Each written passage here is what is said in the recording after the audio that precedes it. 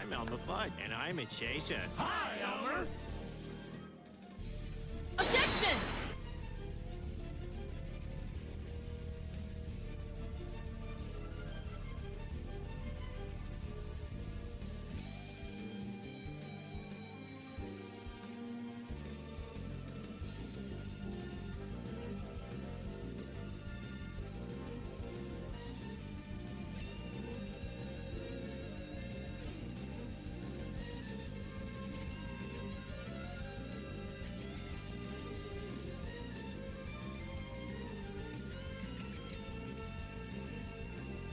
Objection!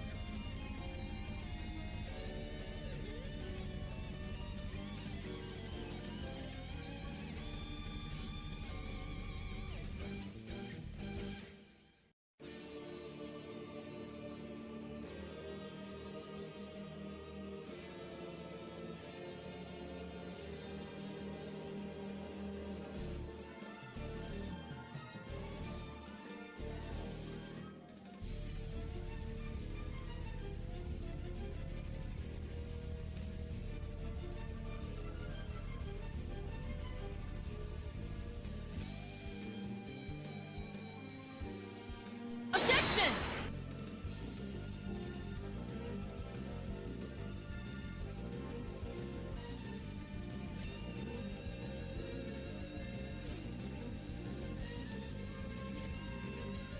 Objection!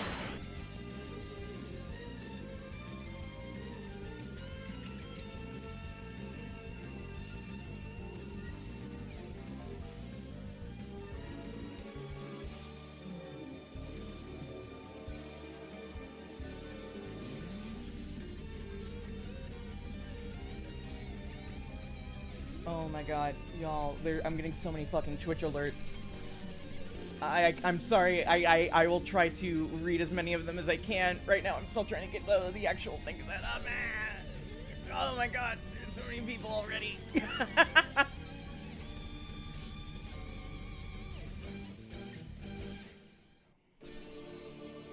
Objection!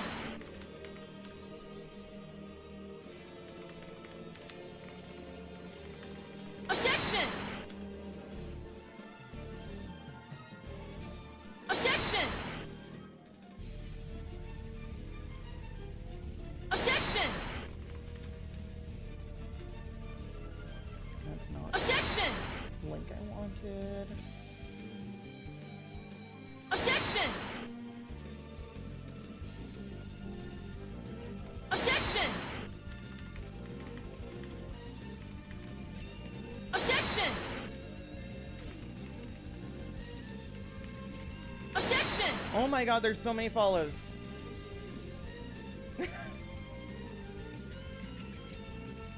Ah! Objection! Objection! Oh fuck, I fucked up the link to the Objection! fucking thing. Hold on, I need to delete and re-edit. Objection! Objection! Everything's going fine, everything always works normally all the time, and there's never any problem with anything ever. Objection! Oh my god, there's so many Objection! fucking... I might have to tone down the follow alerts. Because I'm getting so many. Objection! And I love hearing Von Karma. But at the same time... Objection! At the same time... The YouTube stream broke? Objection!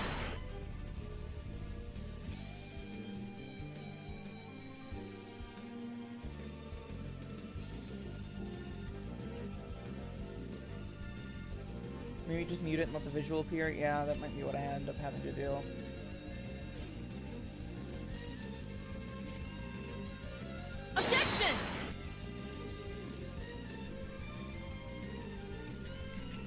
It's only gonna get worse. That's true. Here, can I pause alerts?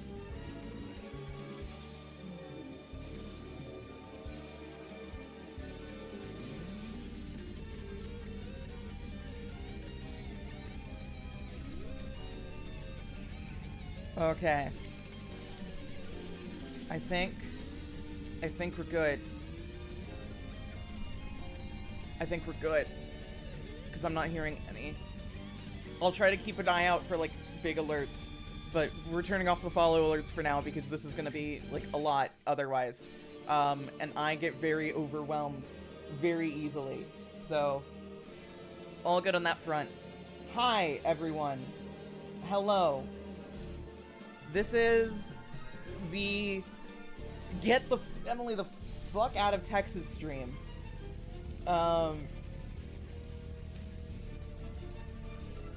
My name's Emily. If you don't know, I'm an essayist, and I'm here to do a stream, and I'm going to be streaming Sonic Adventure 2 Battle for the first time, and I'm going to have guests on to help to do PowerPoint presentations and help commentate. For those who don't know, I've lived in Texas my whole life. I love Texas, but I also don't feel safe in Texas, so we're doing this stream to kind of help me get out of it. I'm going to... We're at a hype train? Pistachio Armor, thank you so much for the sub. Holy shit. How do we get to a hype train? I have to keep going with the intro. Ah, thank you so much for being here. Oh my god. Okay, I'm gonna start bringing guests in, if we can. So, holy shit, gifting subs. Oh my god, hungriest, is that hungriest of hippos? Is that what your name says? I have so many fucking things on screen right now. Thank you so much for the super chat, I appreciate it, oh my god. So yeah, I'm doing the donation funding through my, Ko-fi page. Holy shit, god damn it, we're at a new fucking sub goal. Because that was just the easiest way to do it with the most payment options. I have the link in the description of the YouTube video, as well as, pinned on the YouTube thing. Let me see if it works on Twitch chat. It does not work on Twitch chat. Perfect, beautiful. Everything always works as intended. Beautiful, beautiful, beautiful. Also, I hope you enjoy this. The thing that's helping this mood is not the Yu-Gi-Oh! Duelist of the Roses fucking intro soundtrack playing on loop in the background, so maybe I should pause that. What bot do you have? I have Stream Elements and then I have Nightbot, but I might have added it just on Nightbot, not Stream Elements, which is totally fine. Easy fix. Let me just go on and get open Stream Elements bot.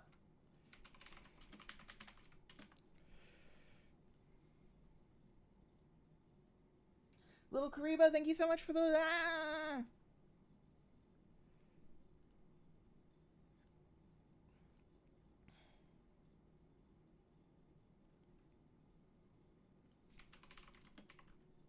Turn my mic up? Oh, okay, yeah. I will get my mic turned up.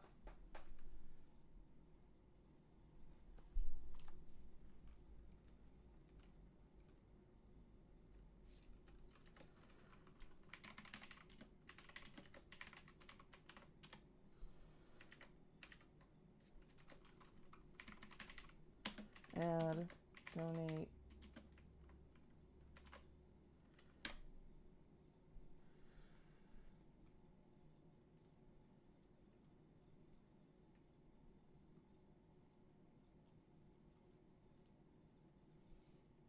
I see now why it wasn't saving.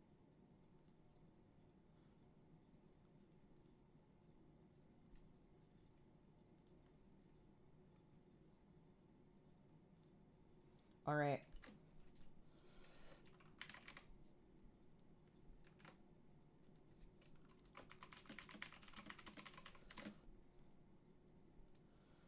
Now, let's try this. There we go. We did it. I'm a streamer now. I'm gonna bring people in at this moment so that we can get this done. I should also pin it. That's a great point. That's a really great point. Thank you so much for reminding me of that. Okay. All right. I'm going to bring my first guest here. For those wondering the guest schedule, it's very informal today. There is a kind of formal schedule, but people are just going to be hopping in and out. My first guest is a dear friend of mine, very talented video essayist. Her name is Lily Alexander, and I'll let her introduce herself. So I'm going to drag her in here. Hi, I dragged you in here. Sorry, I was muted. I said, wow. Oh. She left. I'm so confused. I think, am I back? You're back. You're back. Yeah, woohoo. Are we live? We're live. Oh my god, cool. What's up, people? Yeah, hi. Say hi to chat. Introduce yourself. Yeah, sure. What's up? So my name is Lily Alexander. I also make YouTube videos. My latest one is called Notes on Vanishing. It is very weird. Oh, that's not the title anymore. Whatever. You can look it up. I make stuff about like trans community stuff, the tech industry, art criticism. And Emily is one of my dearest friends, and I want to help her raise $1 million so she can afford rent in Vancouver for 3 weeks. Oh. I don't know if we'll hit the $1 million goal, but god damn it, I would like to pay rent. I think paying rent is good. Yeah. Yeah. Having to, not so good. Having to, not so good. I think having to pay rent might be one of the worst things in the world. Yeah, I'm with you, man. My dishwasher is broken right now, and they want me to like buy a new dishwasher for the apartment, and then they want me to let them have it when I leave. That's not how that works. Thank you. It's so weird. Yeah.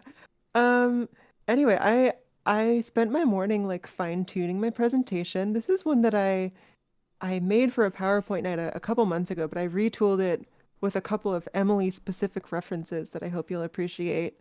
That's terrifying. That's a terrifying prospect. I hope you understand how scary that is as a concept. No.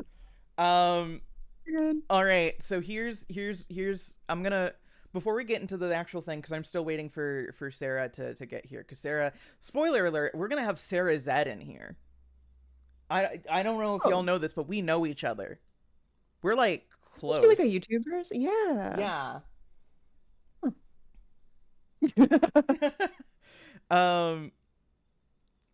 And so we're gonna have her there, but in the meantime, we got a hype chest. I'm just gonna go ahead and put this in the chat because it's popping off at the moment. We hit a level 4 hype train on Twitch, which means something to someone out there. In the meanwhile, while we wait, because I'm excited for your presentation, but I also want to, while we wait, get into the game. Definitely. So before I ask you, what do you know about Sonic Adventure 2? People say it's the best one. I think it's the one with the Chow Garden, maybe. I know you like it. I haven't played please it. fill me in. I have not played it. This is my first. Okay, so my experience with Sonic Adventure 2 is that I was in like preschool as a kid, and they had a GameCube set up in the little gaming room. And Cute. While I was there, I was like playing this game on GameCube with this like blue man who was like driving a skateboard through the city, and I thought it was the coolest thing I'd ever seen in my life. And I never knew what the game was for years. For years, I did not know what it was that I had been playing. But now I can finally put that to rest. Are you allowed to reference the Snapcube real-time fan dubs? Yeah, yeah, I feel like that's gonna happen. So, also, you may notice we do have the fundraising goal on stream. I did that this morning, we're already at 65% of the goal, which is absurd That's incredible. because we haven't Shout out. started. We have not started. For those wondering where the goal is going to, it's going to help pay for applying for the visa, actually like doing the moving stuff because moving costs money. Like it is fundamentally like I should actually show what the value is because it's like show target amount publicly. I wonder if this would update on OBS as well when I hit this. Mm-hmm. Um, yeah, so we've hit 65% of 20,000. Oh my god, that's fantastic. Yeah. I said at Wow. 20,000 because in order to actually apply for a student visa, you need to prove that you can afford to live in Vancouver for a year. And part Right. of that is like $20,000 if you're one person. So Oh, this just is like having savings or whatever? just having savings, which I do, but also it helps to have a definitive number because when this money is done, that's going to pay for tuition and Yeah, big movers. time.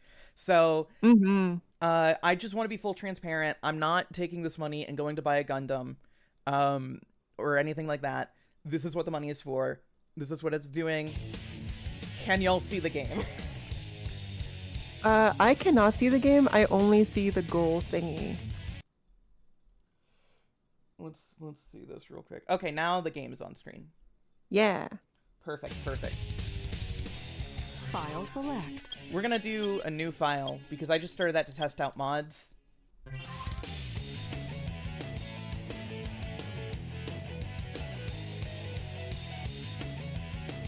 All right. And we're also gonna Oh. move this over here. I have so much to keep track of right now. And only so many screens to do it. Yeah, I'm sure. Like, are you? So you're like emceeing this as well as being the gamer? Yes. Damn. Respect. How's it gonna work for like watching the PowerPoints and all that? I will stop the game whenever there's a PowerPoint. The longer, No. the more PowerPoints we Options. have and the longer it goes, the more time it's going to take me to complete this game because we are completing this in one sitting. Hell yeah. Emily, how long is this game? Like 9 to 12 hours. Oh my god. And you've never beaten it before? I've never beaten it before in my life. I've never played this thing before. Options. Where Godspeed. do I go to lower the sound? Is this something that exists in this game? No, it does not. They're saying, or someone is saying they're not getting any audio. Not getting any audio? I'm getting it though. I'm hearing the music and all that. Yeah, I should probably also stream it on your end so that way you can see it like in real time without having to rely on the stream, so you can react to the beauty of what's going on. Ah, very wise.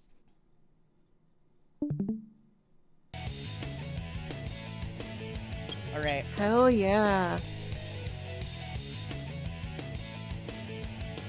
Let's just go ahead and like let's be silly and play through the first stage. Story select. Yeah. We're starting with Hero or Dark because these are our two settings. 1327 above the capital. Sigma Alpha 2 heading due south over the city. We're en route. Everything's a go. This is Control Tower. We have you on radar. Report cargo status of captured Hedgehog aboard. Over. That's This a is really 10-4. sharp. Cargo Yeah. secured on board and... What? Didn't copy that. Hedgehog is Over. gone. He's taken out everyone aboard and... What's wrong? What in the Come world? in. Over. Freeze! What do you think you're doing? Get that hedgehog!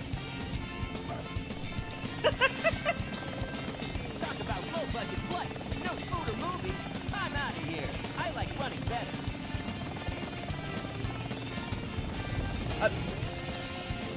Sonic, that's not running. That objectively, that's not running. Yeah!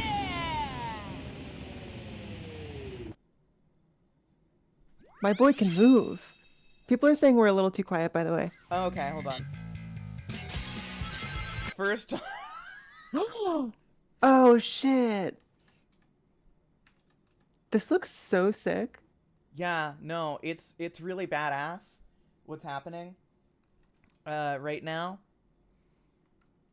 I love video games. Video I love games- Sonic. Sonic is cool. Like, I think people need to realize that and respect it, Yeah. because I think legitimately Sonic might be the coolest thing to ever exist. Like, we don't know that And- for certain. But mathematically, it could be. And look at this. Where's this rough transition everyone's talking about? This is crispy. It's beautiful. We're moving fast. I What have more could you want? I have not had a, like, literally there is no rough transition. My transition has been nothing but great. Anyway, y'all were complaining about the sound. So here's what we're gonna do. When we play this, and Lily, I want to warn this, because I don't know, you haven't seen this game. When No. I start this level proper, you're going to hear the best song in the world and the worst fucking sound mixing you've heard in your life. Slay. Attention all units. Suspect seen heading south. Block all major roads and capture the suspect. Oh my god. Yes.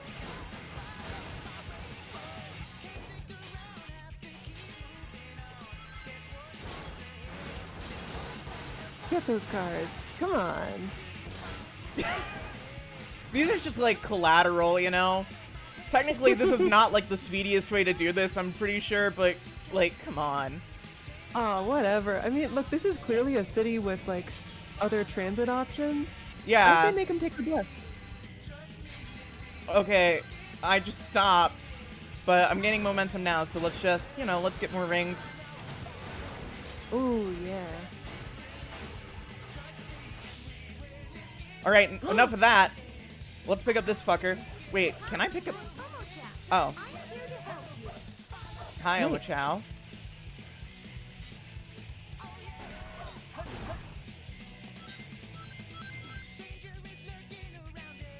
Ow. Okay, so I have to Wait, get... are Huh? Are there just big robots in this game? Yeah. Oh my god, yes. Is this a thing in the Sonic universe? Yes. Huh.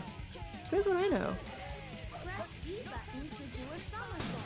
What? This comes in handy when you want to break the wooden container. Oh my god, this control's so weird.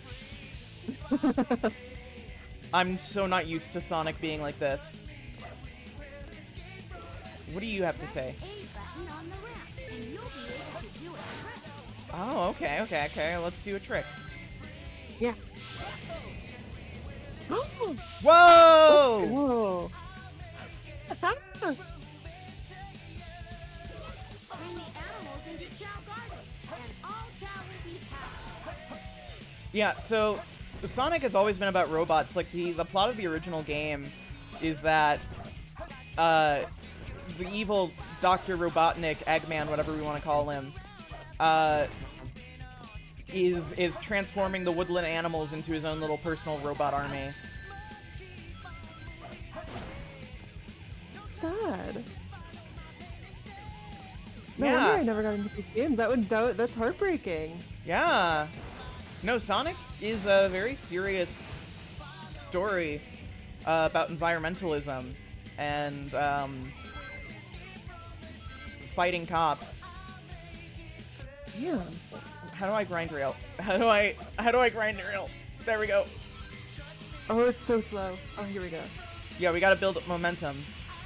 Yeah. Oh, come on. Ouch!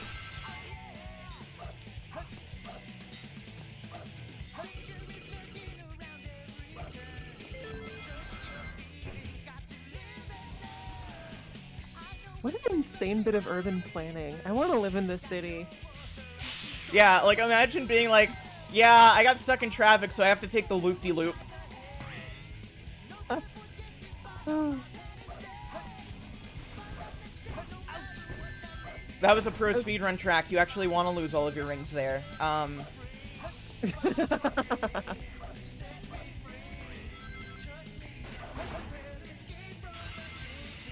Oh, smooth.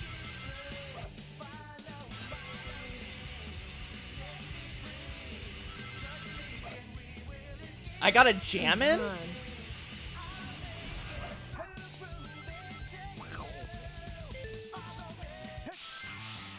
Alright, get ready for this weird motherfucker Oh my God. that wants to That's kill good. Sonic to death. This is fantastic. I What? What a set piece. So Gun is the name of the American military operation in Sonic. Oh, hell yeah. Oh, hey, we got the goal. We got the goal. Yeah!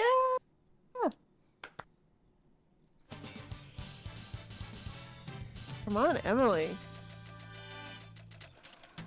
Do I get a letter score? I got a D No problem. for damn you're good at Sonic.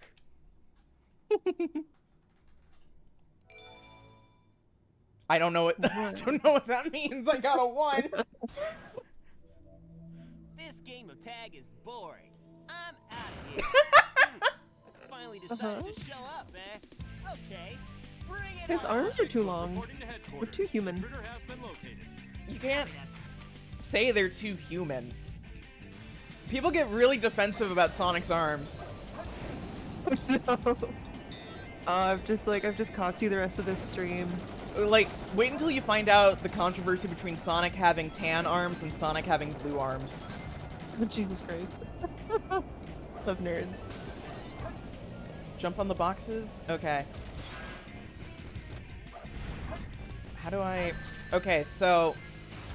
I'm noticing an issue here, which is that I'm trying to get to the boxes.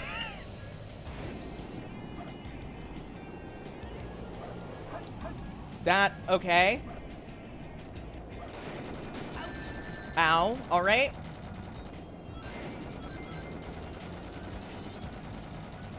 Aim for the cockpit. I am trying, I assure you. Homing dash works a lot different than I'm used to from Sonic games. Ow. I fell over. Spider Troop Bigfoot reporting to headquarters. Intruder has been located. Copy that. Aim for the cockpit. That's its weak point.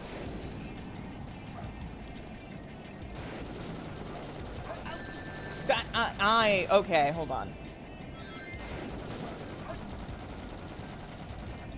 Let's see if I can get a good aim on the cockpit. Okay, we did it, we did it, we did damage, we did damage, we did Hey, damage. Okay, nice. we're living, we're learning. We're living, we're learning. GG.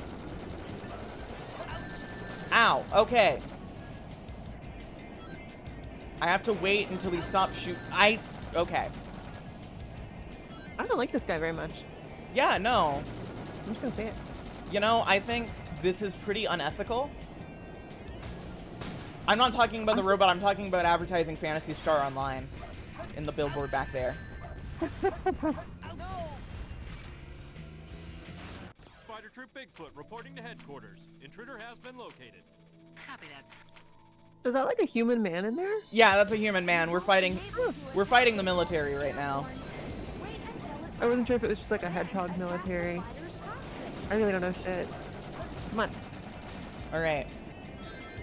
Third time's the charm.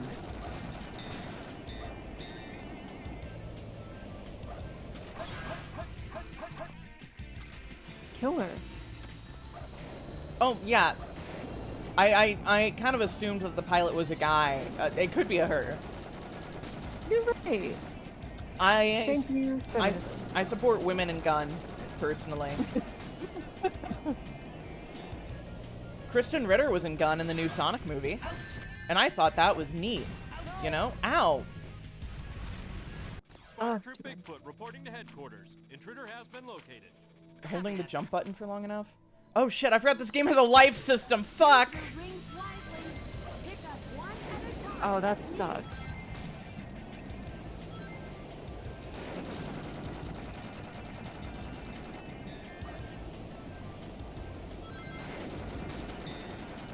Alright. What we got this time for sure.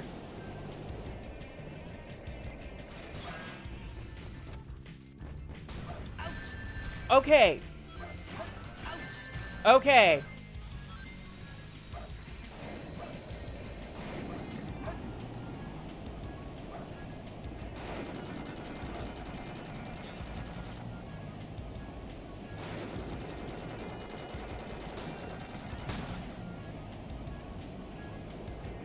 This is intense. They keep destroying my boxes. Okay, okay. Ouch! Alright, I think I figured it out. I think you don't need the boxes if you jump good. And I jump good. So And you jump good. I jump so So good. it's nothing. So it's literally like nothing wrong. No! Okay, that was... Ah. I got greedy. This is really a Souls-like, I think, in a lot of ways. Uh-huh. Say more.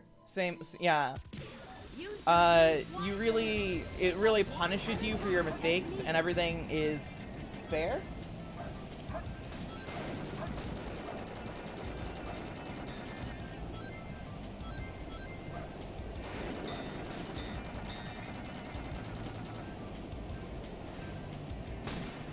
Come on, go ahead and plant down on the floor.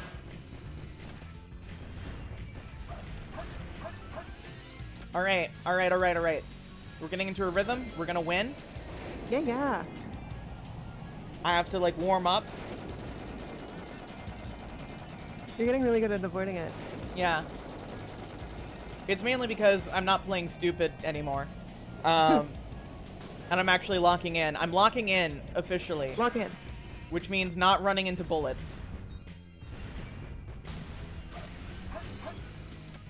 Alright, alright. New PB.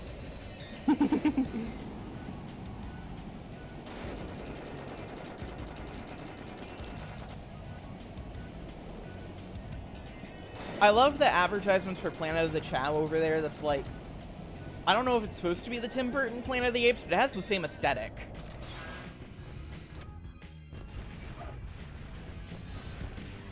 I'm not saying a word because I really... Yes! We've engaged the enemy and request backup. Backup? What do you mean you're requesting backup? Oh, come on.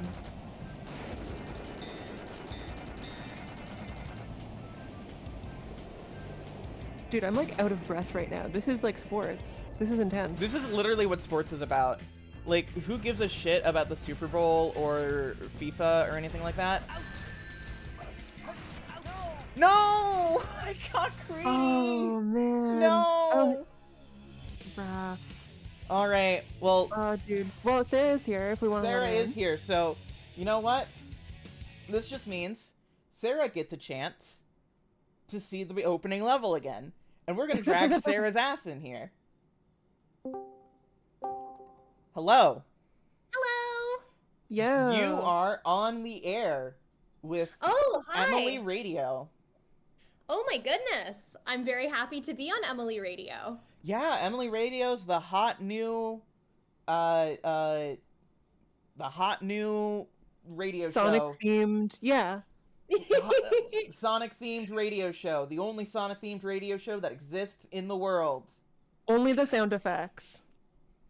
Well, I'm very happy to be here. I hope it's been good so far. Have you been enjoying Sonic, Emily? I died to the first boss and we have to redo level 1 again.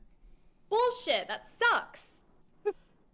Also, it made me like insanely motion sick. I don't know about you, Emily, but that was like a lot to take No, in. it is very much a lot to take in. Sonic goes fast. He goes fast and choppy. Ooh. I have a single cracker here I'm gonna munch on to recuperate. Hell yeah. That's needed. I have a bag of sour Skittles that's just the powder from the sour Skittles at the bottom of it. And whenever I need a little energy boost, I do a little hit. So, Oh, hell yeah. Pain salt. pain salt. And Sarah, I mean, I don't think you need an introduction, but do you want to introduce yourself real quick? Sure. Hi, I'm Sarah Zed. I like to make videos about like online communities and things that I think are interesting. Emily, in fact, has co-written many of them. Used to talk more about like Tumblr and fandom. Now like to talk more about like social media trends and kind of the sociology behind it all. And it's a lot of fun. I'm very excited to have Emily here in Vancouver with me so that we can do Vancouver things. Yeah. Yeah, it's gonna be so exciting. It's gonna be so great. Part of the reason why I chose Vancouver is that it's like the place where I have the most support system, which means that it'll be the easiest place for me to resettle to. My mom is from Vancouver, and I have not been since I was like 5 or 6. So this is gonna be like such a cool excuse to visit and see all the spots that I like vaguely remember. And yeah, this is awesome. Like, I'm so glad you're moving there. Seems like a cool Thank city. you. Yeah, I'm really excited too. I don't want to be in Texas anymore, so this is great.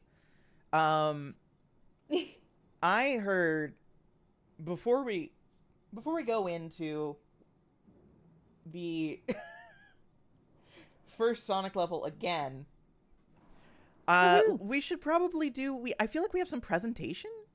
Yeah. Now Yeah. that you mention it, we do. Lily, do you have one? I do have one. Yeah, and I can't tell you what it's about because I can't tell you. Ooh, How about you, Sarah? I have one as well.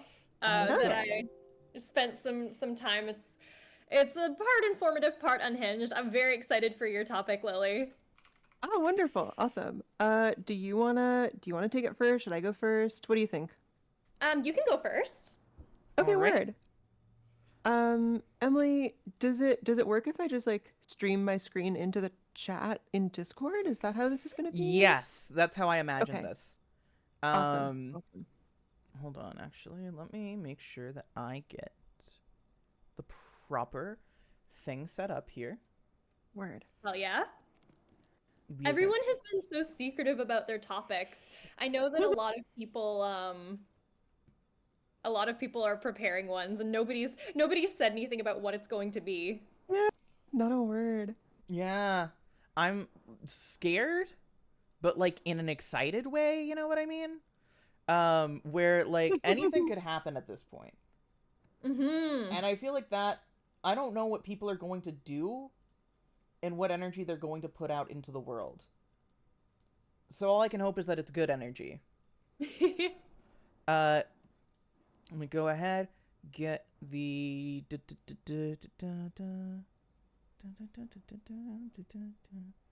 where is the proper screen for Discord?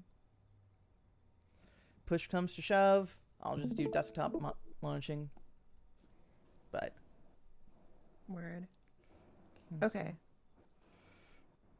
Mine is now streaming.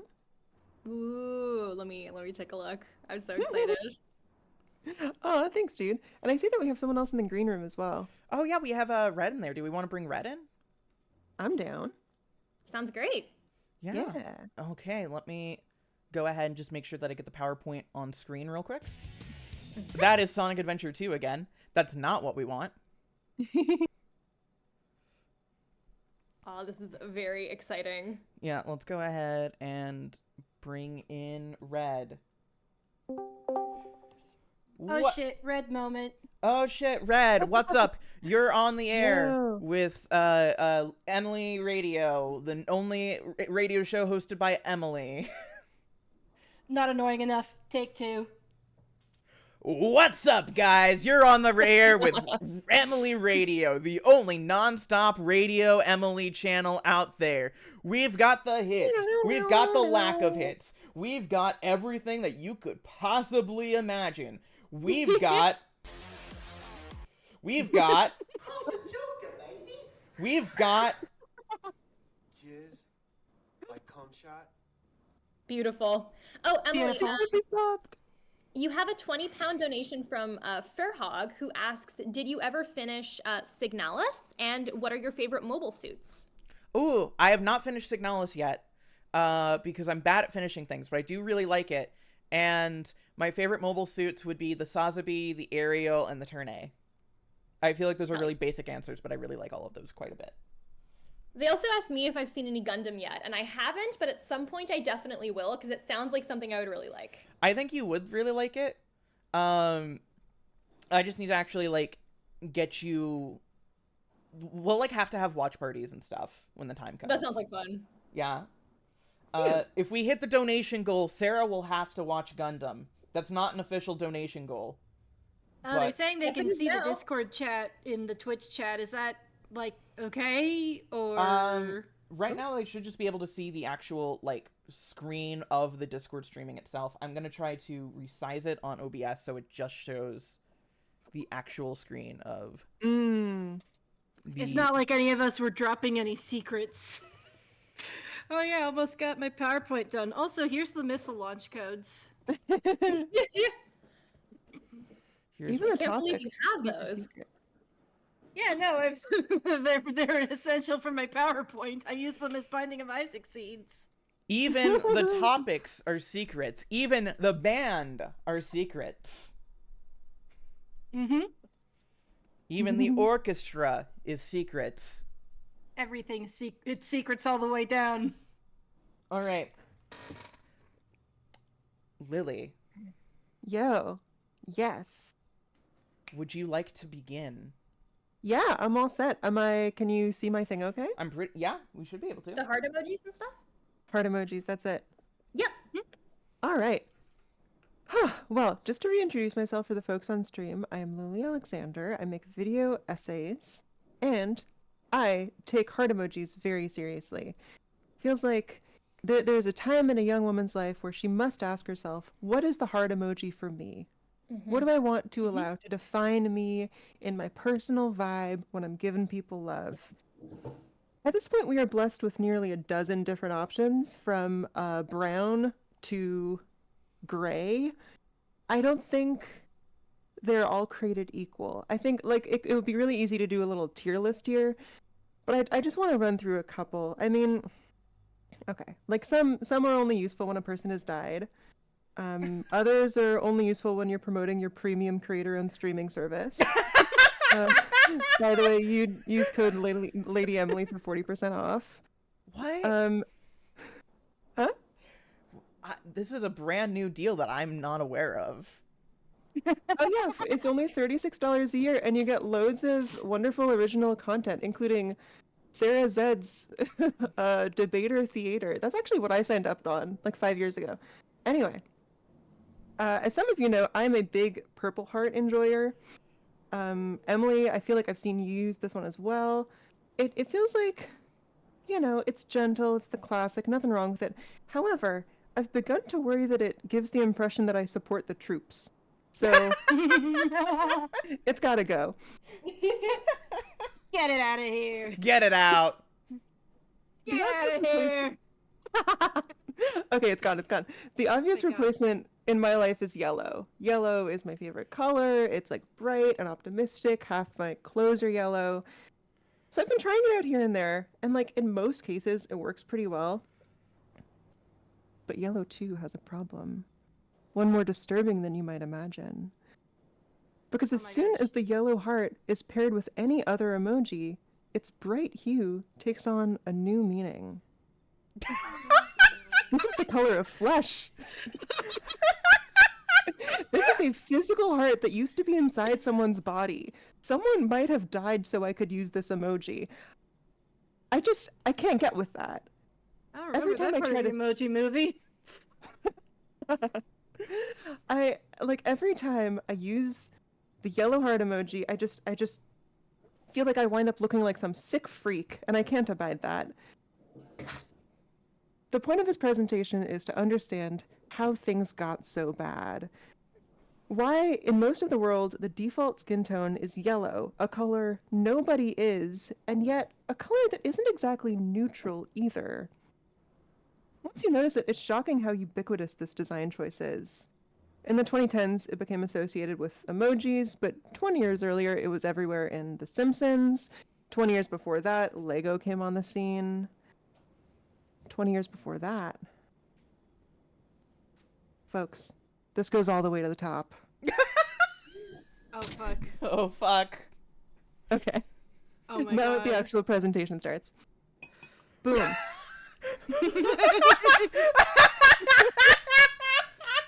Damn it, Forrest Gump. Look where you've taken us. I can't stop thinking about this guy's face.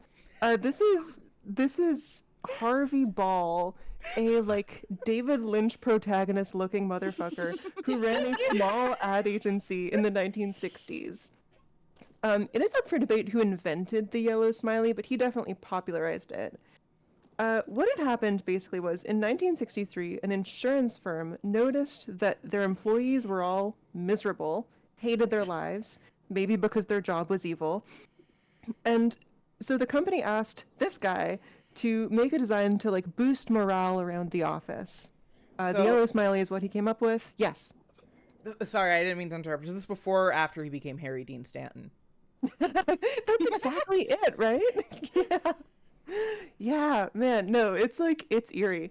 Yeah, so in this particular case, like Dude always says, and I frankly don't believe, that he just picked up a piece of paper and drew a smiley and it just happened to be yellow and he went with it.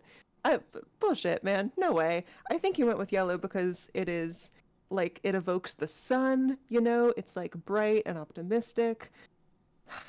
Since the 60s, some people seem to think that this was like a hippie symbol. It's sort of been recuperated into like hippie flower power culture. That's not what it was. This was like a corporate thing, you know? And it was not a peace and love thing. It wasn't an offering of happiness. It was a way for the employer to say, you already have everything you need. Don't worry about it, man. Life's good. Everything's fine. Be happy. That's it. So as we move forward, sorry, Clementine is like super in my face right now. As we move forward, you will notice that this is a bit of a theme with like yellow skin tones. It's evoked to pretend everyone really like is on equal footing even when they're not. And in a way that establishes in a way like whiteness as the default, just like white people who happen to be yellow. Okay. Onto Legos. The first minifigures rolled out in 1975, and they were generic in a lot of ways, not just the skin tone. They didn't have any face, they didn't have any arms, no part of them was like movable. I kind of love them, to be honest. They feel very conducive to just like using your imagination, which obviously is great for kids. This one could be a newspaper vendor or a marching band leader. This lady could be, oops, sorry. Oh. Okay, this one could be wearing pants or a skirt. I gave this one away a bit, but this dude could be straight up naked. Oh my god. Yeah, Yeah. Are we gonna get banned from like Twitch for this? Look, the little articulated bit between his legs, that could be anything, and I'm gonna move on. And I apologize. Okay.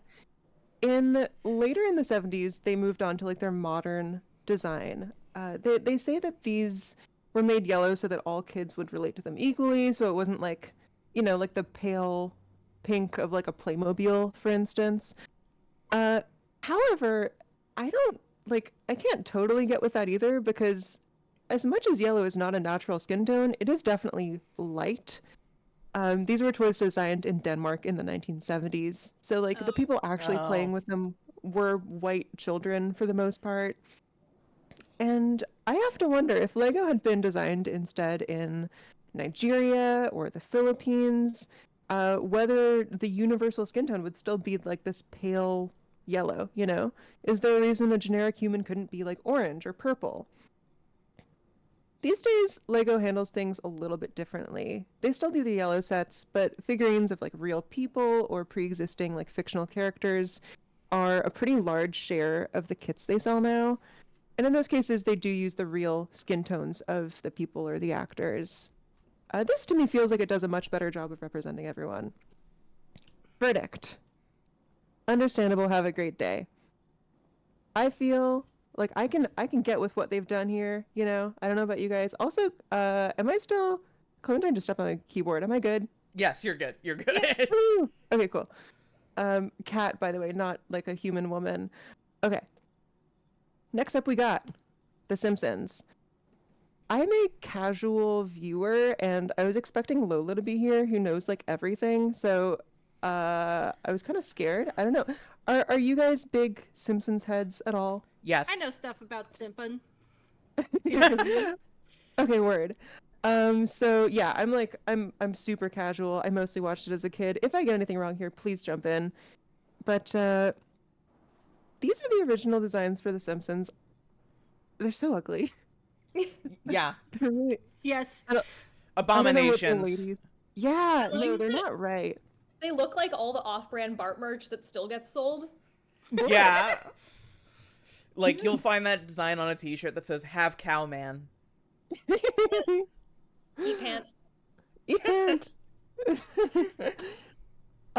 So this one people are also sort of wrong about. Like, I've heard it said that they were yellow so they could be the generic American family, but like that's not really what happened. The Simpsons were coming into a super oversaturated 1980s cartoon market, and they were needing to stand out amid Emily reference. Yo! What are you talking about? Emily's not a Transformers fan. Hold on, can we go back? Can we go back? Yeah, yeah. Sorry, I just need to look at him for a little while. Okay, we can Yeah, continue. yeah, for sure. Okay, She's beautiful. Wow. I don't know who any of these people are. That's the same person. That is three different pictures of the same person. Oh my god, rules! That's Starscream. That's Okay. Starscream and Starscream right before he got killed. Beautiful. Oh, R.I.P. King. Okay, moving on. Although they were white coated, you could say they were definitely like visually not white, which has led some people to interpret Marge as black, because I think it said that she has like Louisiana heritage and she has like the tighter hair curls, you know.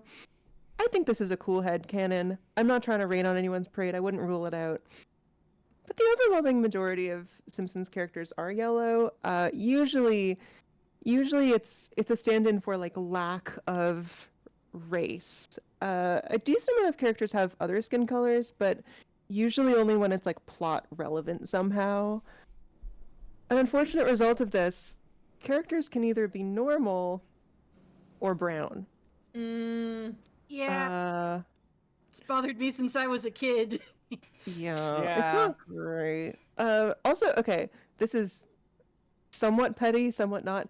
It's not even internally consistent. Because, like, if you're gonna give characters of color natural skin tones, why are the Asian ones a slightly different shade of yellow? What are we trying to say with that, you know? One wonders. You know, I mean, I know what they're trying to say. I'm just not going to say it out loud because I don't want to get Emily's stream shut down. Yeah.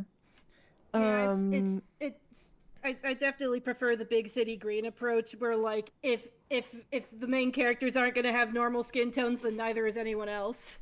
Yeah, definitely. Like, I think there was a moment where they could have changed this, but it would have had to be pretty early on, you know, like, because either like this is I'm going off script here, but like either you're gonna have an overwhelmingly white show and that way like you stay on model, or if the show gets more diverse, then it's just like a quarter of the characters are yellow.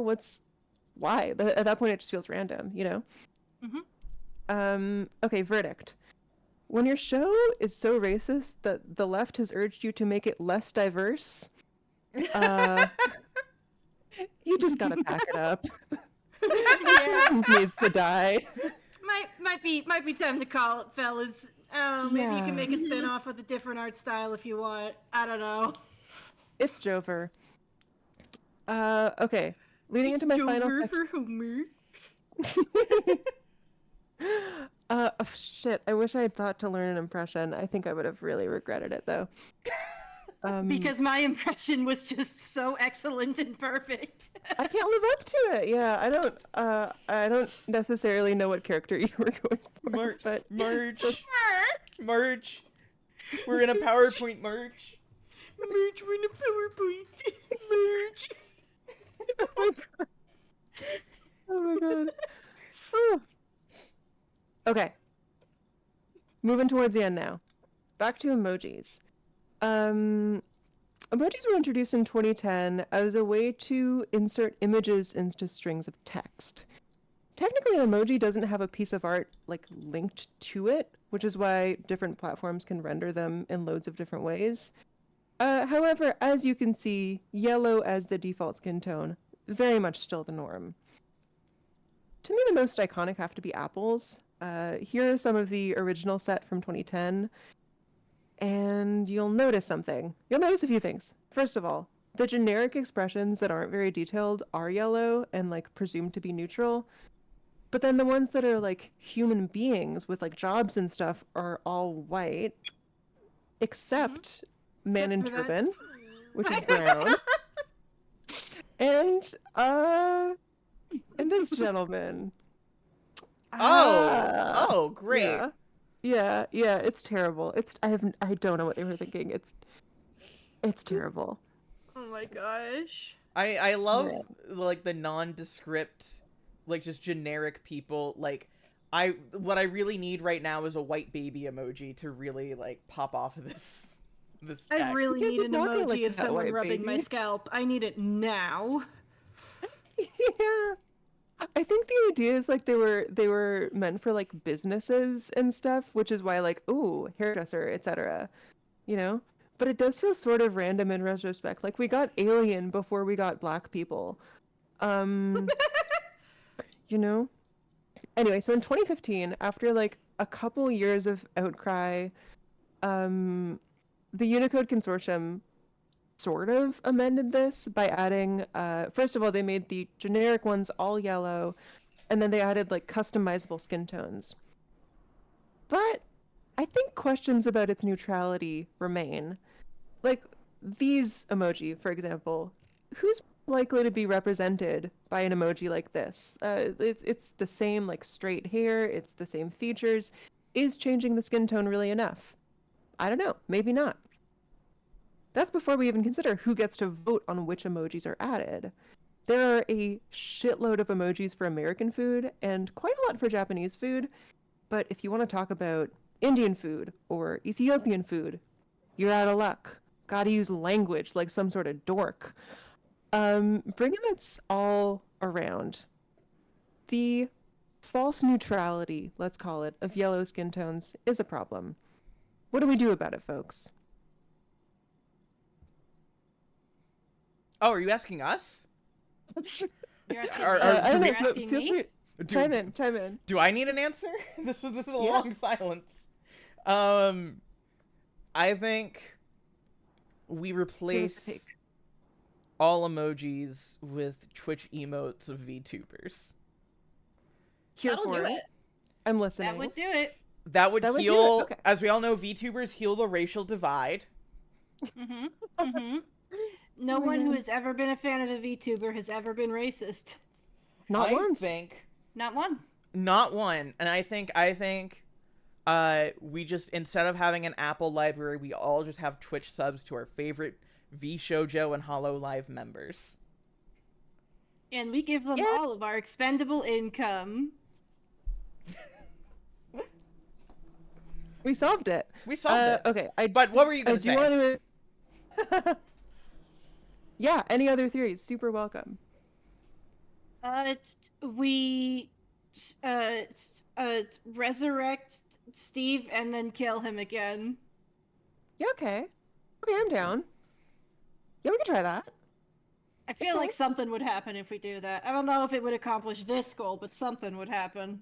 It would accomplish like a goal. It'd be a big butterfly effect thing. Okay, I have a theory. Friends, I will remind you. Oh God, look at him. It's okay. He's dead now. I can make fun of him. All of this started with the evils of private insurance, an industry that runs completely unchecked in the world's richest and most evil country, influencing every sphere of life for the worse. Oh, I see what there is to be done. No comment. Sarah.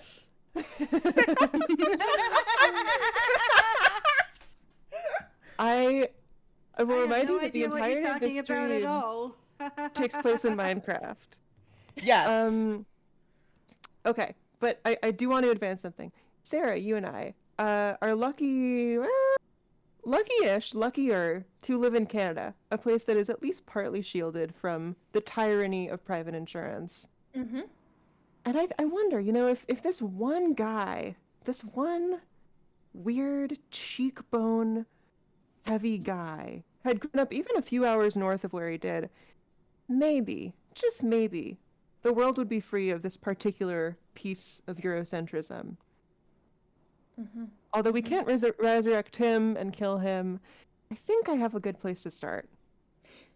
Emily needs to move to Vancouver. Beautiful. Thank you so much. Beautiful. Oh, wait, so all hope lies on me? All hope lies on you. You need to move to Vancouver. Only You'll be free from you insurance can and therefore defeat from Ganon. emojis. Wow. That's it. It's all on my shoulders to stop this emoji thing. That was beautiful. Round of applause. Thank you. Incredible. Oh, So we got Ellie and Shafrilla's in the green room. yeah. Do we want to Cool. go ahead? We're running a little bit behind, so I don't know if we want to cycle in some people, cycle out people. I can go ahead and bring some people in though, if we're doing that. Because Sarah, you still have to give your presentation, correct? I do. All right. Yeah. Well, I will like if I'm crowded in the room, I can jump out and just watch on stream or listen respectfully. What do you think? Oh, I think it should be fine. Okay, I'm just we're- gonna move people over. Sounds good. Hello, hello. Hello, that was where I joined the Discord call. It's automatic. You dragged me. I got scared. Yeah, sorry. Hi, welcome. You're on Emily Radio, the only radio station known for Yay. playing the hits, only the hits, and nothing but hits. We've got everything you could possibly want, like. I'm Elmer Fudd, and I'm a chaser. Hi, Elmer. I love that clip. Are you all alright? Yeah, I'm doing just No. fine. You are all left. I know that Uh-oh. video. Where- Did-it-did-it. Thank you, Emily. But You are getting a rare taste of completely unfunny Mar who just woke up maybe about an hour ago for real. Okay. Possible. So, Mar is always I'm funny. gonna- That's not no. There's a time limit.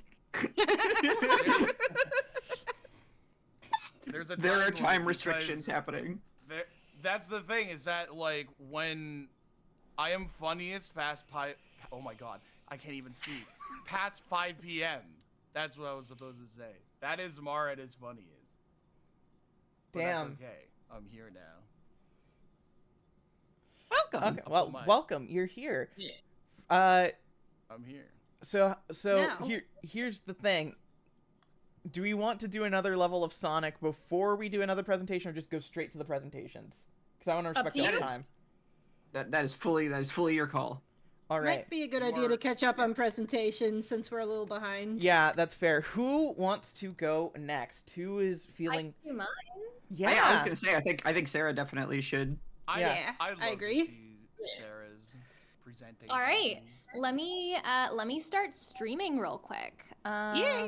Let me just go share your screen, and I'm gonna join this presentation right here, and then I am going to hit slideshow mode, and let me know when everything's all visible.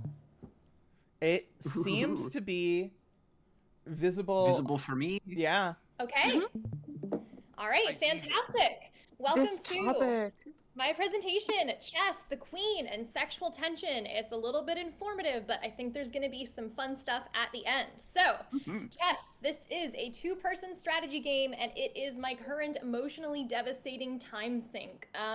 You know, I really like chess personally. I feel like it is a lot like what I imagine it has to be like to be Elon Musk, in the sense that people think that you're really smart, but mostly you're just sitting around getting mad at a computer.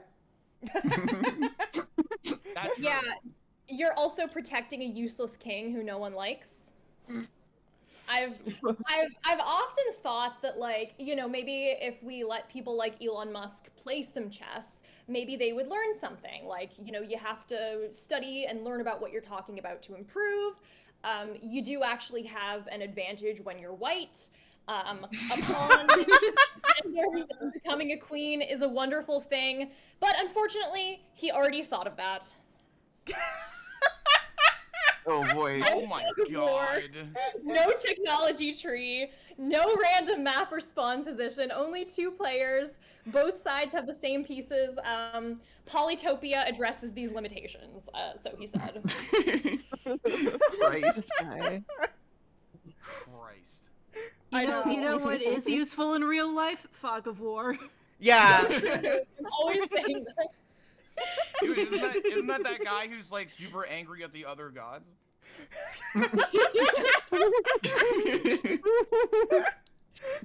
So, No, you're thinking of Dog of Gore. Oh. So, here is an interesting fact about the queen in chess, which is that she was not always in the game. There did not used to be women in this game. What? So, first things first, how did the game get girls in it? How did the queen become a queen?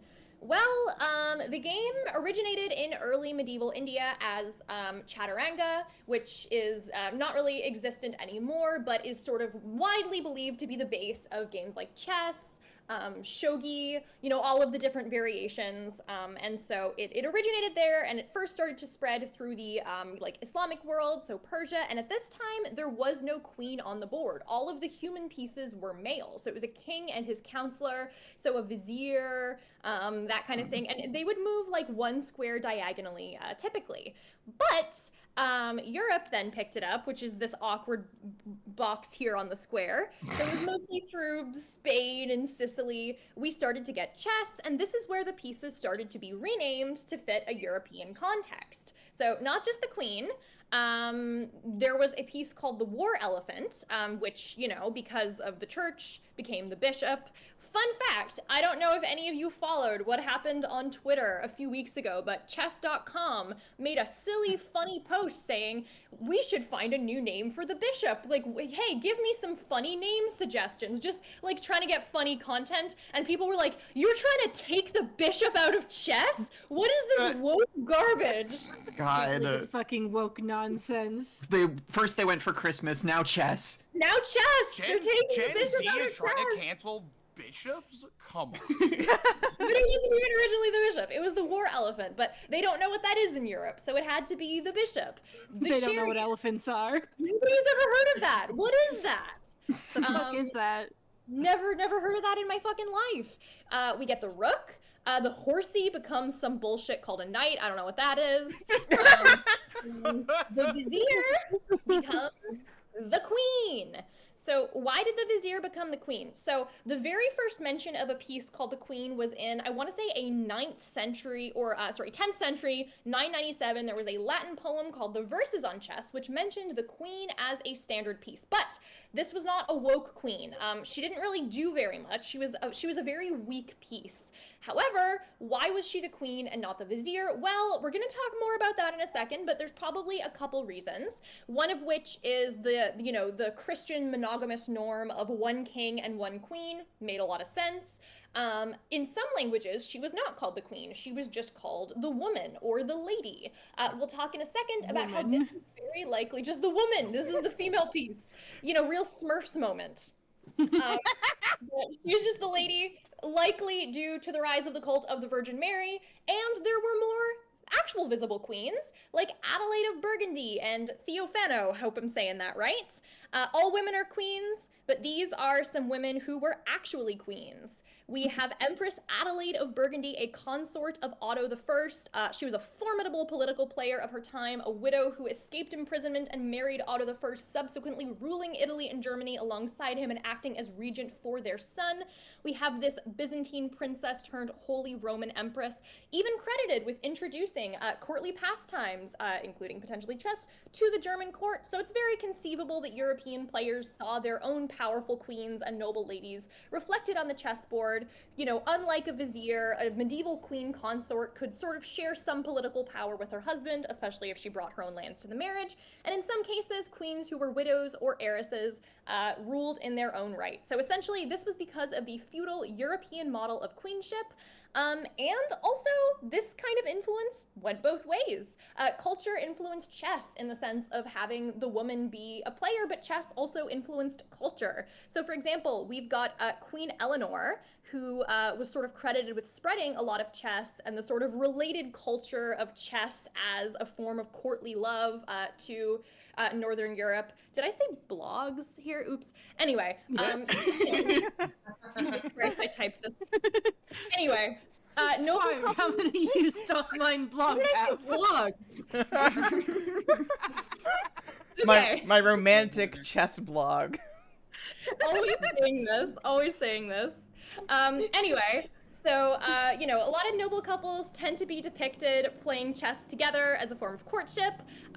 It was sort of one of the few games that men and women could play on relatively equal terms. Also, Virgin Mary had a big influence on this. Hundreds of churches were dedicated to this beautiful woman here. Art often showed Mary with crowns looking like chess queens, and there were even little Madonna figures that could be mistaken for chess pieces. There was this poet, and this is very interesting to me because this actually predates the queen being able to do stuff. There is this this 13th century writing passage that I think I have here on my phone. I want to read because it's very interesting.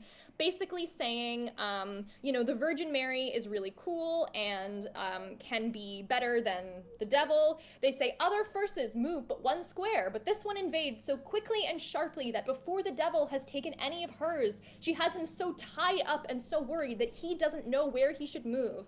This queen, Fierce, mates him in straight lines. This Fierce mates him at an angle.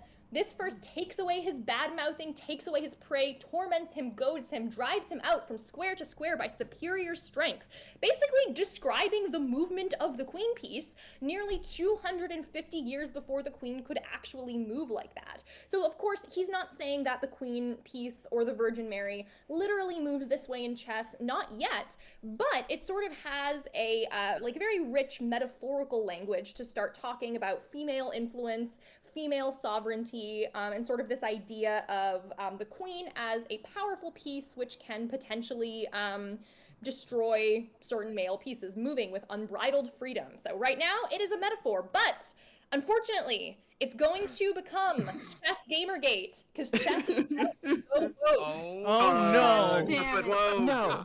You're coming for chess now. No! I know. God, So, fuck! We can't Right? have this, man! I have to go. I'm too mad. I can't play a game with women in it, they'll think I'm gay! I know, right? So, we are about to see the Mad Queen Revolution of the late 15th century. So, this is going to start in Spain. Chess gets a patch. This is going to be sometime around 1475, 1485. We're going to have some new rules in Spain, maybe Italy Chess too. DLC!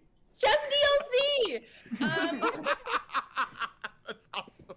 I know. They're like, guess what? Queen, you know, we nerfed a bunch of other pieces. Queen is really good now. She can do whatever she wants. Bishop also gets an upgrade, but no one seems to care about that very much. I hear they're making chess free to play, but they're making the expansion still cost like $40, which is really weird for like a 100-year-old game. You don't get me Zachary started on the could battle learn a couple pass. things from this. So this Spanish author even publishes a book called The Art of Chess, where he now refers to Queen's chess and old chess. So, you know, basically saying this is the future of chess. Why did this happen? Well, I don't know if this is the reason, but it's something that was happening at the same time at the very least. This coincided with the era of Catholic monarchs in Spain, including Queen Isabella of Castile. She was one of the most famous and powerful queens of her time. I say here that she was known for her military and political acumen.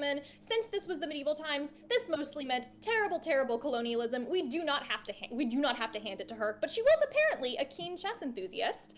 You know, the chess queen, they say, reached the height of her power under the rule of this renowned. I'm sorry, what was that? In spite of what you've heard, this queen is at the height of her power. And some of the very first references to the Power Queen piece come from Spanish sources during Isabella's reign. So either way, whether she caused this or these two things influenced each other, these two things happening in the same time at the same place is very interesting. It starts to spread. People start to travel. This is also about to be when the printing press is going to be invented and books on things like chess become accessible in a way that they never were before. Unfortunately, in 1492, a large number of Spanish Jewish people were expelled, some forced to convert to Catholicism, others forced out of the country. However, this did mean a very large population of people spreading these ideas to the rest of the world, meaning that throughout the 16th century, Italy, France, the Low Countries, and beyond begin to adopt modern chess. However, people got really mad about this because of a powerful woman. In multiple languages, they mockingly called it like Mad Queen's Chess, or, made Wojaks, where the people who wanted to play with the queen were mad. The vizier were like the blonde guy. People were really mad. Literally, it was Chess Gamergate. There was a lot of cultural anxiety about female power. There's this book about chess where there's this, actually, I think it was actually the translator who noted this technically, but it was like, yes, the queen can do the things the bishop and the rook can do, but at least she can't move like the knight because women can't carry arms on account of their frailty. So she was empowered in practice, but they had to remind readers that real women could never be suitable for combat.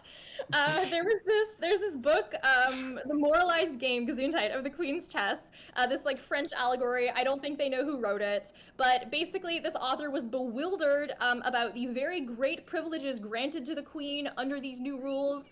Formerly powerful and wise pieces like the knight and rook have lost importance when the upstart queen and bishop. Literally mad that his mains got nerfed.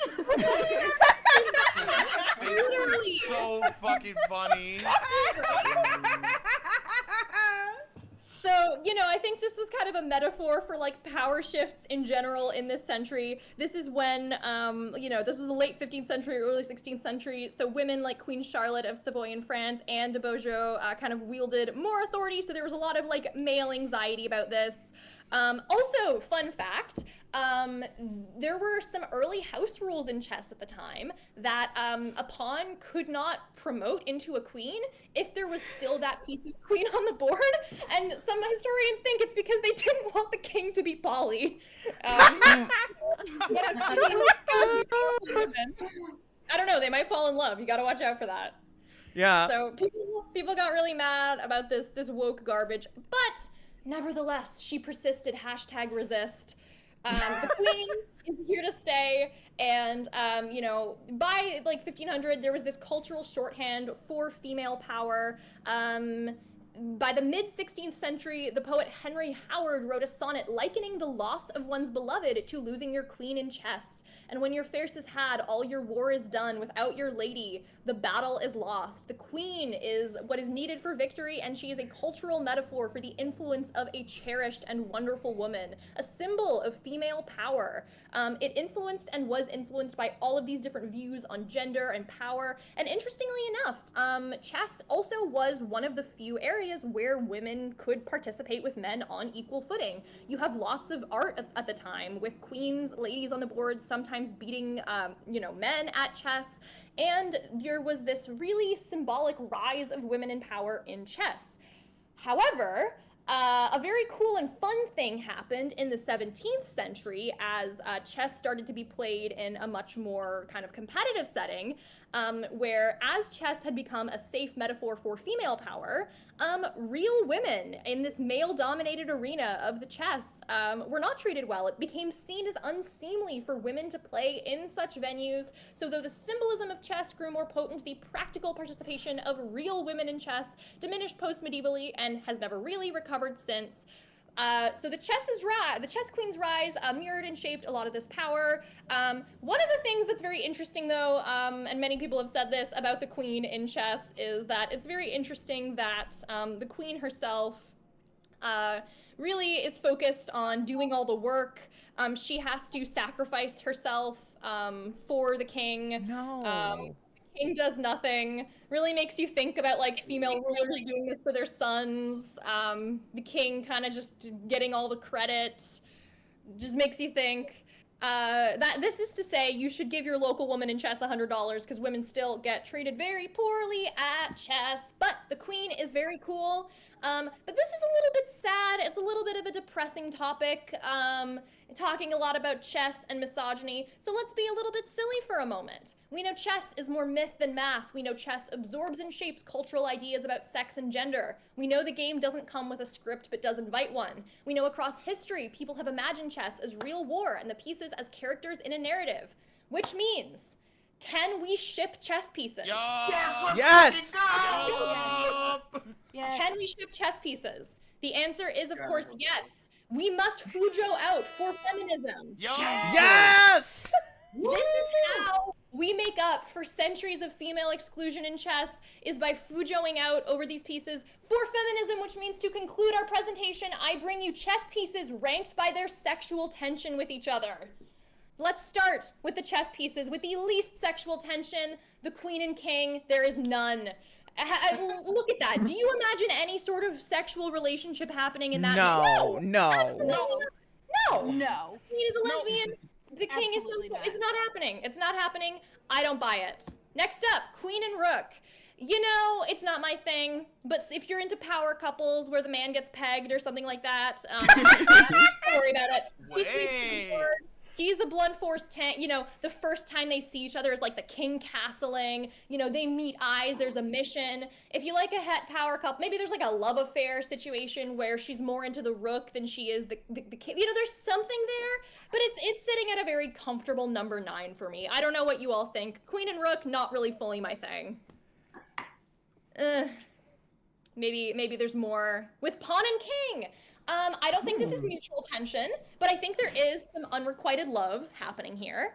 The pawns literally only exist to sacrifice themselves for him. He hides among them when castling, but if any of you have seen a king get checkmated on the back rank, they can become his demise. He never even remembers their name. But, So true. you know, a pawn can promote and become his wife, so there might be a happy ending there. After like all of this yearning and pining. So maybe there's something here. It's number. That's a problematic power dynamic. You know, that's now I'm more into it. Let's go. All right, bishop and knight is the classic dynamic. For those of you who shipped any male-male pairing in 2012, they called this the dynamic. If you were into BBC Sherlock, if you were into Steve and Tony Stark, if you were into any of those pairings, that's bishop and knight. They're equal value. They're both worth 3 points, but they're very different, right? Bishop, he's like the proper sweater boy. He's the one who's like, oh, we can't do this. He moves cleanly, diagonally. The knight, though, is erratic, you know, smirking the whole way, you know, jumping all around the board. The knight is like, if this was like 2017, the kind of character who would be referred to as a chaos gremlin. You know what I mean? Oh. Yeah. If you're into like that 2012 Tumblr shipping, it's gonna be the pairing. Like this was the era where like, you know, they were doing humanizations of all of these like not, you know, like Wheatley, you know, they all kind of Yup. Yeah, this is from that era. These But if two you're would into be that kind of so thing- white and skinny. Literally, they're all Wait, no, blonde. the knight might have slightly more tan skin because he's a bad boy. Literally that. So bishop and knight is like, you're unpredictable, you're repressed. Very classic yaoi. Pawn and bishop, I see something here. You know, especially in the end game, the war is nearly over. They've outlasted everybody else. Now it's just them. This bishop has spent the game skirting around, holding faith, adhering to his vows. The pawn, they don't even look at each other. And then at the bitter end, a connected pawn and bishop are very scary. In an end game, they realize they cannot win without the other.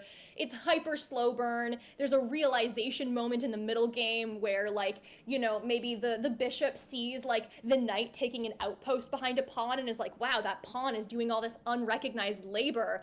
The pawn could be the key to winning this whole war, you know. There's an end game path to promotion. They defend each other.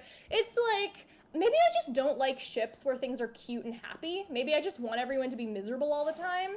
because I'm like, I like this, but I need more drama. Number 5, very similar. You were never supposed to get this close. If we're thinking about the Queen and Enemy Knight as characters, this is gonna be like your book talk girlies' favorite ship. You know, she's the Order, he's Entropy, she's the he's erratic, he's lowborn, dirty boots, unpolished marble. He's grinning. I should say smirking, actually. He's jumping those walls. The fun thing about the Queen and the Knight is that they have exactly opposite movement. The Knight can move anywhere the Queen cannot move. The Queen can move anywhere the Knight cannot move. So they cover the board together, but never in the same way. When I think about the Knight and Queen, I think about how frustrating it is to get forked by a Knight, which is basically when the Knight is like maybe attacking the King and Queen at the same time. It's a check and you have to lose your Queen. Number one way I lose my Queen is to Knight forks, which makes me think, okay, he doesn't respect her, which is, you know, a draw for some people. Enemies to love. This is like the knife to throat, like Raylo of the chess ship. Someone in chat is saying Buffy and Spike. It's true, but you shouldn't say it. This is fork play, as I've called it here. Listen, people could ship what they want, but I could never imagine shipping Queen and Enemy Knight. Like all these Queen and Enemy Knight aunties. You must be like a bad person if you ship these two. Oh my god, so problematic. You must suck. You must be terrible, actually. Knight and opposite rook. Similar vibes here with the king and opposite rook, pardon me. One of those, you know, slow, vulnerable figurehead meets blunt instrument of justice. The first time it's like, you know, the assassin who was sent to kill one of them but doesn't. You know, first encounter, my chess coach says if you can give a rook check in the opening or middle game, you are probably winning the game. But in the end game, it's not so simple. Very common cause of stalemate is a rook being where he shouldn't be. There's time for a draw. This one is fine. I want more misery, which brings me to the misery ships. This is where I love it. 2 pawns about to collide on opposite sides. If any of you, again, I'm really drawing on old Tumblr here. Y'all remember Les Mis and the army of like little Onceler boys who all die toward the end, all the Yes. This is great. There's like, how many are there? There's like 16 pawns in total in a game. They can each have their own like variant personalities. These are 2 pawns. This is all about the futility and misery of war. The pawn is the only piece that cannot retreat. Once they begin, they must go forward. There is no turning back. No names, no ceremony. Their only hope is to die miserably. At best, one survives and dies later for someone else's cause. You can invent a whole cast of pawns, give them a personality. So this is going to be really big for the Les Mis girlies. Very big for the tragedy of war types of characters. It's going to be very sad when they die, but it's also inevitable. They were dead from the start of the game. Same side bishops at number 2. This is one of my favorite ships. A lot of the ships have been about pieces on the opposite side. These are the 2 bishops fighting on the same side. First of all, for those of you who are into like the yin and yang vibe of like 2 characters with like contrasting color schemes, you know, your red and blue, your black and white sort of motif, they are mirrors of one another. Together they can cover the entire chessboard, but they can never do it at the same time. There's a reason why at high levels of chess they talk so much about wanting to keep the bishop pair. The bishop pair can cover the whole board. You need them together. They need to be on the same board, but they can never meet. Every victory they achieve is together but apart. Also, they're bishops. They're in the Catholic Church. Can they be together? No, the church is going to frown on that. They're forbidden opposition but like duty. There's so much pining. I'm swooning here. Of the divine will. I'm yearning. The yearning, exactly. You gotta love the yearning. I'm very pro. I don't know what this ship would be called. The bishop, maybe? It seems very like bubbling coated to me. What about? Yeah. Did you say bishop? Or Bishop. Did I miss? No, I did. Bishop. Okay, cool. Yeah, bishop. I wanted to make sure because I was just like, it's perfect. It's like the most perfect name. It's big. This bishop. Emily. Nice Emily, I'm gonna ask you to guess what I put at number 1 because you know me better than anyone here. What did I put as the number 1 sexual tension pairing? What do you think? 2 queens on opposite sides of the field. Bingo! go! Enemy Of queen! course. Toxic Yuri! Toxic Yuri. Toxic Yuri. Yeah, Toxic Yuri. Toxic Yuri. This whole presentation has been about women in chess, women in chess. If I did not put the Toxic Yuri pairing at #1, this whole thing would be void. This is the best one. They're girl bosses together. Apex predators, gods in human form. They have each other. They are equals, and that is unforgivable. Queen trades. I think of queen trades in chess and what a big decision they often are. I was watching some master games yesterday, and a lot of the time there's either an offered queen trade, there's a forced queen trade. I was watching Rubinstein versus Capablanca. Rubinstein saves the game by essentially forcing this trade. And you know, basically they know that touching means annihilation, but oh my god, when it's declined, it's delayed a little bit longer. This is two women on opposite sides. I haven't read it yet, but I'm pretty sure that's what This Is How You Lose the Time War is about. It You is. know, It is. They're perfect. They flirt through domination, send messages through pawn sacks. Also, like, if a different pawn promotes and becomes a queen, I feel like there's some very juicy, like, you'll never be her. You're half the queen she was. You know, there's like some resentment, and then those queens, if they get together, but like both of them like really wish the other could be. You get it. You get it. Enemy queens are the ultimate sexual tension. Yes. Someone in chat said Buffy Faith. I need to just relay that Damn message. right. Yes, exactly. You get it. The conclusion is chess is only good for Yuri. Thank you all so much. Holy for shit, this. a source list. I know. Holy shit. Amazing. I had a lot of fun with this presentation. That's why I was late to joining the chat. I had to finish this. So thank you all so much for bearing with me here. Really, really good. Thank you Thank so much. you. Fantastic. So good. I learned so much from that.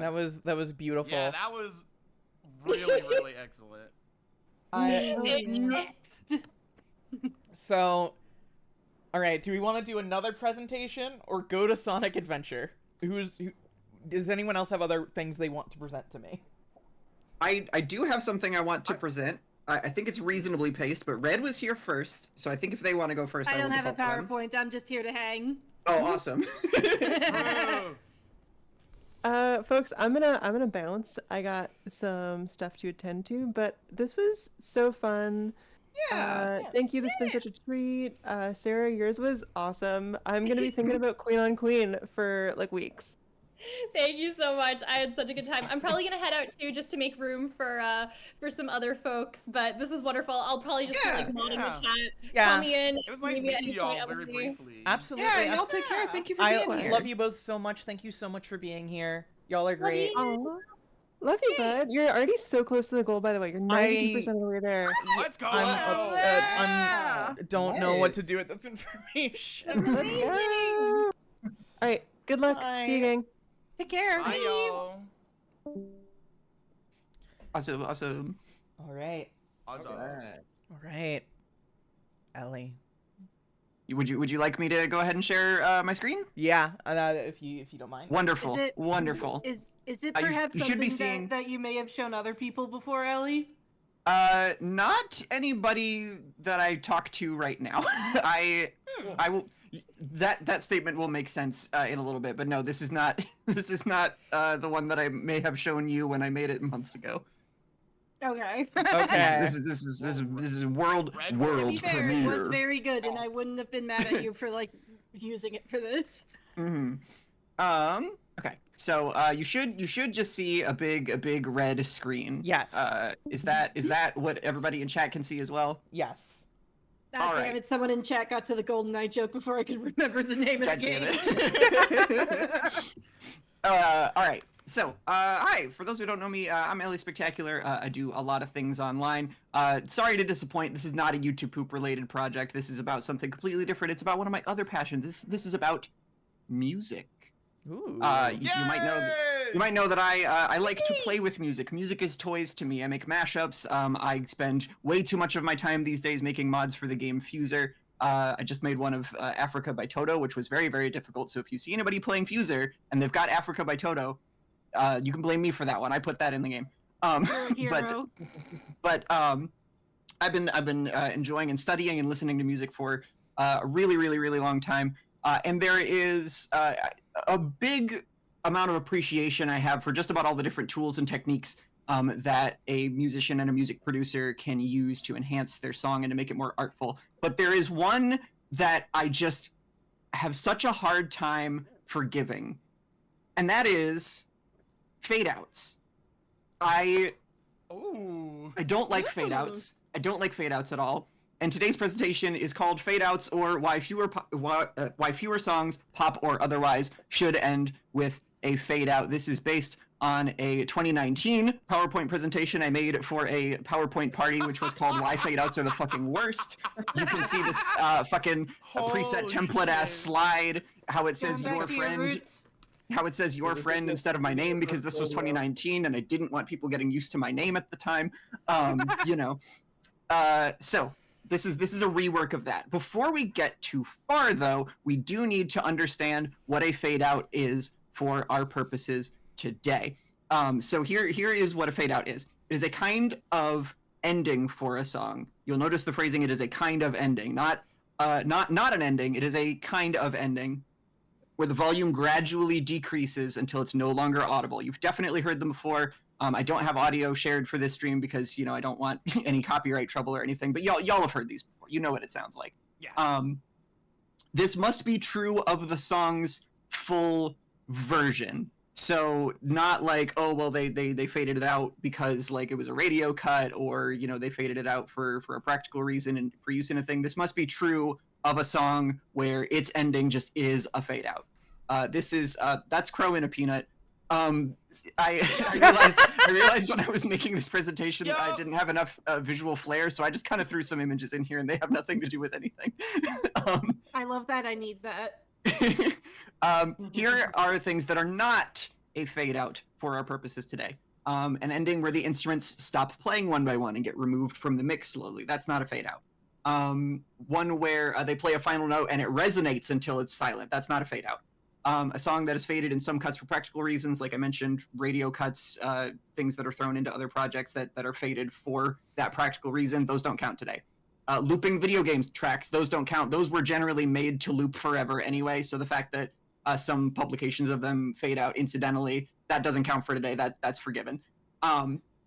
Songs that end but then have like an ambient sound that fades out. Think of like a live recording where they have the song ends and you have the crowd cheering and they fade out the sound of the crowd cheering. That doesn't count. And fake outs, those also don't count, where it fades back in after it fades out and then does a conclusion. We will be counting fake outs where it fades back in and then back out again. Because someone in chat is asking if there's a way to like put on screen who's doing each presentation. Oh. Would that be like feasible? I could look at that on my end, yeah. Okay, sick. I could link you the like Discord stream kit overlay. That might be a good way to go about it. I was gonna say you could do that, or you could just have a little editable piece of text on screen that you update every time a new presentation starts. Works as well. Mm-hmm.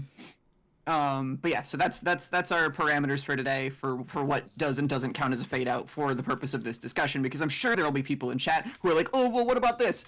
Probably doesn't count. Anyway, this is largely a response to a YouTube video, which is part of a series called Vox Pop Earworm. It is episode 3 titled Why More Pop Songs Should End with a Fade Out.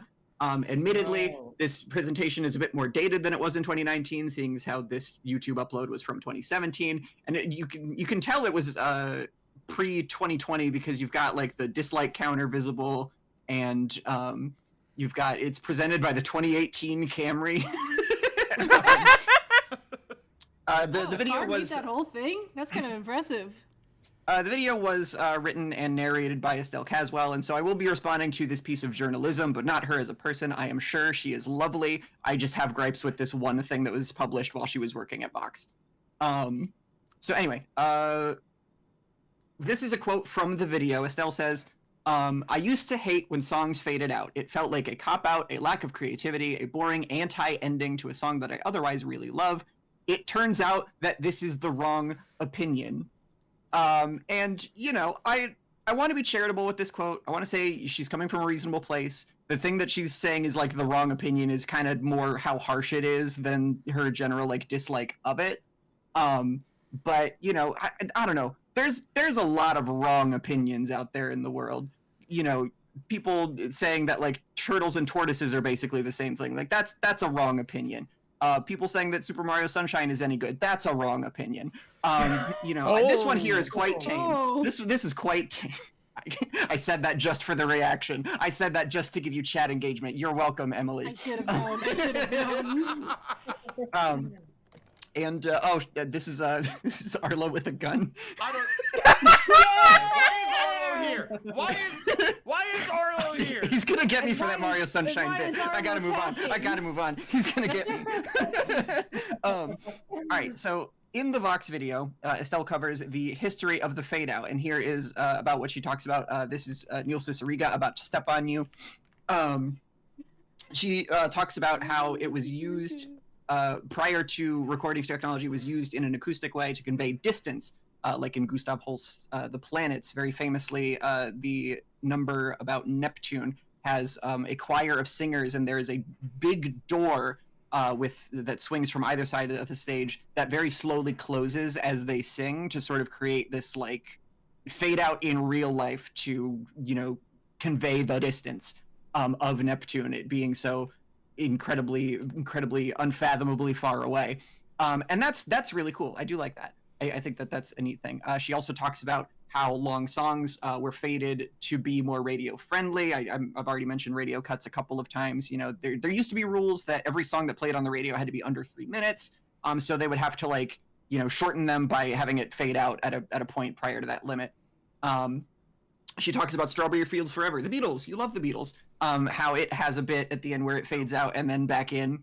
And you know, that's an interesting bit of history that George Martin, the producer, like did that because he was like, oh, okay, the song's wrapping up, but then they like just kept going. It just kept playing, and he was like, all right, maybe I spoke too soon. Let's fade that shit back in so everybody can hear the fucking the beats on display. Hey Jude, hey, the Beatles, you love the Beatles. They did a performance of it that was aired on television, and because the song fades out and they didn't write an ending for this performance, they just had the screen fade to black. Which, you know, that's kind of the thing about these are fun facts. They don't justify the choice to do a fade out is the thing. The video is supposed to be called like why more pop songs should fade out, but all of these things are just like tidbits. They're not really like, here's why it's a good artistic choice, you know?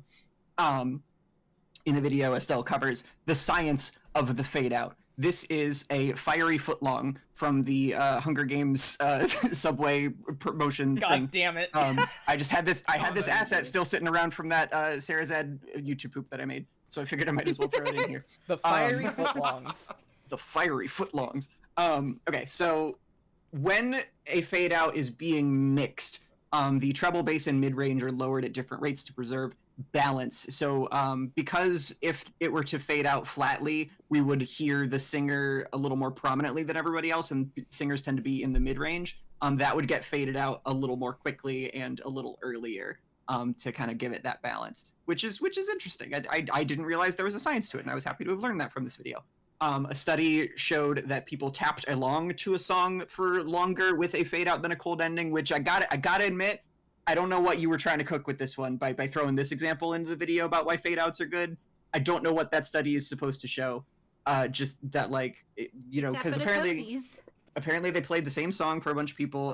One version that had a conclusion, one version that had a fade out, and like looked to see how long they would continue like tapping the table along to it, and they did it for longer if it faded out. What does that mean? Probably nothing. Again, these are fun facts, but they don't justify the fade out as an artistic choice. It flew in again. All right. Just to make sure you know. Another quote from Estelle from the video. She says, "When executed correctly, fade out makes a song feel like it'll live on forever." And I actually talked to the group of presenters before this, and actually, James, it was you who was saying like a similar sentiment about how it creates this fun sort of illusion that the song is lasting for all eternity, and how that's kind of beautiful. And you know, there's something to that. There's something to that. To be clear, I don't like fade outs overall, but that's just one aspect of them that I think is kind of sweet. Yeah, I do. Oh god! Oh god! Oh no! Oh no! Oh Where- no! Where did this come from? Oh no! What It's am I really looking Death at? Games. We gotta leave. We gotta get out of here. I felt it approaching. Like I felt it. You sensed it? Like I with your sensed it. mind? I didn't like that.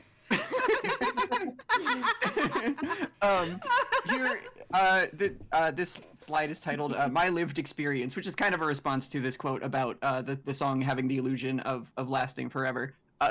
This is Columbo wearing a ball cap that says "nut." Personally, I've never had the impression that a song is playing on forever. You know, that's not really the vibe that I get from them. You know, so I guess glad y'all feel that way, but couldn't be me. I don't know why anyone would want that. I don't know why that's a desirable effect. I'm not really sure why an artist would be like, I want it to feel like the song never ends and goes on forever. I'm having trouble grasping that. Maybe that's the neurodivergence, but I don't see it. That illusion is ruined the moment a new sound starts.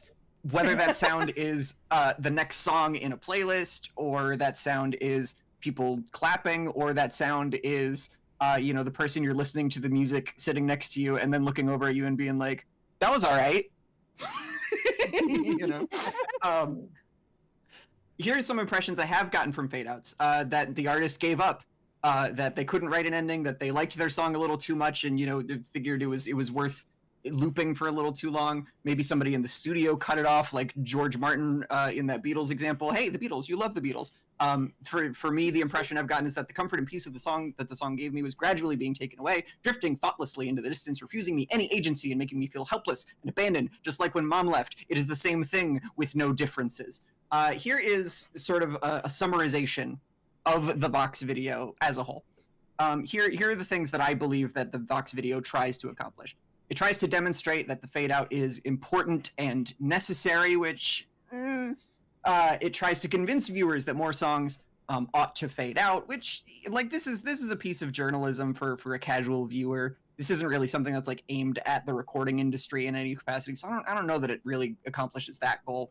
It tries to discourage cold endings, cutoffs, and other outros. And if you read the comment section, I'm not alone in my opinion that this video is kind of garbage because a lot of people are saying, like, well, you know, she talks about how there are some songs that don't fade out, songs that do have endings that maybe should fade out instead. And the example she gives is Somebody That I Used to Know by Gautier featuring Kimbra, which I couldn't agree less. What? I couldn't agree less. That has a very good abrupt cutoff because it's sort of mirroring how, like, relationships like the one described in the song can sometimes seem to just end and just, you know, leave you kind of in a stillness afterward. Like, it's a good fucking thing, and Estelle is like, that one should have faded out because I don't like its ending. So I think maybe it might have had the opposite effect. Here are things that I think the video does accomplish. It gives a concise history on the fade out as an audio technique, and I respect it for that. I respect the hell out of it for that because I did learn some things. I did learn some things about fade outs and about how they're used and their history and all that. The video does suggest an appreciation of the fade out as a tool, and I will admit, I appreciate it a little more after having watched this video. It did make me appreciate it a little bit more. I'm still a hater, but I'm kind of taking a step in that direction. It offers a single subjective opinion on fade outs, which is neither right nor wrong, which is just kind of how all opinions are. But ultimately, it provided Vox with 2.2 million views worth of ad revenue. So it did its job regardless of the actual content of it. So here's what I want to do today. Because that was just sort of an opinion piece that, like, just kind of shares how it's feeling about it. I'm going to do that, but this time I'm not going to try to code it in history or try to, you know, convince you that my thing is, like, founded on examples or anything like that. I just think fade outs, we could do with a few less of them, and here are some of the reasons why I think that is. Here's a booba from the TV show Booba. Booba. That's Booba. Whoa, Booba. Sorry if I'm not allowed to show Booba on stream. It's fine. It's the year of tits and Booba, so, like, it's good. When done without intention, a fade out just sounds like nothing. Intention is really kind of the key word there. If you're gonna do a fade out, there's gotta be something to it. There's gotta be a reason for it. Fading sounds are harder to perform live or cover. If you've ever done a cover of a song that originally fades out, or had to perform one for any reason, you might find that it is tricky to do unless you're provided with an arrangement that already has a new ending written in. But that's extra work. That's extra work for the arranger to do. And I don't like creating unnecessary work for other people. Fade outs interrupt the flow between songs. I imagine that probably the most common time that you will hear a fade out is when you are listening to a song that is in a playlist of songs, and it really fucking interrupts the flow. I think I would much prefer it end, new thing starts, and then that ends, new thing starts.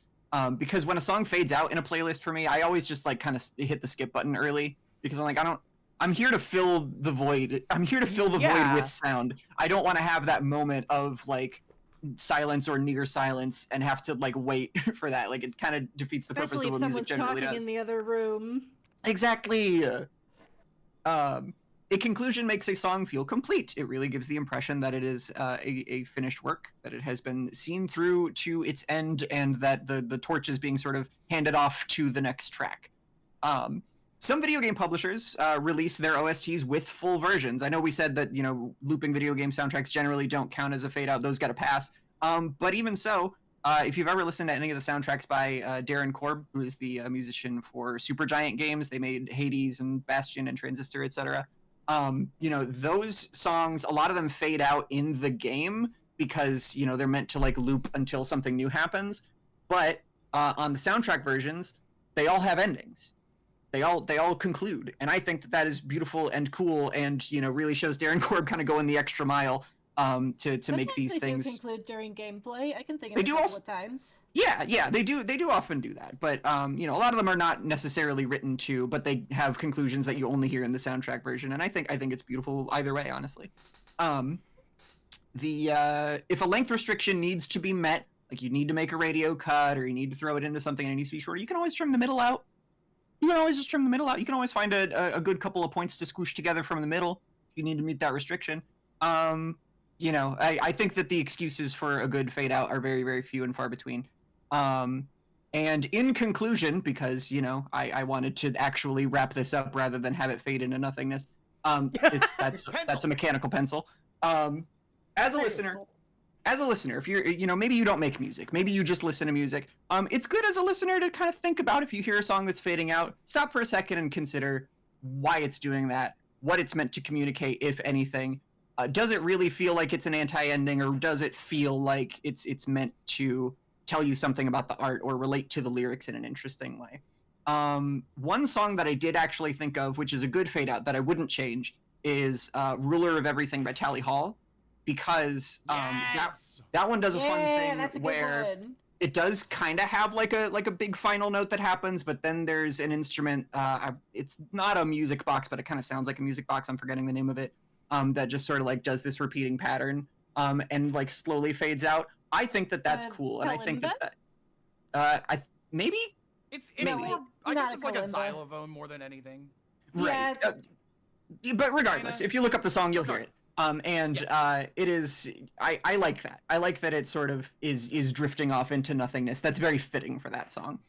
As a producer, fade outs are a technique you can use to aid the artistic vision of your music. So if you really feel like that would add something to your song, fucking go for it. Don't let people like me discourage you from doing what you think is good for your art. But I would encourage using it sparingly and intentionally, if so, because of the aforementioned drawbacks.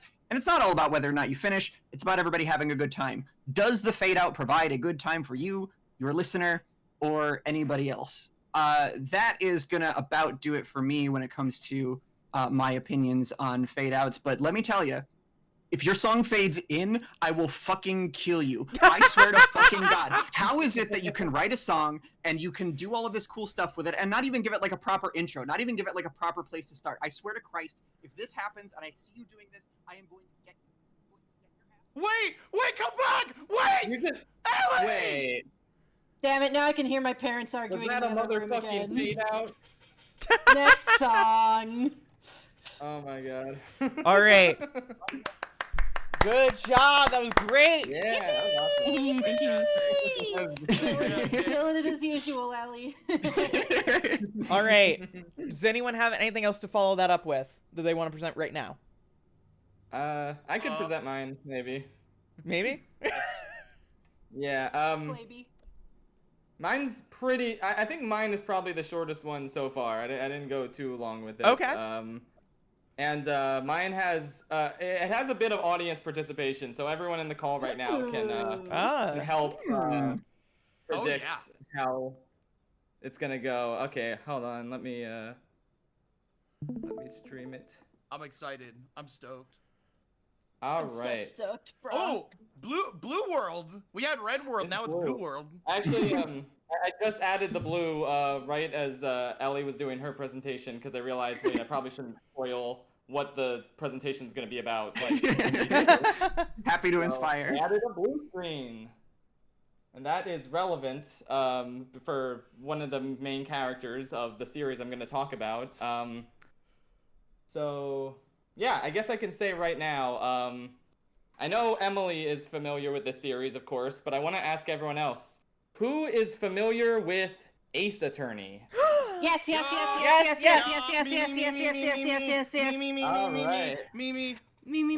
right, that's good. I got a good group for this then.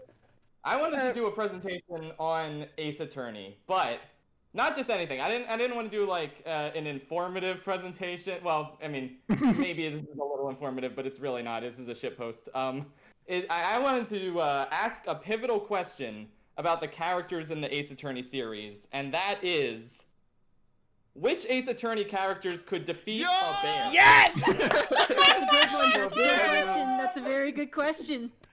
Extremely good question. I've always pondered this for like my entire life, even before I played Ace Attorney. It's from such a very a young fucking age, important question. It is. Now, are we I thought, talking man, about I a wonder if bear these or a characters homosexual could man? defeat a bear. Well, then, if it was a homosexual man, that wouldn't count because, like, that's like half the cast. That's true. You're right. Well, they're not all bears, though. There's like one bear. Before we get too far into it, we do have some people in the waiting room. Do we want to bring them in for this? Let's see. How many of them? We can, so long as it's not going to be overwhelming for y'all. I am good. Okay. Then I'm bringing them over. Boop. Boop. Oh. Boop. What's up? You're on Emily Radio, the only radio station that publicizes Emily's stuff all the time. You can hear such great noises. It's the only thing that has stuff like jizz, like cum shot, and awesome. Ooh. Before I guess we continue the presentation, does anyone want to introduce themselves who just joined? I can go. Hi, I'm Jan Measley from Jan Measley. I do a bunch of things. You can find me on the Super Mario Wiki and on Tumblr and nowhere else. So don't even ask. Perfect. I'm Kennedy, aka Redbird. I am a YouTuber and I'm a freelance writer, and I like making videos about anime fan culture, that kind of stuff. Yippee! What the? Oh. And then, hi, Noah Caldwell Gervais, or however they say your name. Hi, I am Noah Gervais. I am also a video essayist. I am pretty excited to be here. I'm stoked that you are so close to your goal, Emily. Congratulations about that. Thank you. I Derek. I joined. Sorry, too. go. Wait, Derek's here? Derek's here? It just makes me laugh. Didn't even go to the waiting room, just went straight in. Oh, sorry. I Fucking didn't know that's how awesome. that worked. Wait, hold on. I'll do it. No. You stay right there, young man. Oh. Hi, Derek. Bring him in. Whoa, Oh, hey Derek's here. guys. Whoa, oh my god.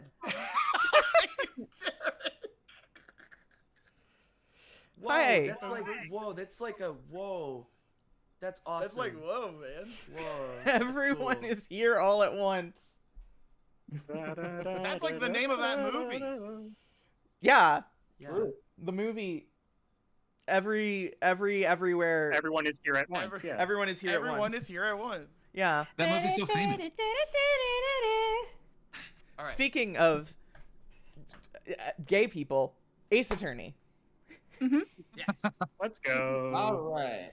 So, which Ace Attorney characters could defeat a bear? Now, the first question we need to ask ourselves is, what is Ace Attorney? For those at home who don't know, Ace Attorney is a series of visual novels by Capcom where you play as gay lawyers, and we haven't had a new game in the series since 2017, but don't worry, the next game will come out any day now. I swear. Oh, It's gonna happen. That's right. Wait, guys, we hit the donation goal. Are you fucking serious? Let's go. Let's go. We are at 101%. Maximum congratulations. Congratulations, Emily. Holy shit. Congratulations. We're turning you Canadian. We're turning you Canadian. You're turning you Canadian. Thank you all so much. Thank you all That's so me. much. That's my Canadian beam. Wow. Yeah. Yeah. Ace. Oh, Ty's in the green room now. We have so many people already.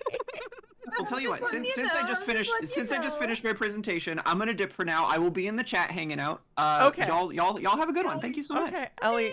Bye, Love Ellie. you so I much. love you. Thank you. I also love you. I need to see this presentation soon. Who the fuck because was that? I'm asking so many It questions. was Ellie already. Spectacular, also known as The Things. Oh, That's right. hi Ty. Hi Ty. Hi Ty. Bye, Ty. Ellie didn't have to leave on my account. Oh, we were just switching out. We're like making sure that. Okay, I was gonna say Sitting I'm just sitting outside. in the green room until someone leaves. So, but yeah, that works. Hello. Hello. Hello. Hello. All right, Hello. James. I'm sorry for the interruption. Yeah, sorry. It's all good. It's all good. We needed a bunch of people together to determine if Ace Attorney characters can defeat a bear. More people, Best the and merrier. brightest. Yeah, so we know what Ace Attorney is now, but we also have to ask, what is a bear? Now, bears are carnivorous mammals of the family Ursidae. They are classified as caniforms or dog-like carnivorans, although only 8 species of the bear are other words. So that's a bear. So now we know. And Hey. now I'm it's so time educated for on the bears fight. now. I know everything about them. Oh, he is fucking it Exactly. up. Don't even ask me about those plantigrade paws. So, what do I mean by defeat a bear is a good question, because you might assume it's just a fight, but there's also the scenario 1, a courtroom battle. Now, I believe that in a courtroom battle where, like, a bear was a prosecutor and, like, Phoenix Wright was the defense lawyer, for instance, I believe he would defeat a bear in court, and in fact, most Ace Attorney characters could probably defeat a bear in court, because a bear can't really talk or do anything or like defend its client. It's a bear. Now- so that's who would win in this scenario. I do want to say that a bear being in court is not the most far-fetched thing for Ace Attorney. This It is could not happen. outside the realm of Those are possibility. things that have literally happened in the series. But also, Little like, take polarizing, this though. into consideration. You can't defeat the prosecuting attorney if you've been mauled to death. That's a good point, which actually leads perfectly into my next question. What if it was an actual fight where they had to actually like fight the bear? Now, in this case, it's much harder for the Ace Attorney characters to win. So now we're gonna break it down. I kind of like just made these slides with just like my opinions about like if they could defeat a bear or not. But if we want, we can like have a discussion before I reveal what the answer is for each character winning. We'll see how it goes. Basically, first character, of course, Phoenix Wright, legendary defense lawyer. He bluffs his way through every situation, and he has no real special skills that could help him fight a bear. So, what are we thinking? Could he beat a bear? No. Absolutely not. No. Absolutely not. He's getting No, mauled to there's death. no way. No. He get mauled and get amnesia again. Although The I answer will is say, correct. He would not. He would get wrecked. I think He he would would get survive, but he wrecked. would not win. that's what I was about to say. He would survive. He is known to be a survivor. That's true. He got hit by a car once and he survived. So like, sure. Exactly. Edgeworth would have to visit him in the hospital. You know, if you Big old collect bridge. all the Fan fiction evidence moments. you need in Marvel vs. Capcom 3, he's quite good. He might be able to do it. True. But speaking of getting hit by a car, that happened when he was the cooler Phoenix. Which Yeah! is wow. Yeah, This version Phoenix of Dad. Phoenix is mysterious and sexy. He's also inexplicably way smarter than usual, and this is because of his beanie. The beanie is the source of his smarts. Yeah. And also, God, I so- randomly yeah, cosplayed him That many is true. He times. does go stupid mode as soon as he takes it off. Yeah. So yeah, I've also done the cosplay of him because it's like the easiest Ace Attorney cosplay. You just get a hoodie, and I bought the beanie from like a Capcom shop, and it's like, yeah, easy. He has that. But- he has that like sloppy Columbo power. Yeah, yeah, True. Yeah. absolutely. But do you think the cooler Phoenix could beat a bear? Probably not. Probably No, there's not. just Probably something not, about him. right? He just looks like he's got that confidence. I think. I so. think Yeah. I think The you answer could is- confident. Oh, Damn damn it! it! No. It's the same guy, but in a different outfit, of course he would still lose, tragically. He would Swag is survive, not but he enough would to lose. beat a bear, I guess. At least he's Yeah. a DILF now. Yeah. True. Wait, how Yeah. old is he here? I think he was like Older. 33 or something. He was in his Yeah. Would Yeah, classify something as a like that. DILF? Well, he does Yep. have a daughter when he's the older Phoenix, so yeah. Yeah. he has Oh, he has a has daughter. Yeah, he has Okay. a teenage Ah. daughter. I see. Now we're thinking. Yeah. Okay. Yeah. Okay, so Maya Fey is Phoenix's quirky assistant. She's a spirit medium who has a 30% chance to successfully channel any dead person. That's actually, I actually got that from Spirit of Justice. She mentions that, like, before I only had a chance to, a 30% chance to channel someone. So that's like, that isn't a number I pulled out of my ass. That's in one of the games. That's the number Maya And then pulled out she of her also ass. loves Burger. So, Yes. could Maya defeat a bear? Yes. Obviously she would. Yeah. She can and Believe in has. her. Mm-hmm. Unfortunately, I ran the numbers, and I don't think she could, because what she would do is she would try and channel a bear tamer with her spirit channeling, but then realize she doesn't know any. She only knows Borger. No, No. she would channel the yeah. bear's mom and then make the bear really sad. Yeah. Maybe So on Maya an would emotional try. level, she could beat a bear, but not physical Yeah. in a Yeah. fight. Yeah. I mean, Maya would the try Koreans do maybe. transform when they channel things, so if she channeled a bear spirit, she would become a bear. That's Oh, true, just yeah. like Brave. Just like Oh, Brave. yeah. Oh my god, yeah. If you That's true. if you could channel a All bear, right, next would up. ya? Would you? Yeah. Yes. Would you? Next question. Yep. Next up is Miles Edgeworth. He is a legendary prosecutor. He's in love with Phoenix Wright, but would never tell him Baka. And he is the only character in the series capable of using logic. So, could Miles Edgeworth defeat a bear? Definitely Question: not. He No. wouldn't No. be in a situation where he was fighting a bear in the first place. He'd make friends. Edgeworth would never make friends with anybody. Except Miles Edgeworth, because he's that cool. Yeah. I believe in Miles Unfortunately- Edgeworth. No, he would not beat a bear. Logic can only help you so much when you have to fight a bear. The blue I'm starting to see a fucking theme. it's so funny.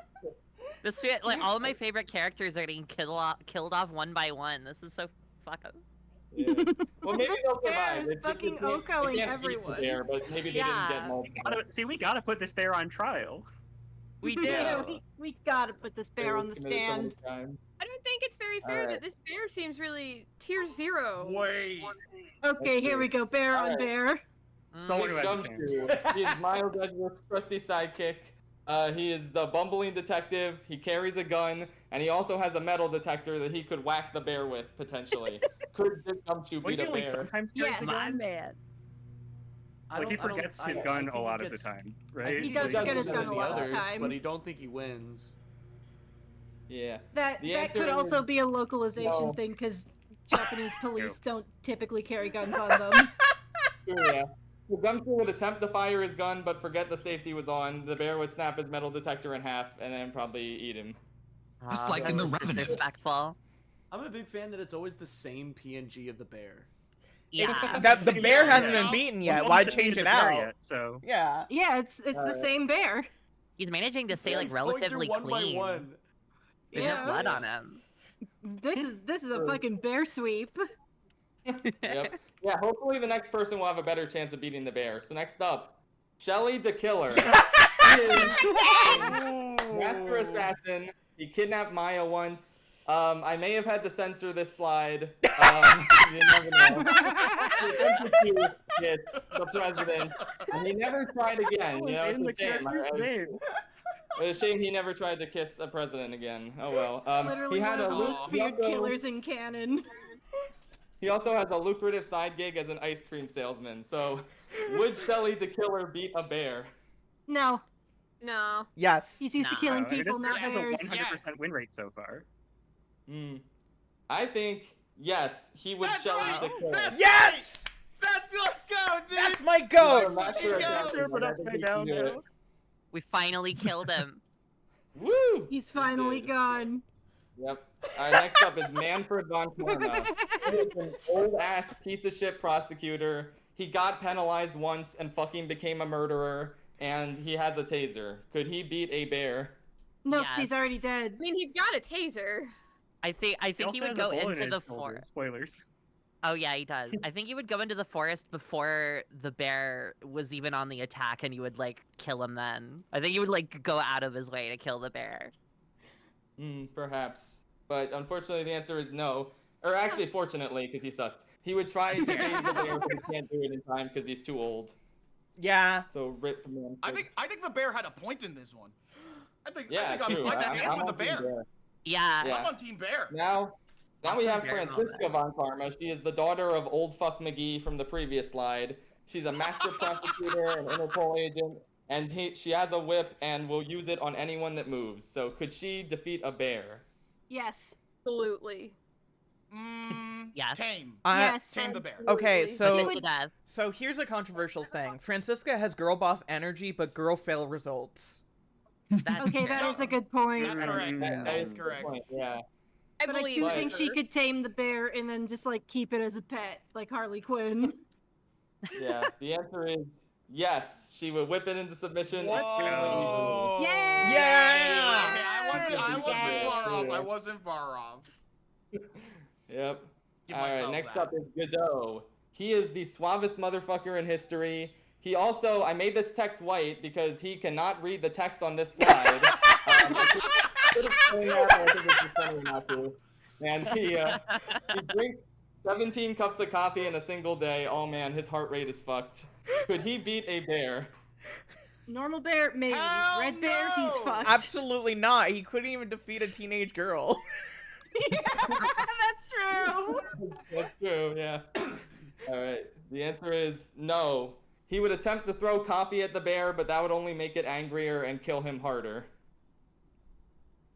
Yeah. So much Coffee. water in him. Look at him. Yeah. Yep. Yeah, that's because he's less blood than coffee these days. Next up is Simon Blackwell. He's a hardened convict who also serves as a prosecutor. He has a pet hawk named Taka who attacks people, and he slices people in court with a samurai sword, and he breaks out of his chains all the time. Could he beat He's a bear? killing that bear. He's killing He's that killing bear. He's killing that bear. 100%. Absolutely. He's That too bear don't badass. stand. That bear's Don't stand a already fucking dead. Chance. He's That already bear's got a feather in his dead. mouth. Yeah. The answer bear is feather? yes, Yeah. but this is my scenario that I think would happen. Taka would blind it while he delivers the killing blow, but unfortunately, Taka would get slain in the process, causing Simon to die of sadness. Well, then that's just So- a tie. Oh no. Yeah. Easily Oh, in. wait, no, that's. Technically, it's not a tie because he killed the bear first, so he would still That's have true. won. but Yeah. True. Unfortunately, But there's he like would a not be able to tragic. go on. There's like a At tragic. yeah, what it's a true cost? tragedy. Beautiful. Indeed. Yep. Waltz Next agrees. up is Lana Hart. She's an investigative journalist. She will do literally anything for a scoop. She hinders your progress in every case she appears in, but I like her though. She's funny. So could she beat a bear? I don't think she Hell will. no. There, while the bear dies, So, they have nothing to I do with wanna- it. Give it effort. Yeah. I want to say no, but she's so good at being a nuisance. She is Yeah, a I perseverer. think yes, because nothing will get in the way of getting her scoop, and that includes a gosh damn bear. Fair enough. She would find a way. Fair. I don't know how, but she would do it. She would do it. Yeah. Yeah, Next she up has the is determination. Lucas Yay! Winner. So He is a nepo baby prosecutor. He can't do shit right, but he always wins because he's the winner. And his equivalent in Roman mythology is Sebastian de Best. So, would Eustace Winter beat a bear? No. Absolutely No. No, that twig's Look gonna at get this fucking snapped in twig. half. Excelsius beats the bear for him. That's true. He tries to Yeah, fight the no, bear, he but does then not. his legs spontaneously snap as he runs toward it. Yep, he's a Oh, the bear's got pricks! Oh, no. I don't know where this GIF is from. I just found it on Google Images. I don't remember. This is a good real GIF. quick. I think it's brilliant. It tells a story on this slide. Yeah. The I bear don't know is how the shooting bear is bricks throwing at bricks at him. him either, but You didn't tell me this was a brick bear. That changes everything. Oh fuck! Got a brick bear. yep. All right, next up, we're going to the Great Ace Attorney games for a bit. It's Susato Mikotoba. She's a judicial assistant from Meiji-era Japan, and she has an epic special move called the Susato Takedown, where she flips you and you fucking die. So could she beat a bear? Well, It's sure, yeah. Master of grappling, she could take that down like Baki. Yeah, she's got this. Unfortunately, I thought about it, and I don't think she could because the Susato Takedown does not work on bears, because the bear is heavy as balls. I just So I she would fucking put up a disagree. valiant You know fight, what? but I don't think she could do it. I didn't consider the balls, really. Yeah. You gotta consider the balls. I'm considering the balls. I still think she would win. There. That's true. She could potentially, but I'm on team no, just barely.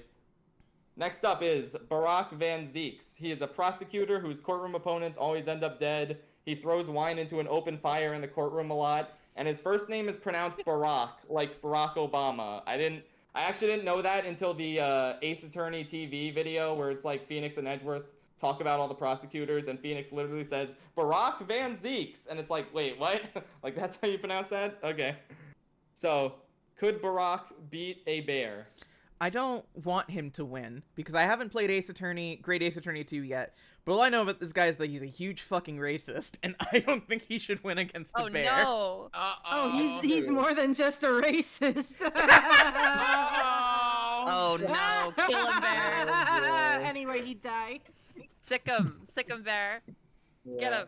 Unfortunately, I think he would win because he would defeat it with his epic. Okay, yeah, no, you have a good point. But the fucking grapple move wouldn't beat him. Okay, but look at that leg kick. Look at that, like. Also, the bear is so much smaller than he is. Susato could do that too. She's just wearing a kimono. So Sass defeats Mass, huh? True. Yes, Sass defeats Mass. Perhaps. Maybe if I run the simulations more, Susato could win and Barack could lose. Perhaps. This is how Susato can still win. Yeah. Here's Next how is Sherlock Susato can Holmes. still win. He is a world-famous detective, legally distinct from Sherlock Holmes, has never once gotten a deduction correct, but it's okay because he has unbelievable levels of aura. Could he beat a bear? I think he would find a fail way. upward as a way to be like he wouldn't defeat the bear intentionally, but like the bear would attack him and like eat those potions on his belt or whatever and die instantly. Absolutely. That's a good point. I could definitely see that happening, but I would say no. He would incorrectly assume the bear was just his assistant Iris in a bear costume pranking him, and then the bear would eat his ass, not in a sexy way. Yeah, she would do that. He's shrinking. He's shrinking. Oh my God, Oh no. Yep. Okay, next up is Ted Tenate. He's a cop. Ooh. He only speaks two words. He blew up a courtroom once. He loves bombs, and he will kill you with bombs. Could he beat a bear? No.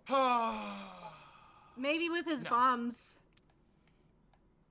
Probably with Yeah. bombs, but Tragically, Oh, yeah. He would just man. fucking blow it Oh, up. Like, what's the no. bear gonna do against a bomb? It's a bomb. Lol. it's a bomb. LOL. Yeah, tragic. I wanted the bear to win. Next up Yeah. is Aristotle Means. He's a God, professor that's at Themis Legal Academy. He can use his big staff thingy as a spear, and he's famous for his catchphrase, "The ends justify the means." So would he win? Oh, he's old. He's an old guy. He's old. Yeah. He died. He's frail. Fun fact, he's actually only 45 years old. He just looks old. Oh for some shit. He's old, So he died. Gundam Shut up. age. Got it. You think he would die, every but 40-year-old in chat was like, I "Ugh." think I think he would win because he would win by any means necessary, for the ends really do justify the means, especially for him, Professor Aristotle Means. God. Realistically, he would probably die, but I wanted to put this in as a joke. But so scary. God, I fucking hate Ace Attorney vibes so 100% much. serious. This one's a joke, though. Yeah, everything else was totally serious so far, though. Okay, next is Polly. Yeah. This is the parrot who's cross-examined in one case, and it's Get a ready for the parrot. bloodbath. Polly sweet. Polly would Alright, fly sweet. away. Polly could win. Polly would just fly away, yeah. Polly doesn't need to fight the bear. Polly can Polly go would wherever just Polly survive. wants. Yeah, even if she Log doesn't out, win. hit the brick. Polly survived a murder. Yeah, Polly can That's survive true. anything. Unfortunately, not a bear. The fuck is a parrot Oh. supposed to do? No. Fly away! Sorry, Polly. I want to fucking rematch. I guess fleeing Sorry. doesn't mean beating. Fleeing is just guess, yeah. delaying. Yeah. That bear's Okay, gonna yeah. get Polly her would at some totally point. win, But if Polly was forced to fight, I don't think Polly could do it. My goat's Tragic. dead. Next up is Professor Herschel Layton. He is technically an Ace go. Attorney character Herschel from the crossover game. Literally the most intelligent character in fiction, and he's also British, so could he beat a bear? No. Yep. Yes. Puzzle. Reminds me of a puzzle. I know nothing about this man, but yes. This bear reminds me of a puzzle. Yes, there's I'm no just puzzle imagining he the can't solve. bling, bling, oh, and then like the bear kills them. A bear. I don't know how, but he would pull it off. He's literally the smartest character to ever exist. He could totally do it. That's right. It is That's Hershey right. Layton. Professor. You saved the day. We got You it, Professor! did it! Oh fuck, Professor! It's not a bear! Yeah. Oh my god. Oh my Alright. fucking The god! next Ace Attorney character is Howard Hamlin. He is a famous corporate lawyer. His favorite color is indigo blue. He's the kind of guy to say, well, this is awkward, and he's addicted to cocaine. Could he I love beat how- a bear? Wait, I thought the Look how addicted to cocaine. insanely I think that's watermarked just this isn't that is. just hearsay? Is there any evidence he was actually addicted to cocaine? No, he was. I mean- well, spoilers. Yeah. But I mean, you know. Sorry for the Ace Attorney spoilers. yeah. Yeah. It's spoilers that this guy's addicted to cocaine. Well, Yeah, how I is guess, the bear's billboard? okay, is that looking good? Is the font good? Yeah.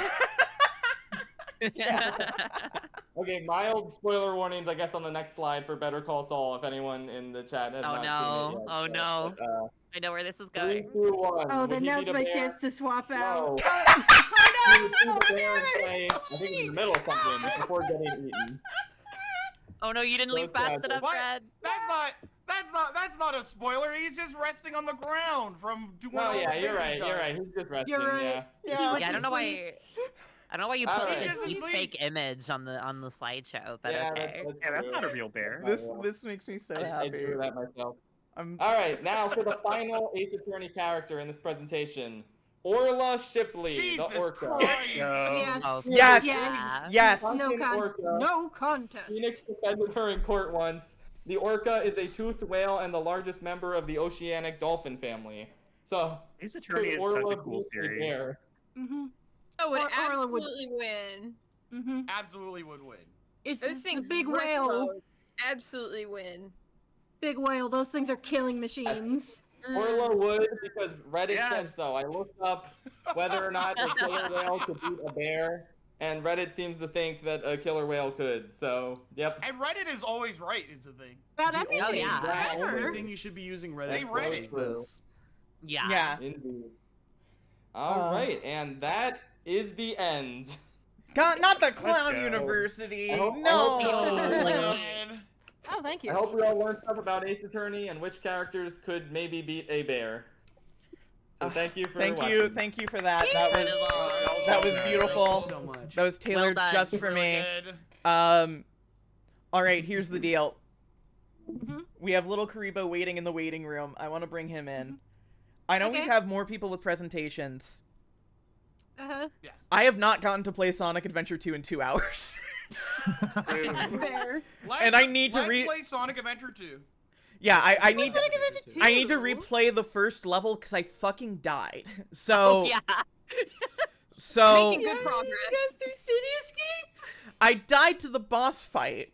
So we're gonna do the first level of Sonic Adventure, and then we're going back to PowerPoints Okay. so that I can beat. Okay. I'm I gonna was dip gonna some say dog woofing.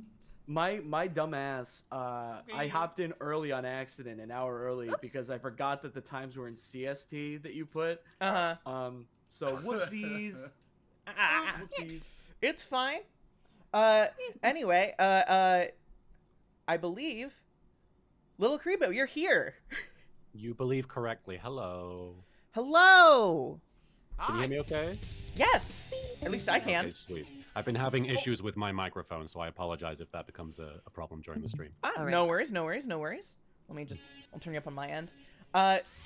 Derek, do you know how to adjust the audio in Sonic Adventure 2? Because I don't have to do it in the volume mixer because it's the Yeah, you have to, I assume, go to your volume mixer. Yeah. Why? I know. Cringe. They haven't invented That's volume cringe. settings yet. Yeah. Whoa. Congratulations on that's being fully cringe. funded, though. Thank you so much. I am stunned. It's really wonderful. Yeah, I couldn't have done it without y'all, literally, so... Oh! I'm Sonic. Hard heads. Everyone's What did he call presentations have been us? really fun so far, by the way. Womp womp. Yeah, they've been so good. I worked on mine super last minute, which is why. Same. Yeah. I was muted for a minute. Oh, wait, I don't have to do City Escape, I just have to do the boss. Yeah, you don't have to do City. Oh my god, thank god. It does Okay, save cool. Bring it on. The famous Sonic character, F6T Bigfoot. I'm always Yeah, that's the thinking... best character. Shout out to at Sonic Expo when I saw so much fan art of Bigfoot everywhere. Yeah. Honestly, unironically, I would buy like a Bigfoot like print. Yeah. They should make a Bigfoot model kit, like You a guys want the Gunpla. heat pics, basically. Bigfoot print. Bigfoot X Big the cat, I think would go so hard. I heard they're Well, that's adding problematic Bigfoot. though. The size difference is too much. Oh, you're right. I heard they're adding Bigfoot to Super Robot Wars Y. Oh, hell yeah. That honestly would be very funny if they just added one of the fucking Sonic mechs on there. I mean, I think it would fit, yeah. Yeah, like Godzilla's in the new game, so why not? Like, Yeah. Metal Sonic showing up in Super Robot Wars, talking to Lelouch. I have a question. yes. Would you drink Chaos Cola? Does it have caffeine? Because I can't do caffeine. That's like my only restriction that I can't. It depends how catchy the jingle is for the commercials. Yeah. True. I assume it wouldn't have caffeine if it's Wait. if it's cola, right? Cola has caffeine. Wait. Cola has caffeine. Yeah, Cola what are you has talking caffeine. Cola has caffeine. Cola is Oh, like the main well- caffeine soda. Wait, that's scary. Most have caffeine. Most sodas do. Did you just find this out? Yes, just now. Also, Sorry, Mar. Not everybody's perfect, you know. congratulations yeah, on being you're right, today's I am lucky 10,000. Also, I'm noticing the tagline. I can't really change the camera easily to see it. The tagline for Chaos Cola is "Here we go," which makes Here me we think go. that every time Sonic says that at the start of the level, he's just quoting got a his brand favorite deal? fucking. He's referencing Yeah. the commercial like sponsored. what's up? He's just referencing a commercial that he likes. All right, but He's one of those guys who just I'm quotes loving it. commercials all the time. I'm loving it. Have it your way. Yeah. I'm trying to think of an actual soda company's slogan, and I can't think of a single one. Awesome. Can I? By the way, if we're speaking about like fast food places with like taglines and shit, can I mention the stream I had last night? Because I had an anxiety dream about the stream, as I'm one to do before big events. Dream. And part of the dream was that I was in the middle of setting up for the stream, and Chick-fil-A showed up to my house with platers of food. And I was like, what the fuck are you doing here? Like, you know what type of charity stream this is? And before I could say anything else, they said, oh, don't worry, we're not about that anymore. Dream of a better world, awesome. Emily. Hell yeah. Hold on, wait. Peak Fiction's about to happen. Yep.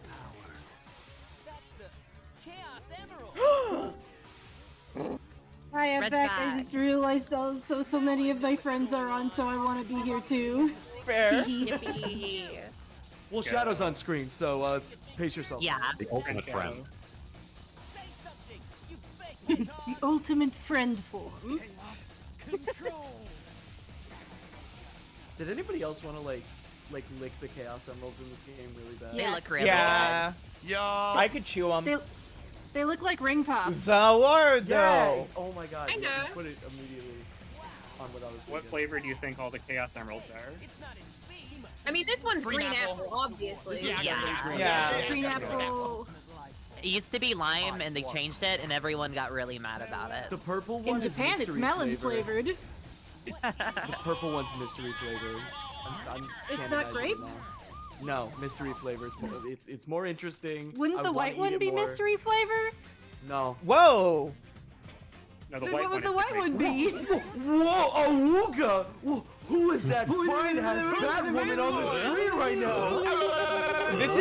This is a very sudden transition. I did not Yes, it is. I did not expect us to go straight to Rouge and Knuckles. Yeah. Yep. What? Knuckles, you had one job. He just closed his eyes for 2 seconds. Oh yes, green apple, my favorite. Green apple. This is still my favorite Eggman. I love his dastardly voice. Yeah, he's And Farewell, Got Knucklehead. your ass, Knuckles. No! I can't Knuckles! believe this. You fucking broke his snack. Look at that model. That's It's, insane. it's unbelievable. It's unfucking believable to this day to me. And I thank Yeah, Sega that every is- day for it. I don't. That is know. a serious, like, wow, they really got away with that moment, huh? I know, I like they mean- made his spine so long. I don't know how they got away with that. Yeah. I mean, I'm sure Emily will see it later, but Rouge has literal jiggle physics in her gameplay for some reason. Oh, Rouge. Oh yeah, Rouge. Right. Jesus Salty, that's Christ, you. she's busty. Oh, Yeah, no, I know. right? Look at her thigh gap. Her thigh gap's crazy. Speaking of wild That's canyons. unbelievable. Anyway, all the world's gems, guys. Just Yeah, let you well, know. it'll be Do I do this level then, or do we go to I gotta get that presentations? dog. I would How just many do the people level. who are on call right now have a presentation plan? Oh, that's true. Wait. I do. Yeah. I I got do. one. So Okay. let's pause Yeah, we can pause. and Whatever. I wasn't like looking forward to Wild Canyon, my favorite level in the entire series, or anything.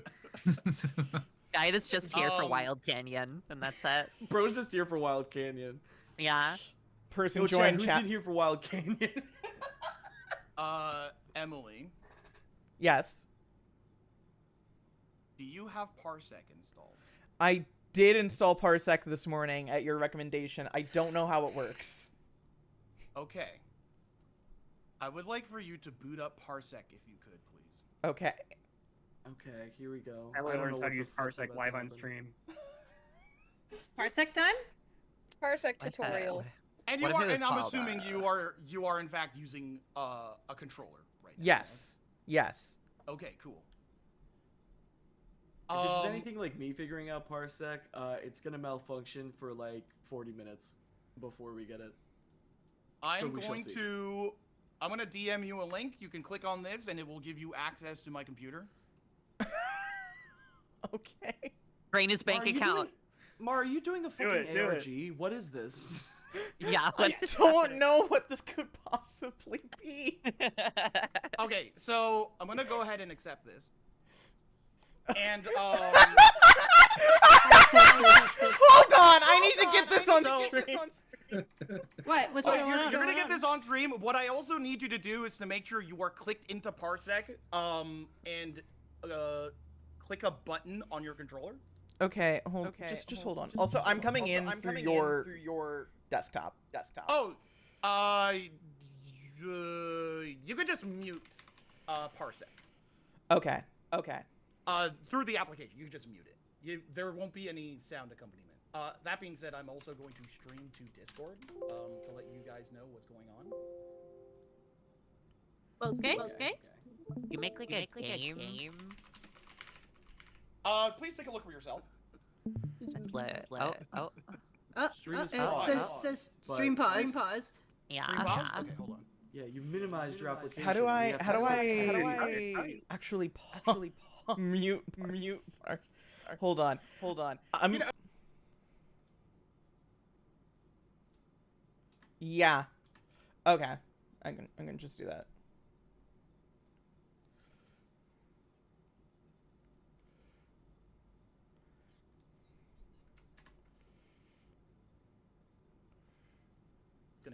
Okay, so that should be fixed now. So I'm in Parsec. Oh. What? It's hard. Okay. Hi. Okay, so you are clicked into Parsec and you have a Holy button. shit. Oh shit. This is awesome. Okay, could you use your controller on Parsec just through the program? Yeah, hold on. I'm trying to get it to actually capture the proper window because it should just be the parsec.exe, right? For capturing. Yeah. But for some reason that's capturing OBS. It's capturing my screen. Trust me, chat, this is gonna be worth it. Whatever this is, I'm so terrified. This is already incredible. There's a little more here. You can always. No, don't spoil it, don't spoil it, check it, see it! You can always capture they the can't? screen share. They can't see it yet, it's still on Sonic Adventure 2 for them. Yeah, no, they can't see it yet because I'm still trying to figure it out. Here, what we're gonna do is we're just gonna capture the actual, like, desktop. Yeah, that works too. And then just crop that shit.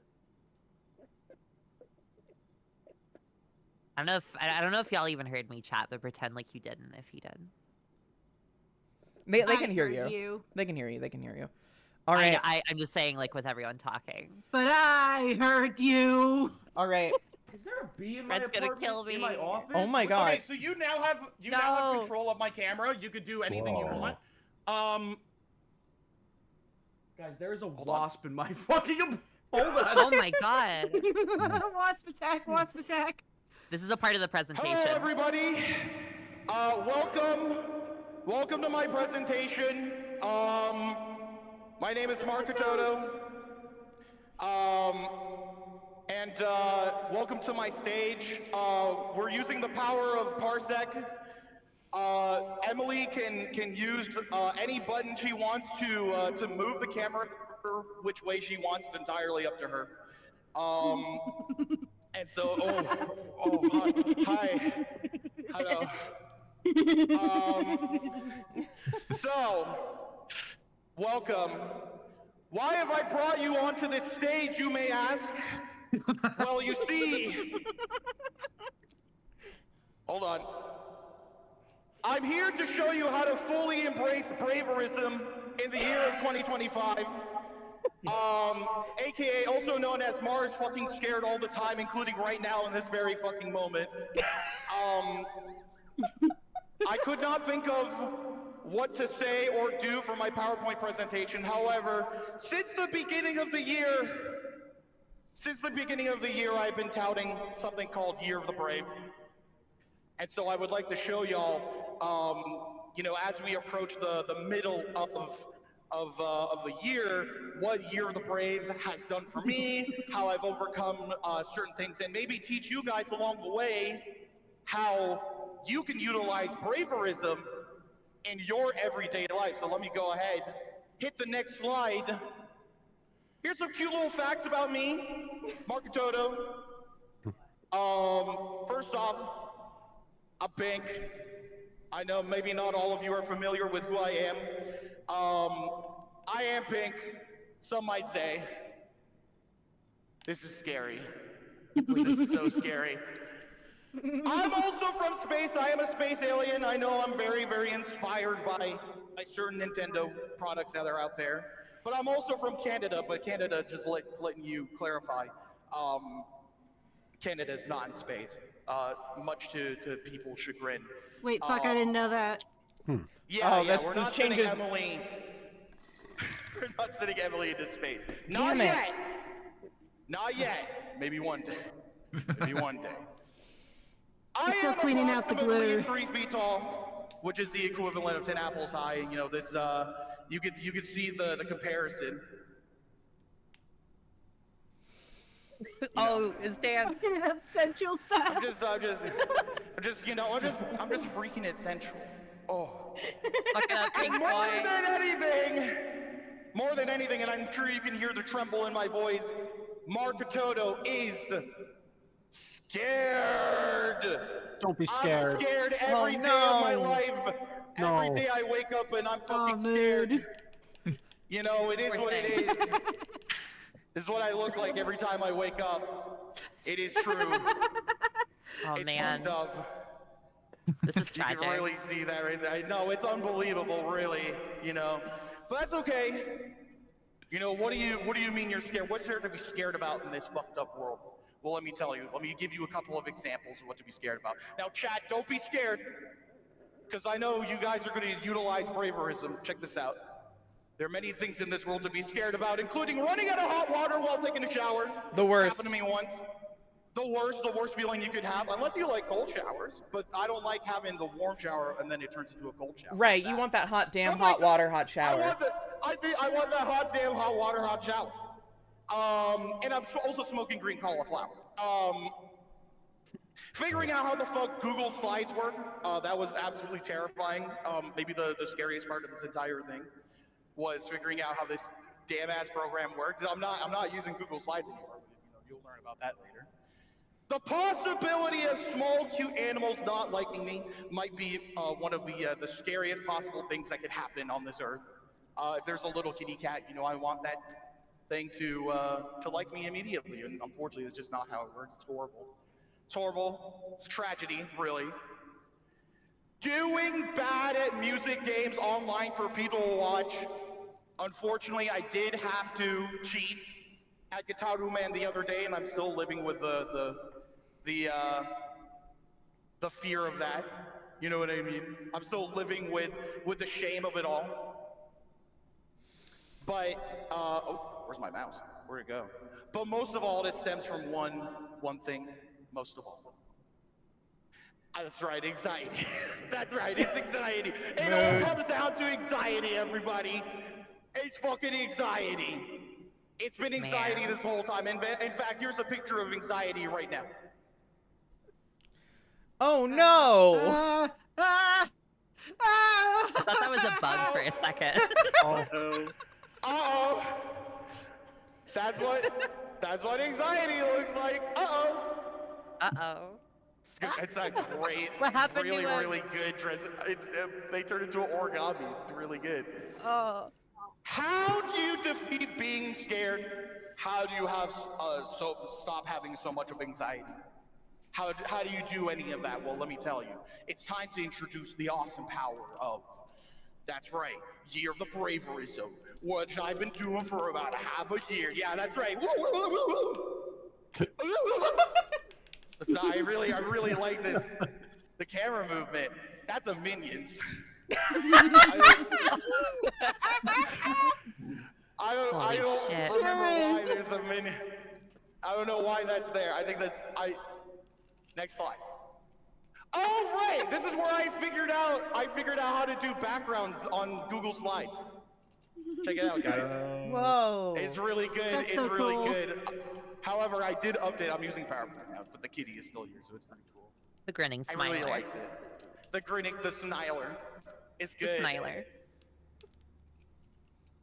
Let me tell you. Wait, hold on. Hold on a sec. Wait, hold on. Wait. It's getting there. It's taking its time, but It's craziest TED Talk I've ever seen. How the fuck do you stop being scared all the time? There's a couple things that you could do in your life that you could stop being so scared. You could do. Oh, wait, hold on. I forgot. I typed more. Year of the Braverism consists of many different elements. Looking at the mirror, but having a little one-to-one with yourself, you go into the bathroom and you say, we're gonna have a little talk. You and I are gonna have a little talk. I think it's good to have a little self-reflection. That's a joke. We do puns on that one. That's why Twitch pays me the big bucks. Nope, that's not true either. Following your determination, come on, Toby. Toby, come on. What do you? This guy can't fucking sneak his way into every fucking piece of media, but this guy, Toby, come on, Toby.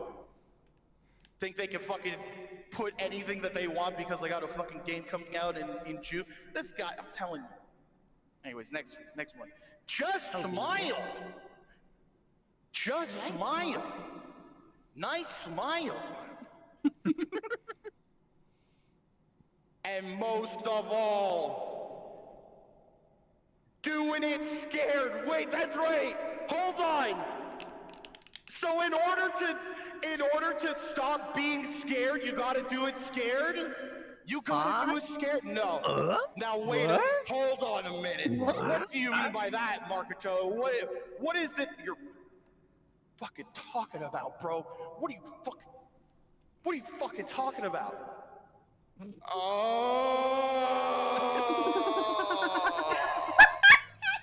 Oh my god.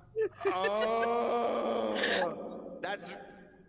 That's what it looked like when I get scared. That's what it looks like. Oh, I killed him! Whoa! No. Applying Year of Braverism in your everyday life. Let's do a roleplay example. Can I get a person from the call, perhaps a volunteer, to do some kind of roleplay with me? That's what it looks like to do roleplay. That's what it looks like. The child is not an actual wizard, that's why it's roleplay. Emily, you're the birthday girl. You want, yeah, Emily, you Yeah, want okay. to do a roleplay? Do I get to play a wizard, or like who am I playing here? You could do anything you want. You could just, let's just, have like a situation. Okay, all right. Or who's starting? Yeah. Who's on first? You could go first. Arrgh, I'm a pirate. Shit! Fuck!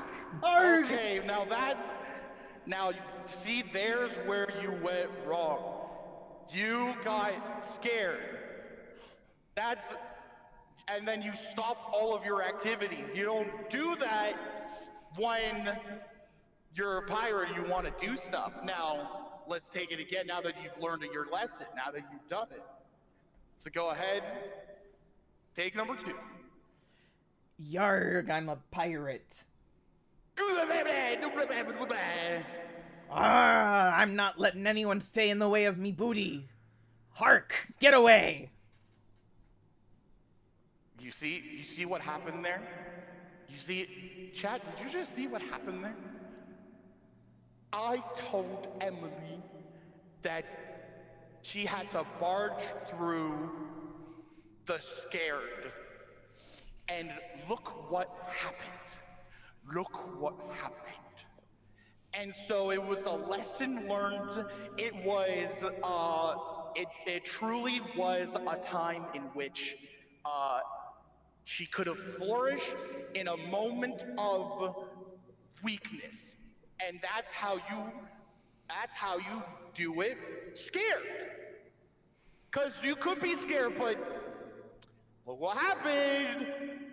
Yeah, get the booty. Oh my god, the zoom in. I'm scared. I'm gonna talk about, if you guys don't mind, I'm gonna talk about a little bit of a personal story. I'm trying to apply everyday braverism in my life, trying to do it scared. Jesus Christ. Let's talk about the scariest place on the internet. That's right, I'm talking Twitter. That's the logo. And it's never changed since then. That's Twitter. To this day. To this day. To this day. That's Twitter. So, I've been testing out my bravery in a real world context by doing what we call in the business a social experiment. So, since April 20th, some might call it 420, I've been posting something controversial. Some of my friends know about this, some other people don't. But every day I've been saying, I think we should all return to iPods. I think we need to start using Creative Zen, Sansa, Clip, Zip, iRiver, Rockbox, iPod type shit. Innocent stuff like this, I just invented a salad that replaces all lettuce with cold cuts and it's way tastier than that other piece of shit. And you know, I've just been really like, you know, they should make it so that passports could have lenticular printing, so that you could have a normal photo where you look dull and stupid, and another one that's silly and fun, where you could do anything you want. You know, you get it. So it's just good, solid, controversial opinions, and you know, that's me trying to express myself, trying to really, really put myself out there into the world, despite how people may think. And you won't believe what happened, John. You won't believe it. And this is where things take a turn for the worse. Oh no. It was all relatively innocent until I posted one thing about, that's right, it's chocolates.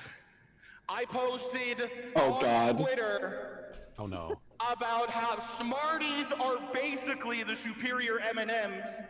And now I do need to preface this. Fuck Nestle.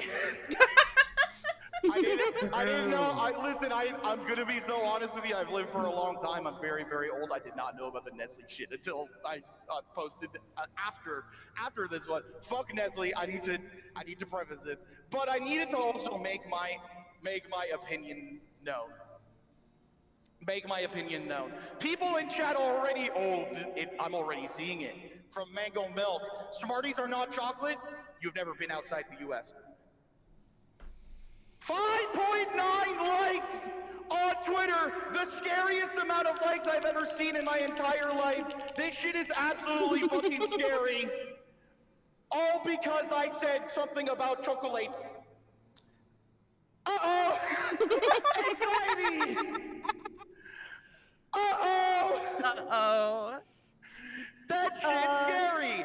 And so I was getting maybe the most heinous comments you may have ever seen because of chocolates.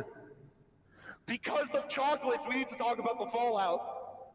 I got comments like, superior is a strong word, pal. Which I was like, okay, you know, I get it, you know, it's totally fine. You know, it is what it is, we're all stating opinions out here. Well, an opinion is an opinion, and that makes it special. Okay, I'm not a child, but all right, go off. Yeah, I totally get it. It's absolutely fine. Here's the thing, it's totally fine. You can say whatever you want.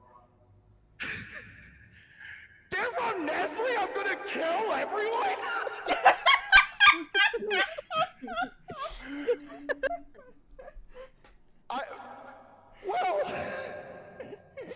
I don't know if threatening murder on just about every person that responds to this is going to help with the Nestle situation.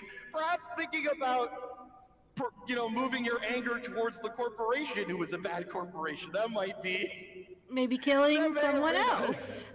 Maybe killing someone else, or not killing at all, because we don't want to get our friend Lady Emily in trouble, you know, trying to, you know, get outside. In Minecraft.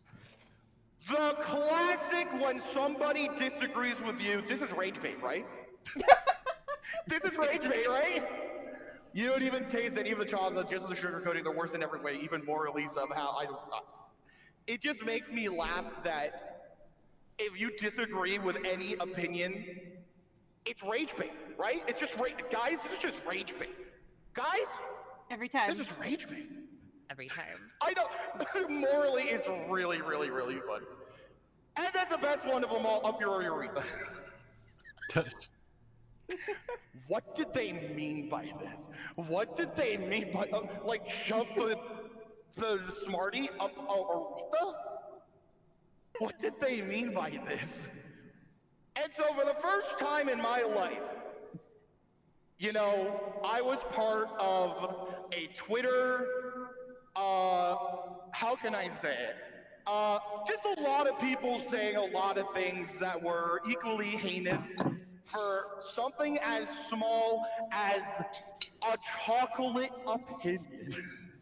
I was literally talking about, like, cookies and candies, and so I learned my lesson that day. None of these people go outside, and everybody who wanted to kill me about innocent cookies and candies opinions, who gives a fuck? Really, let's be fucking honest out here. Yeah. Let's be fucking honest out here. Who gives a fuck?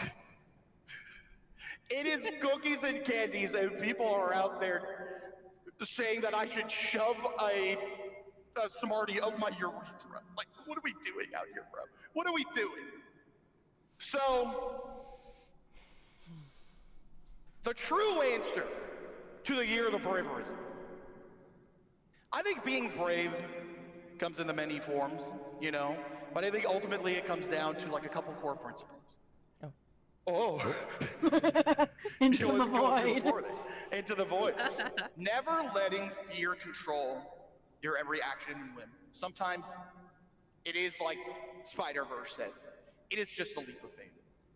You know, sometimes you have to do the things that make you scared in order to progress, you know, as a person. Maybe there's a tough conversation, maybe there's some stuff that you got, you know. Can we get like an At the end of the unflattering day- side angle?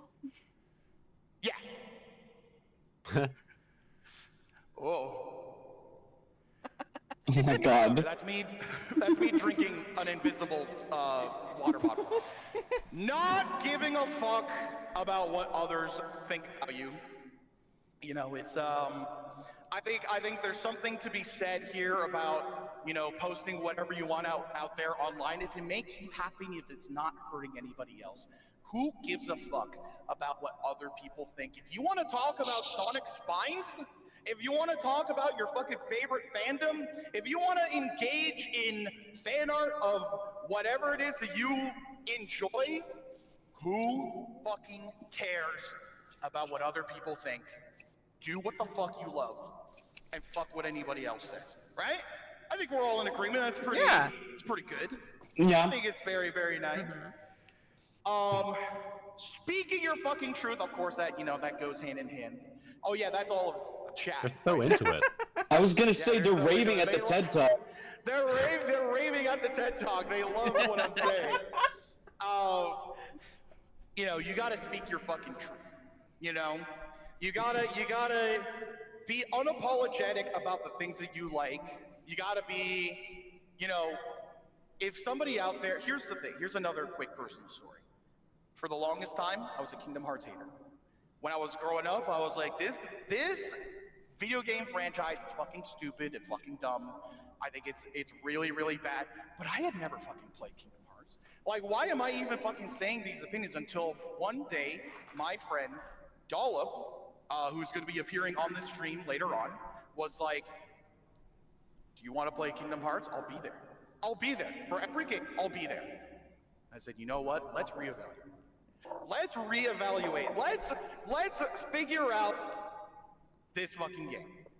And so, I reevaluated, and now I'm speaking my fucking truth. Kingdom Hearts is a good fucking game, and I'm glad that my brain chemistry has been altered forever, all because I gave it some consideration. That's the fucking truth. Doing it scared, because what is braver than doing something despite every fiber of your being sending you fear signals?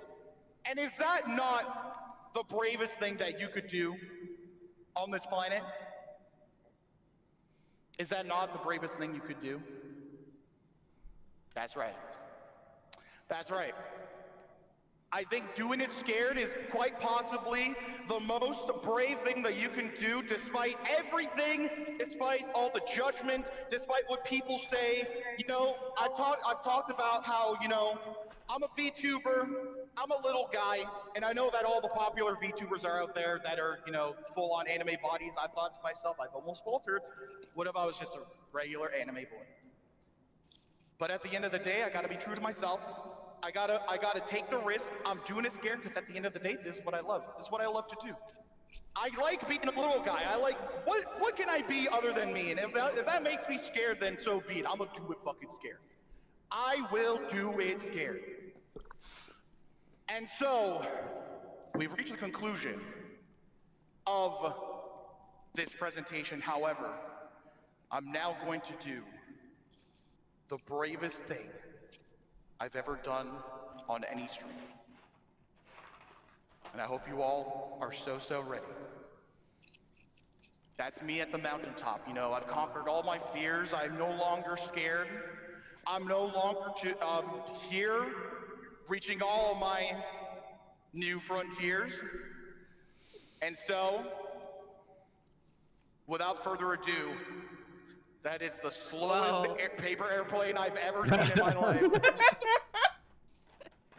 This is my hear me out.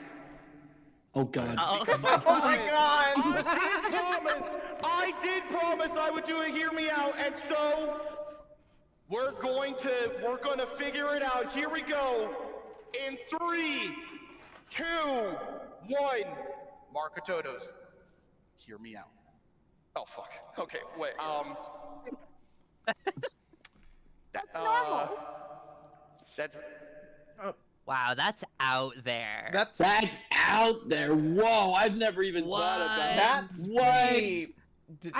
I mean, no judging, but I couldn't even think about being attracted to that.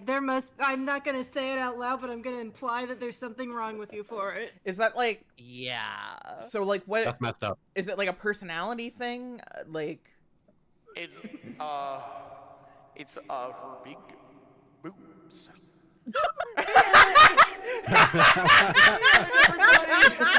Girl. This is the end of the presentation. And the crowd goes.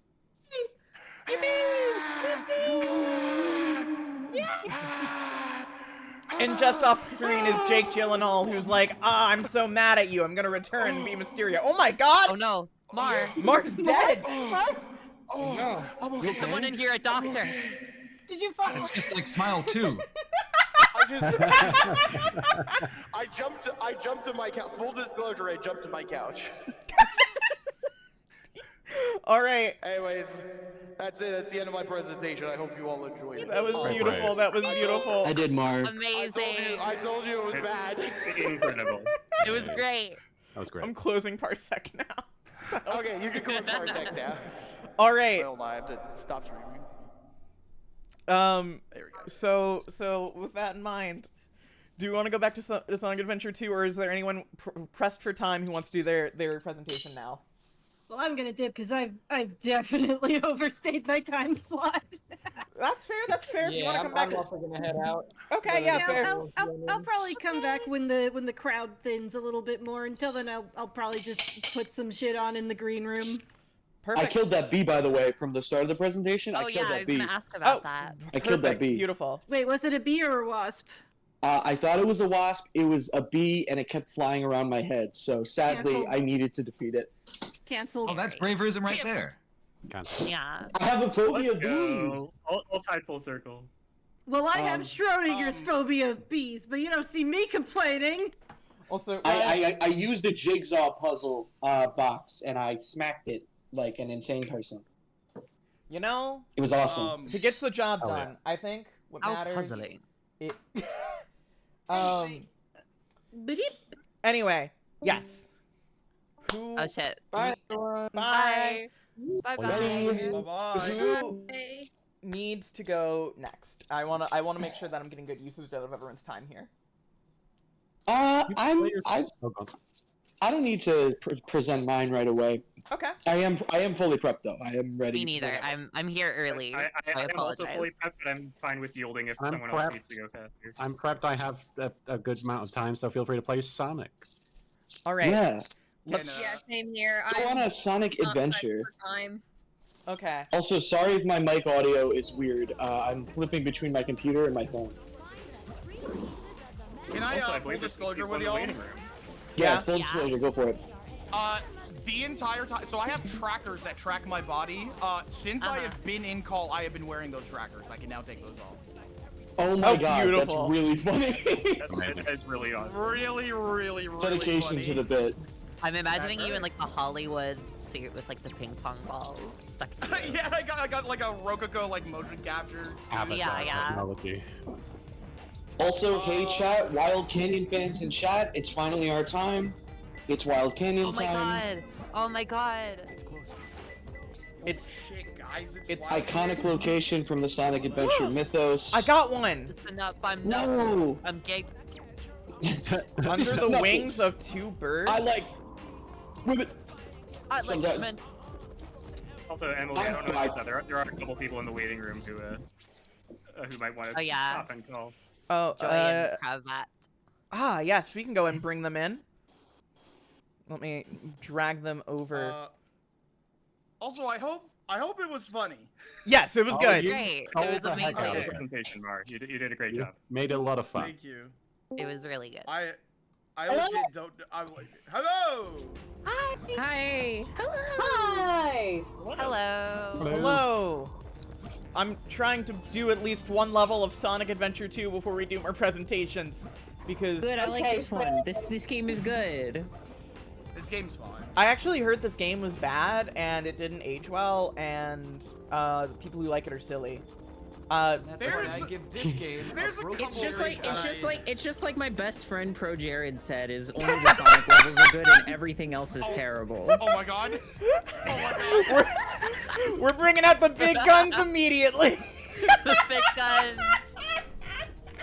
Oh, I did not pull any punches in my presentation. I hope you're all excited. Let's go. Let's go. Can I say how It's not about Pro Jared. It's not about Pro Jared. Everybody make a presentation about Pro Jared.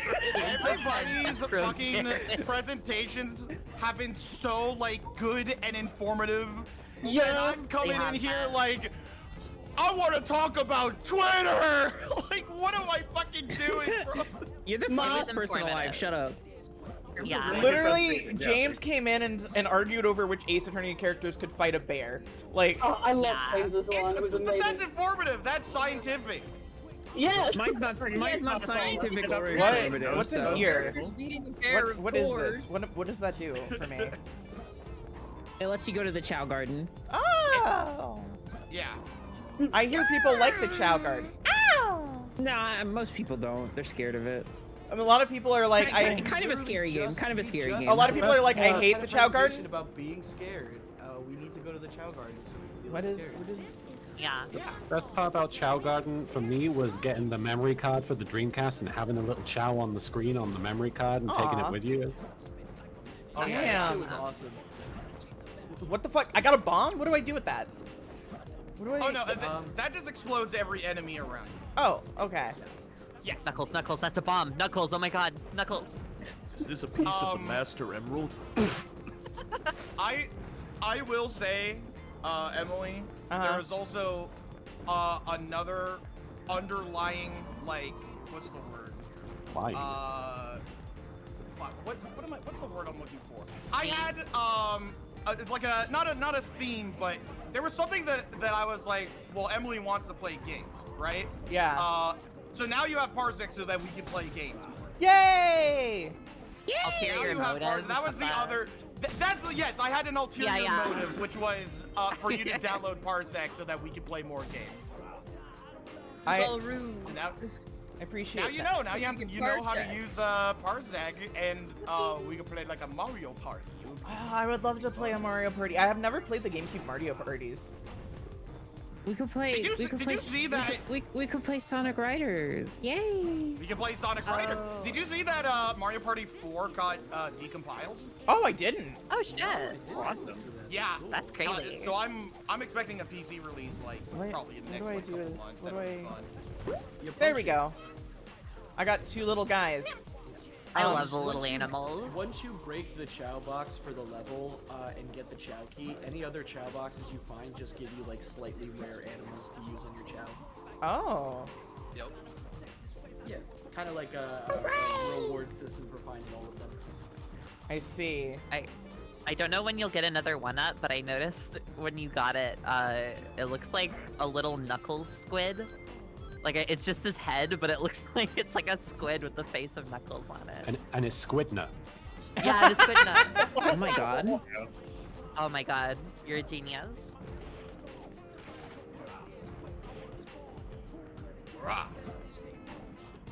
I love the noises that Knuckles makes in this, by the way. I know in this game very specifically, it's so good. What the hell? Really good. What is this? Who built this? It's called It's the Dick Smasher. It mashes. Yeah. Dr. Eggman, he built it to kill you. Dr. Eggman's Dick Smasher. And you know what? You Dr. say that it's Eggman. useless, but guess what it just did? It harmed you. That's right. Job well done. Where the hecky is the final? Okay, we're getting beeps. I'm just now realizing that the thing down there means that I'm close. Is it in here? There it is. I found it. You know, Dr. Eggman made a female equivalent to the Dick Smasher, and he called it the Mean Bean Machine. Yo, Oh y'all. Total Ring 69, rank D. I'm shit. It's amazing. D for Dick Smasher. Holy shit. I just saw someone in Okay, chat time to ask how to hide a toucan in a dorm room. I don't know, man. I hid a person in a dorm room. A toucan is a lot harder than a person. All right. What the fuck? So, Emily, do you want to speed up this process? Yeah. Welcome to Baby World. Okay. You see that egg over there? Babies. Yeah. Pick it up. Look at the bunny. Okay. Now, find a wall. Emily, don't do this. Don't do this, Emily. No. And then run, jump, and then throw with the B button. Okay. The egg should now be cracked. And wherever it landed, the Chow popped out. There it they is. are. And now the Chow loves you for that. And now the Chow loves you for that. The Chow is like, oh my god, you birthed me prematurely. That's so awesome. Baby. Okay, now what you can do is you can give those funny little animals and those chaos drives to your Chow to level them up. Wait, the bunny, yeah. Wait. So depending on which animal you give your Chow, it'll get aspects of that animal in both traits and physical characteristics. So it might get some bunny ears or bunny legs. Oh, I wish I got bunny ears. You can only use each animal once, but you can get more animals in the stages. Bro, Yeah, just little got ears. bunnied. Yo, this fucking rules. What? It's the best. Yeah, I love the Chow Garden. This happens to everyone who plays. Oh, you this gotta be game. careful with that Chow though. You gotta be careful with that Chow though. They can't swim at that age. They can't swim at that age. They will start drowning. What? If they fall into No! Emily, pick him up! Oh, fuck. Oh shit! Jesus! Oh my god! They're like Jesus. the genuine. No, Emily, you're tossing him against walls and shit. Be careful. I thought they liked that. No, that's only to birth them prematurely so that you can start using them early for races and shit. There's races? Yes, you put them in races and also Chow fighting rings. Why would I do that to them? Because they're fucking awesome They at like it. Yo, this one they has like it. horns They like it and by Yeah, they They love fucking war. love it. They want to Chow be in the love baby war. war. And the chaos drives, the things that are floating around, you can also give to Chow, and they give them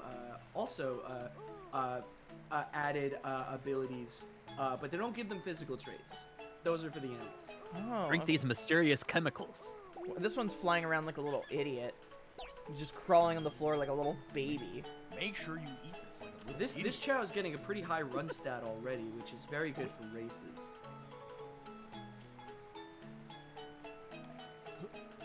No, I'm not trying to pick you Picks up. you up, puts you down. Picks you up and puts Puts you you down down 70 750,000 times. Oh, they got leveled up run stats, so that one's probably good for Yo, I'm petting. And fun fact, if you're a hero character, which you are, if you keep petting them like that over and over again, it actually changes the pigment of their skin to be more like whitish bluish after the angel Chow. Oh. And if you're a dark side character and you keep petting over and over again, it'll also become a little bit more like darker, like Shadow is. It's very cool. That's to euthanize your Chow. What? That's actually true. That actually is You true. should, okay, you should bring a Chow there and look at the fucking picture. Wait, okay, hold on. This Or one. you gotta stop. You gotta that's stop. the baby that gets chucking thrown. these against walls. The baby loves this. No, But no, you you have hold to it bring while it. you step on yeah, the button. hold on. What? Okay, hold Yeah. on. How do did you you sure- broader game? Make sure to be very careful not to actually release your Chow into the wild. They get very sad about it. Why do you keep coming over here? Fuck, it's Every so ch- cute. He says now there. Yeah. Knuckles is Literally, awesome. if you just keep spamming the B button over and over and over again, like their skin pigmentation will change, like pretty fast. No. It takes a second, but you'll start to notice it. Doing Alright. this to my cat. Do not throw this baby. I'm not gonna. In the trash bin you You're go. like, throw this No, baby. be careful. Press the goodbye button, careful. but do not say Okay, look how fucking Oh. The saddest picture known to man. He's The taking his miracle never mental happened. and going. When I was a It's kid, a little when I was a hand kid- background. I don't know Where's what's the going on in the background background. What the? It's leaving. The background's leaving too. When I was a kid, I figured out you could do this, and I didn't know what it did because I couldn't read, so I just tossed him in the bin, and he died. Oh no. What are you doing? Get out of there! Oh my god. Oh, thank God. Okay. I'm getting. We need to leave. We need to I saved leave. you, little one. Oh hell Saved you, yeah! friend. Saved your life. I Where's saved my your thank life. you? Oh no. Oh no. Oh no. Oh no. Oh no. Yo, they can't just call it that. I love Prison Island. What are they gonna call it? Oh, you know what? Let's not start naming American business.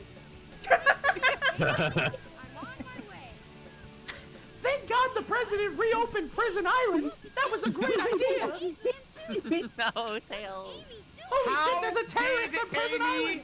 get here? Love, passion. Okay. Yeah. Sweet, sweet. She's so sweet. Yo, it's a transformer. That's true. She is so sweet. Yep, it is a transformer. That's A right. what former? Huh? I'm fighting this guy already. I just got here. Oh, hi, Tails. It's been a hot minute. I'm going to fucking kill you. I don't even know what the controls are yet. Yeah, it just kind of throws you in. This boss Stop fight- killing me with bombs. You have a separate health bar as a mech on the bottom. Oh, okay, that's what that Literally is. just keep spamming until you win this fight. It's very I easy. sure hope this baby doesn't kill me dead.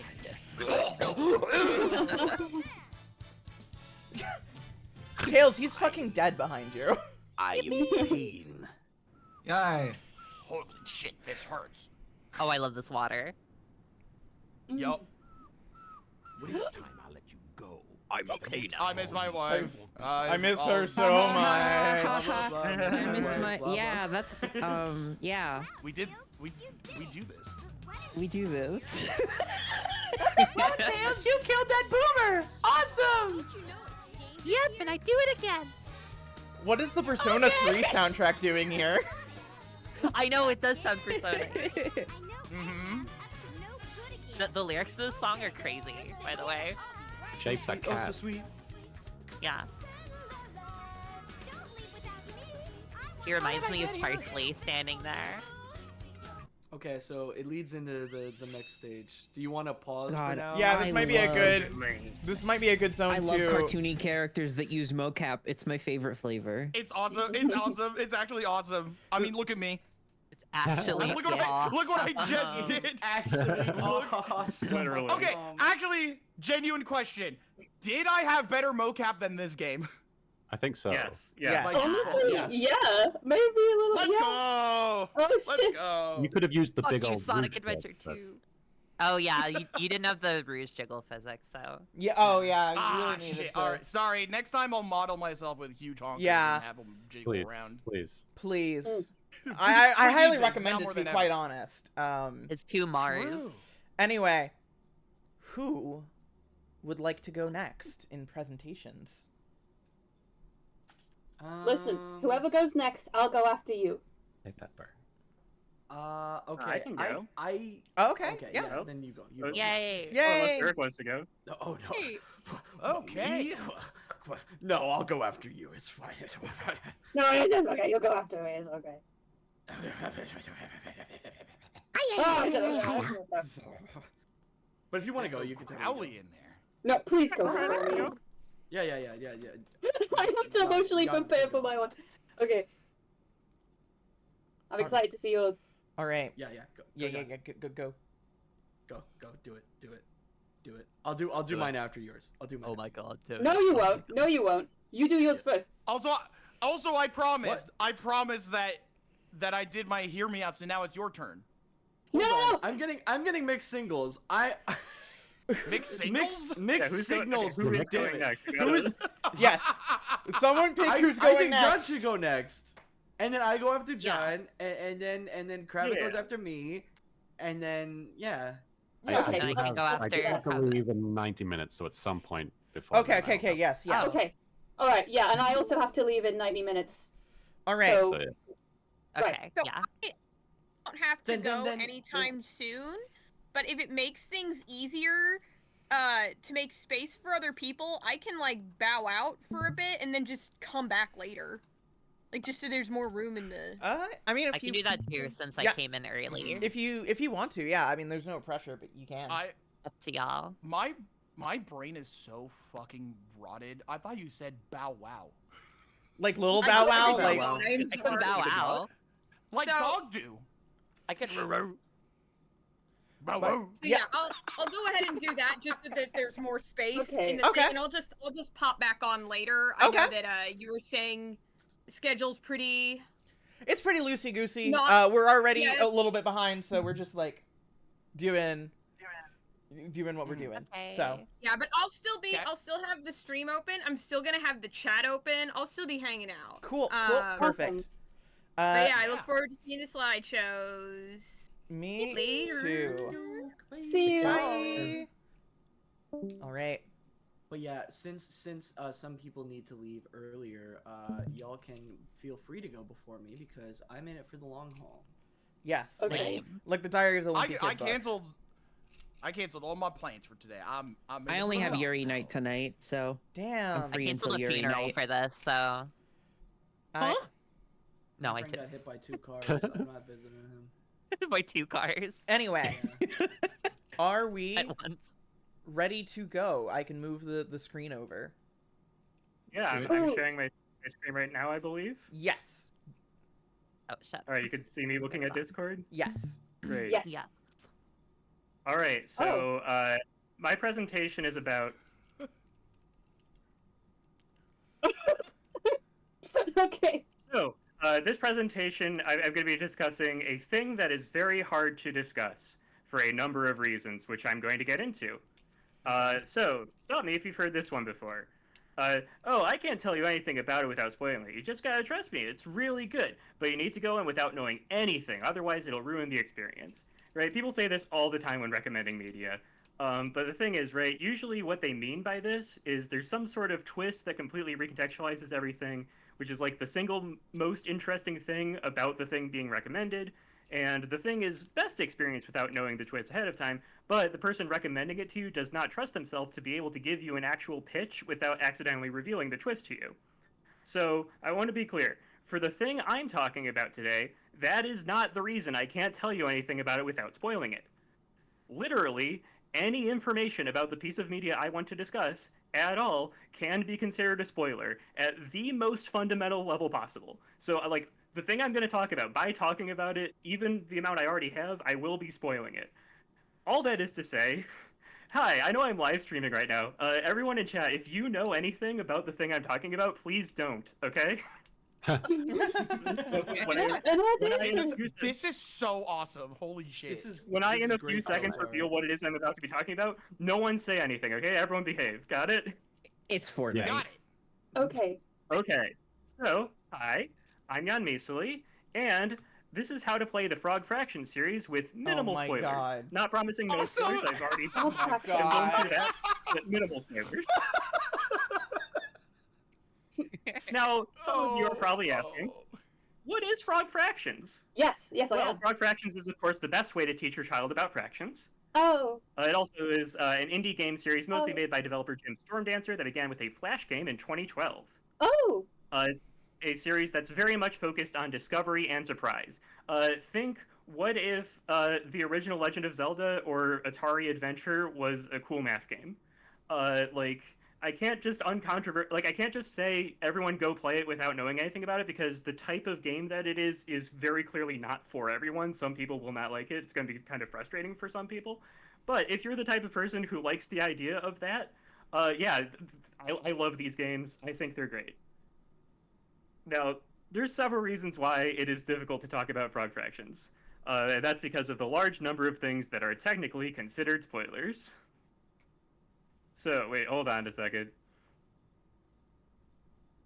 Oh boy, I lost things. Oh no. Okay, we're good. We're back.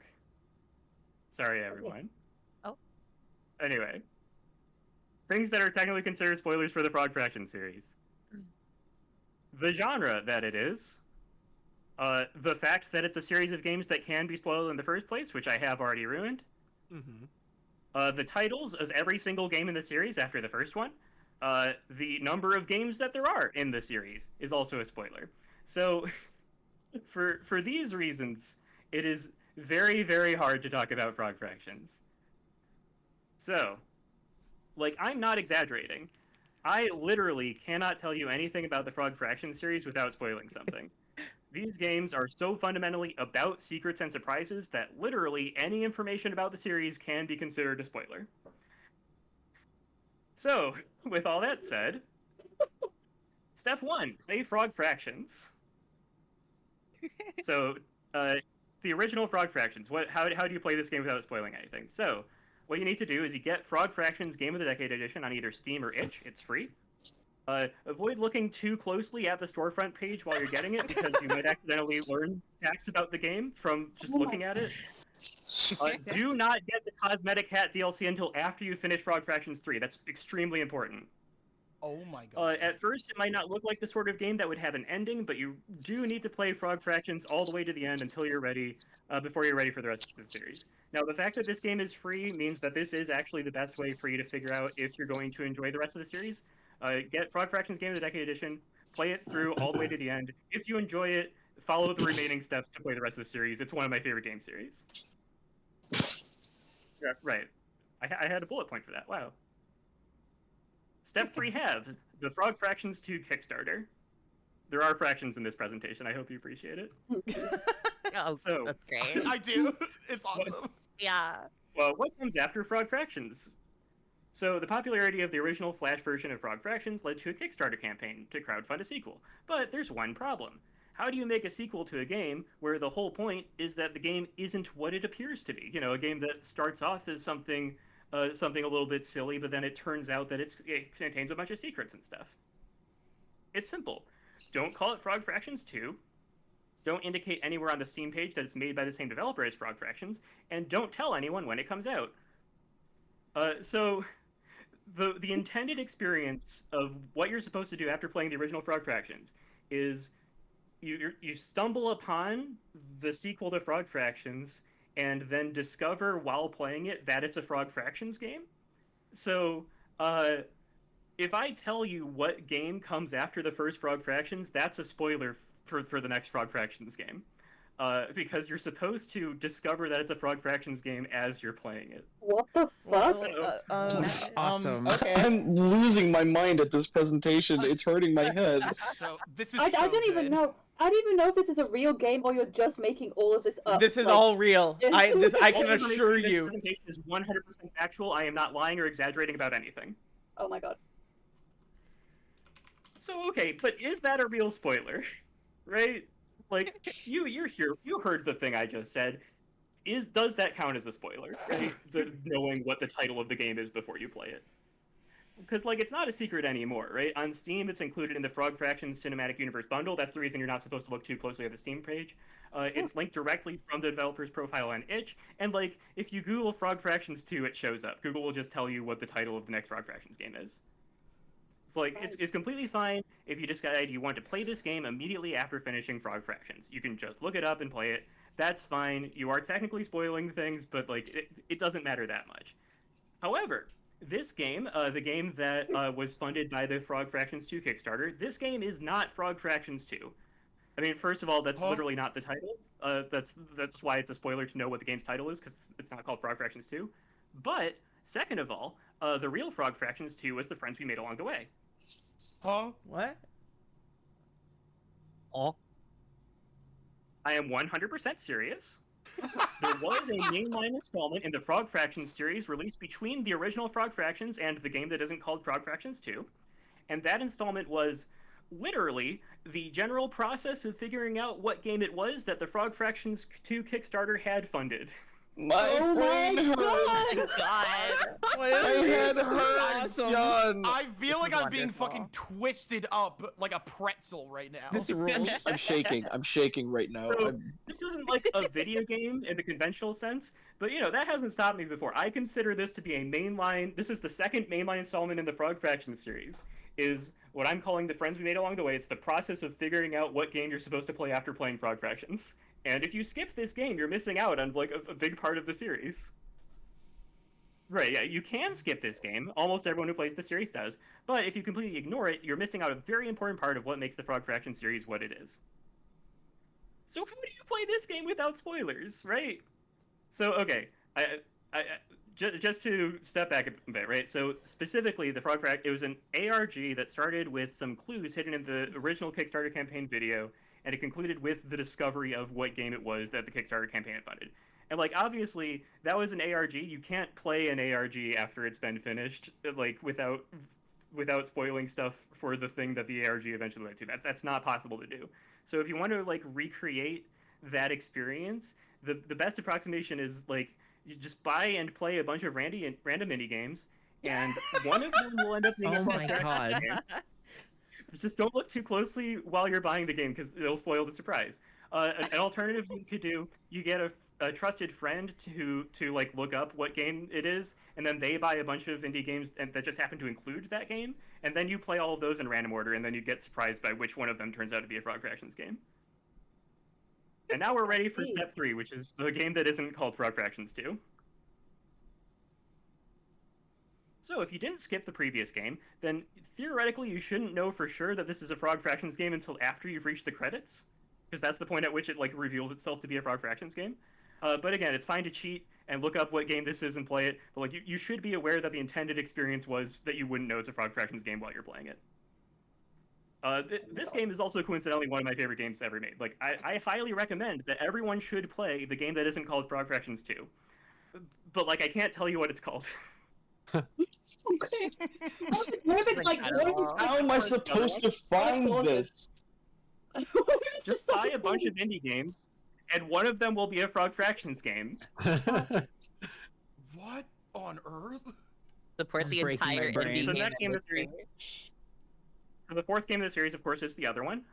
A lot of fans of the Frog Fraction series are unaware that the fourth entry even exists. Unlike the game that isn't called Frog Fractions 2, it's actually pretty feasible for you to figure out how to play this game without looking it up first and spoiling the title of the game for yourself. I consider the other one to be the Stanley Parable of the Frog Fraction series, but not for any of the top 3 most obvious reasons someone would normally compare a game to the Stanley Parable. Interesting. You've sold me. And of course, now we're on to step 9 halves, which is to play the feeling of uncertainty that you at this point have actually played the entire Frog Fraction series.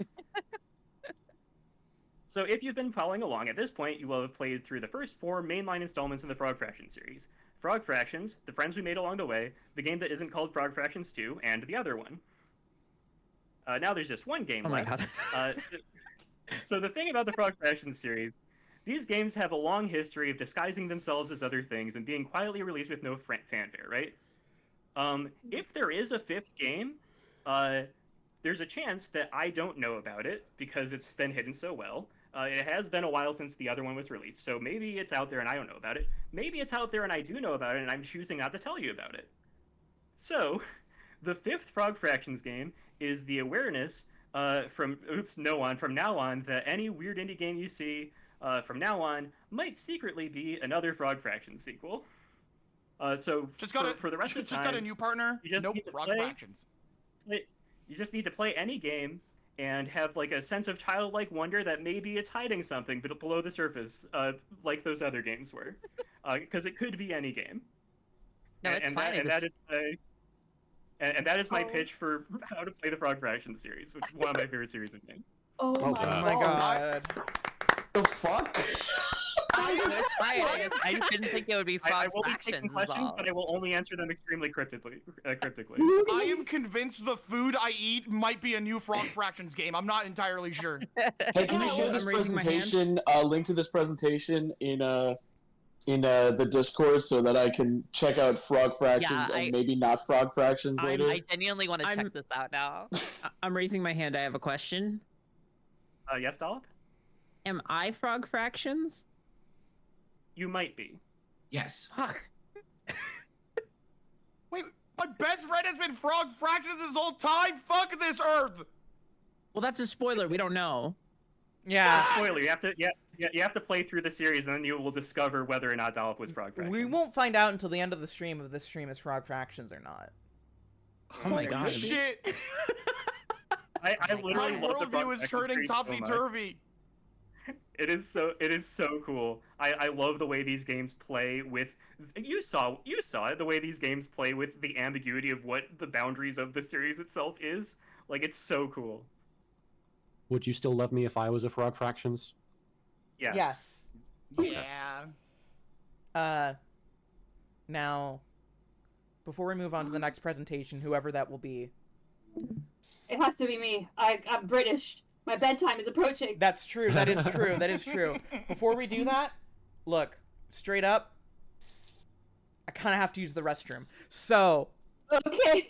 I'll allow it. I have to take a shower, so I'm gonna do that. Yeah. Okay. Girl. So if y'all can keep chat occupied for like 3 seconds while I go use the restroom. Oh, yo. Open up Parsec. I'll play for Wait, you. wait, No, wait. I'm I just got kidding, this. I'm I just got kidding, this. I'm I just got this. Hey, chat. Have you ever heard of Other Side Picnic? Oh my god. There you go. Let's do this. Excellent. I'll be back. Okay. Hi, chat. So Other Side Picnic is a game. Game. I was thinking about Frog Fractions. It's kind of invaded my brain space. A book series, which is Yuri, about 2 women who are in college and they go to the Hell Dimension to hunt creepypasta monsters and collect their artifacts to sell in order to afford guns and their classes in college, their housing, and of course their elaborate dates that they go on. It is the best thing ever put on paper. You can read the manga. I won't attack you if you do. However, don't watch the anime. I will attack you if you do. The best version of the story is the light novels. There's currently 9 of them, and you should read all of them because they're the best thing ever written. Literally, there has never been a better piece of literature put into the world. So yeah, there you go. Oh. I will attack anyone who watches most anime, so. That's right. That's right. That's right. Hey, check this out, chat. Wow. Oh, hey. Whoa, hey. Hey. That's so interesting. Mark, Wow, can you that keep was doing that? That was like weirdly entrancing. Yeah, I really like that. Oh shit! Wow. A second time. Should we be concerned that we're God. broadcasting a message that says this stream has ended? Oh, that is true. That is true. Uh-oh. Oh yeah. It hasn't We ended. can't do anything about it. It's not ended. It's not Wait, ended. what? We're still here. It's not ended. We're still here. We're waiting for Emily. She's gone For to the those in chat, toilet. for those in chat asking, the name of the series was Other Side Picnic. Read the novels, though. Read the novels. I'm begging you.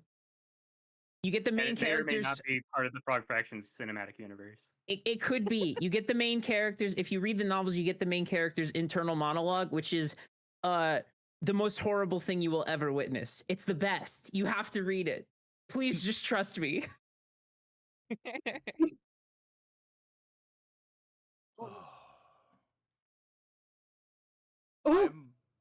I'm so glad that I don't have to do a presentation anymore because I was so scared. Were I you was nervous? genuinely so Oh. I was really, really. But you did it nervous. scared. I did You it did scared. it I mean, scared. again, that's like that is the bravery. Koiba. Mm. Oh my god. I am Yeah, about to really do was. mine fucking scared too. Like my heart is Let's pumping really go. fast. I'm got right. this. I'm right here. You'll be all right. All right, yeah, you hold Air my hand, gang. please. I'll hold your hand. Okay, thank you. My Okay, Emily, presentation, approaching. which I'm doing Oh. right now verbally, is about how Mar is a silly little fella. Thank you. Uh-huh. I think you're silly little fella too, and I'm very very glad that you introduced me to Kingdom Hearts.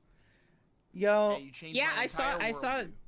I saw that you shouted me out because people were talking about me in chat, but I was practicing my own presentation, so I was like, why is everyone saying my name? But I do want to say thank you Aw. very much. I love you with Wait, the you- bottom of my heart. You practice your presentation?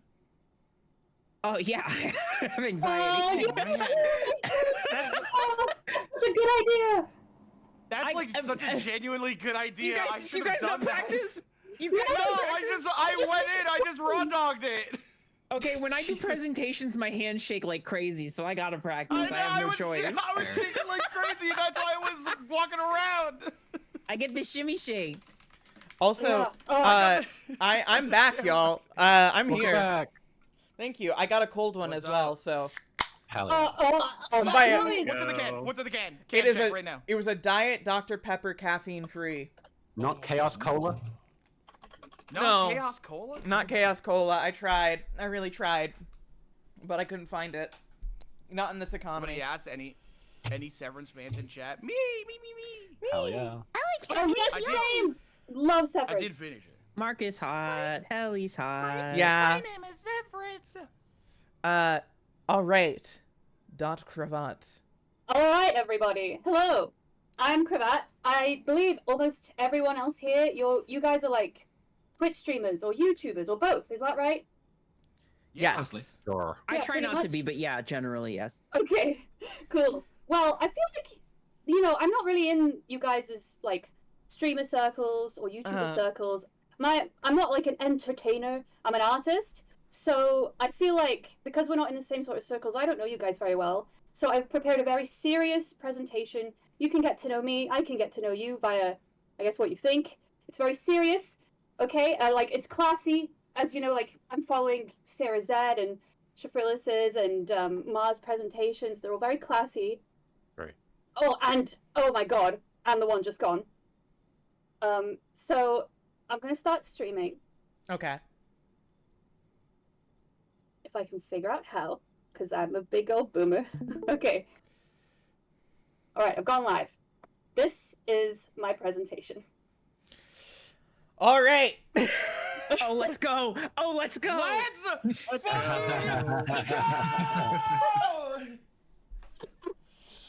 Okay. Now, it's a very serious and well thought out and artistic presentation, so no one's allowed to laugh or even smile. Okay. It's very serious. I'm frowning. I'm frowning this whole time. Yeah, okay. I'm completely blank-faced. It's a classy presentation, all right? Okay. So we're going to start off, I guess, more mild, things that you would expect, things that you see often, all right? So, and on theme, we're starting with, oh boy, Shadow the Hedgehog, right? Come on. Oh, also, I put the title of the presentation on every slide because I thought, oh, it's a stream. If someone, like, joins in, they can, like, they'll just know what's going on. However, it does make me look like I'm really proud of this. I'm not. I'm really not. We got Shadow the Hedgehog, all right? Yeah. Here's a nice. So, each one, we're gonna have a selection of images where I like how they look. All right, look at him. He's beautiful. He's amazing. He's strong. He's powerful. He can fight. He's brooding. He's got the sauce. You know what I'm saying? The flip on his chest. Yo, Pass Me was so right for putting that in caps. That's right. I love him. He's everything. I don't think I need to explain this one. Oh my god. That's what he would say. He would be like, You can't do that. You can't do that. my name is Shadow the Hedgehog, and I love you. Hold up. Can you say that again? I just need to record it. I'll just get a BS. I'm the coolest, and I love you. Oh, thank you very much. Got it. Perfect. All right. So I'm sure that we can all agree on this one, right? This one is pretty, like you see it a lot, pretty standard, even though he's a hedgehog.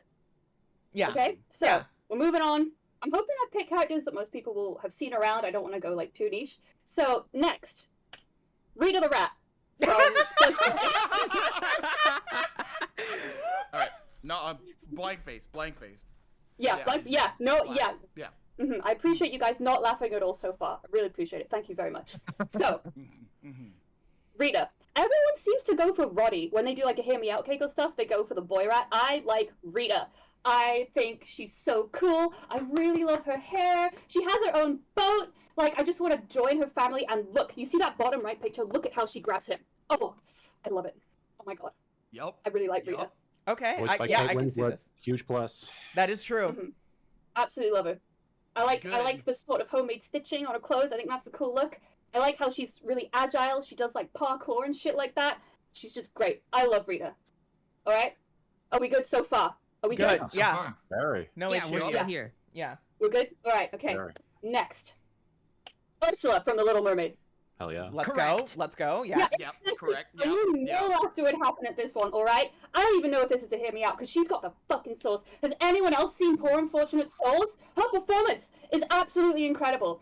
She's got the magic, she's got the skill, she's got her own business, and she can perform. Like, that's not even her business is the magic. She's just got the performing thing, like, on the side.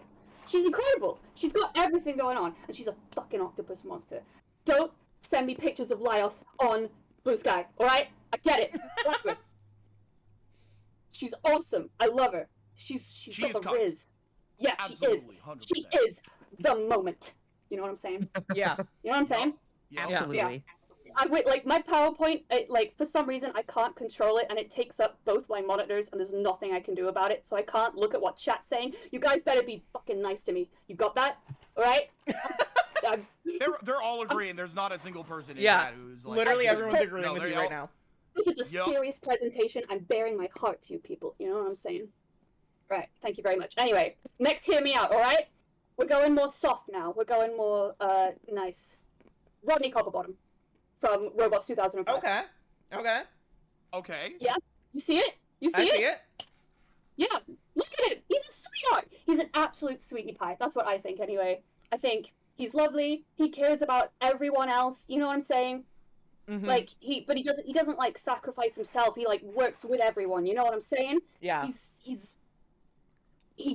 Yes. Oh, I'm so right for writing that. The only times he's genuinely angry, it is at systematic oppression. Both those pictures with the clown nose. He's mad at the little tiny guy for not letting him into the big building or whatever. Like he gets serious when it comes to other people's lives and systematic oppression. By the way, great movie if you want like baby's first introduction to systematic oppression and how it works. Great stuff. Love this film. It's got Robert Williams in it. Really recommend if you haven't seen it. Hell yeah. Anyway, Rodney Copperbottom. I see him on No One's Hear Me Out cakes, and I think that is ridiculous. I love him. He's a cutie pie. Okay. Agree. I can fuck with this. Yeah. Yeah. Yeah. You better. All right. In the Okay. UK version of that movie, they'd have to censor Aunt Fanny's name. Oh, they didn't, you know. Oh, they didn't. That's her name. Yeah, her name's Aunt Fanny in that. In the theatrical release, it was censored. I remember seeing it. Oh, was it? Oh Yeah. shit! No way. Oh, I'm sorry They, for like. they muted the man- knee part, so it was just Oh. Aunt Fan. No, you're right. She is Aunt Fan. Oh my god. Oh, I just mansplained to you and gaslit you and everything. You're fine. You're totally fine. Shit. I don't pirate movies. I don't pirate movies. I do. Don't do that. That's illegal. Don't do that. Right. All right. Yes. Next, hear me out. Here we go. This one is a double whammy, and we're going to start a bit of a theme here. We've got Bob and Linda Belcher, right? Pair of them. Yeah. Yes. Yes. Yes. You Fucking know it. real. You fucking know it. That's right. You know Yes. exactly what I'm talking about. Absolutely. Oh, yeah. Okay, perfect. So we're got a bit of a theme that's going to start with the Look at 3D Linda. 3D Linda. I love her. I love her. She makes me want to like just like fall in love and settle down and like have a house and kids and stuff. And I don't usually want that. You know what I mean? She like just brings that out of me. She's just, oh, she's lovely. And then I don't know why. I cannot explain why I like Bob. I just think he's stinking cute. I think he's a good dad. He's not like really excited like Linda, but he's like got that calm, caring energy that I really like. You know? Listen, And he's so- anytime Bob smiles, it feels like a fucking victory. It does, and he's so passionate about his business, and that's something I really respect. People who like have dreams and work on them and act on them and stuff like that. That's something I think is really, really cool. So I like Bob and Linda. All right, let's go. Let's join them. Let's enter a throuple. Let's adopt the Belcher kids together. Oh my Hell yeah. god. Okay, Alright, yeah, so- let's do that. Yeah. Wait, we're gonna fuck. Derek's not here. I know, he's not here. It's sad. Oh no, yeah, that's a shame. Oh my I think this is something up his alley. Wait, he, him, or they, them? He, them. He, them. Okay, perfect, wonderful. All right. Anyway, so we're continuing the MILF and DILF theme now. Here we go. Molly for Finding Nemo. All right. Yeah. Let's go. Yep. Yes. Okay, hey, you're laughing. This is a serious presentation, right? This is serious. Yeah. Yeah. Yeah. Okay. My apologies. Yeah, exactly. So everyone goes for the fucking badass William Dafoe fish from this movie. No. I like Marlon. He's a DILF. Okay? People sleep on that. He's a DILF, and he's a single dad too, so you can worm your way in there. No problem. No problem. Even no fucking problem. All right? Yeah. Now, I have written here that he is dedicated and he'll do anything for you if he cares about you. That is because of his issues about his dead wife and his abandonment issues, I guess. Like, fear of loss. But, I mean, it still works out for you, right? You know what I'm saying? He'll do anything for you. Alright? Alright. He's cute, right? He's like grumpy, but in a cute way. I can see it, yeah. I see it. I see it. The appeal is through the roof. Got Hank Scorpio's voice. Thank you. Sexy. Yep. Alright. You know what? I'm so happy that you guys are, like, you're on my level. You know what I'm saying? This is a very... Knocking it out of the park. Oh, thank you. I know. This is a very classy and regal presentation, you know? I put a lot of effort and time into this. A lot of artistic integrity and thought went into this. So I really appreciate your feedback. All right. We are going to continue with the theme. I do think theming is very important in a lot of media, most media. So, Detective Pikachu.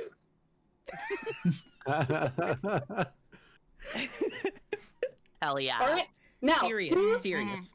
Chat, everyone, do we care about Detective Pikachu spoilers? No. Okay, excellent. I did kind of spoil it anyway by the DILF thing. Anyway, so. Yes. DILF! Yeah! Let's go! Alright. I think he's so cute. He's addicted to coffee. He's a grown-ass man, you know what I'm saying? And I've seen a lot of movies with Ryan Reynolds in, you know? And he's a hot guy, right? He gets hired because he can act and also because he's hot. And, like, he's in a lot of movies. And you're supposed to go, oh, Ryan Reynolds, you know, and you're supposed to fancy him. And I've never really felt that way about Ryan Reynolds. I don't know why. And that changed when I saw Detective Pikachu. Like, when he shows up at the end, and he's, like, so awkward and shy about it, and I was like, oh, Ryan Reynolds, you know what I'm saying? You know? Alright? So, Detective Pikachu. When he's a little shy about it, yeah, I can see yeah. it. Yeah, you know what I'm saying? I love it. And he's, like, he's mysterious, and he's good at solving crimes, and he's passionate, and he's silly, you know what I'm saying? This is Detective Pikachu! Alright? Are we all good? Are we all clear? We're all good. Yeah. Oh, yeah, We're I all see good. the vision. We're good? Yeah. And he got his Yeah. hands in his pocket, and his feet are just like slightly like. Anyways, you know. Yeah. Yeah. Yes. Oh, you get it. You understand. You know. I understand. We're on the same page of this PowerPoint presentation. All right. We're gonna change the theme now. All right. Back to Sonic. Metal Sonic. Let's go. Okay. Yeah. Let's go. Sonic. Metal Sonic's made it into the top. Hear me outs. Let's go. All right. I love his vibe. How do I change slides? There we go. I love him. I love him. He became God. He became a giant freaking monster thing. I love how he can't talk, but then he gets the Chaos Emeralds and he can talk, and he's like really ominous and badass. Oh my god, he's so cool. I love him. And he's amazing. I mean, do I even need to explain this one? As a fan of the UK Sonic the Comic, I always think of him as Metallics. Oh, you're a real fan. I do remember Metallics. Oh, you guys are better Sonic fans than I am. Oh my gosh. Oh. I should be here. This is terrible. Liz, I've just been around the block. You know what I mean? I'm an old head from all the way back. Wow, I'm very impressed. Yeah. I'm effed It up. couldn't be me. You're effed up. What the hell? I'm effed I don't. What? No, you're not effed up. You seeing this? You seeing that? Marlon the fish. I'm the effed up one too. That's. Well, serious. But you're speaking your truth, and that's brave. Yeah. Yep. This is braverism right here. Thank you. Yeah, I think so. I think this is like a form of activism in a way. You know. That's what I'm saying. You're changing the world. Yeah, exactly. Yeah. One slide of an animated character at a time. We are All here right. to change the world. So next one. All right. I don't want to do this. Oh. I think I know what the next one is. Brave. Next one. No fear. Go ahead.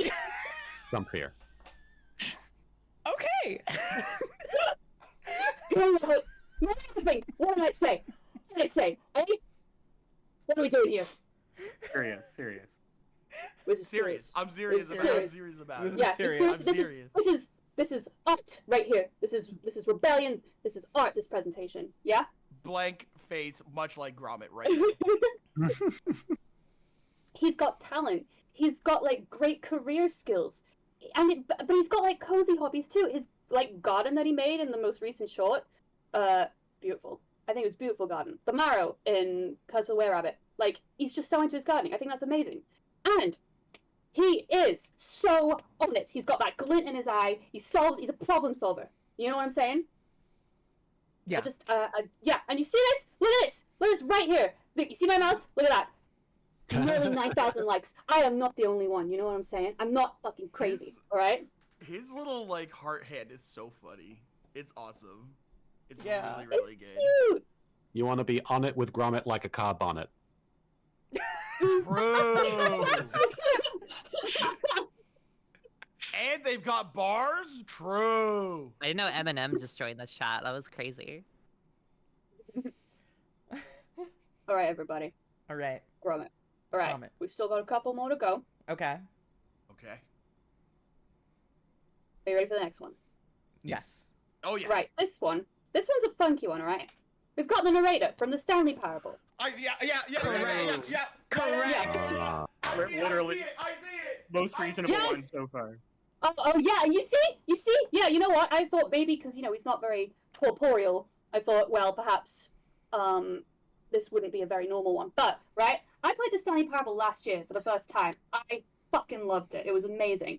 And when I play a game I like to pop on to Blue Sky and Twitter and Tumblr and just Google and just search the name of the game and see what people have made. And Blue Sky and Twitter and all that, like it was just like good art surrounding this game. Then I go into Tumblr. And similar, not the same. I know it's not the same scale. But you know what happened with the Onceler, right? We all know what happened with the Onceler. He got so far removed from the original content that he was unrecognizable. And that happened with the narrator. And I because this was like 10 years after the Stanley Parable came out that I searched the Stanley Parable on Tumblr. So there had been plenty of time to brew and to sit and to ruminate into what it had become. And you know what? You go, girls. Like, good for you. I just didn't know what I was looking at. But I am pleased to know that it's not just me. You know? But the thing is, people give him a body, and I'm like, no. I like how he doesn't have one. I like how he's just in the air. I don't know. It's just something about it. You gotta be anti-corporeal. Yeah, That's you the gotta best have way. no physical existence. It's nice. He's got that thing happening. Same, you know what? It's just him and GLaDOS that have this like really specific type of appeal. You know what I'm saying? Like they have the same kind of thing going on. Mm-hmm. Yeah. All right. I do also like how you can torture him for millions of years in the Ultra Deluxe version. I think that's really, really cool. I like that. Yeah. So, the next one. This is the last one before the runner-ups. Are we ready? Ooh, Okay. All right. Here we go. It's the James Webb Telescope Deep Space Photo. Let's go. This is the best one so far. Damn.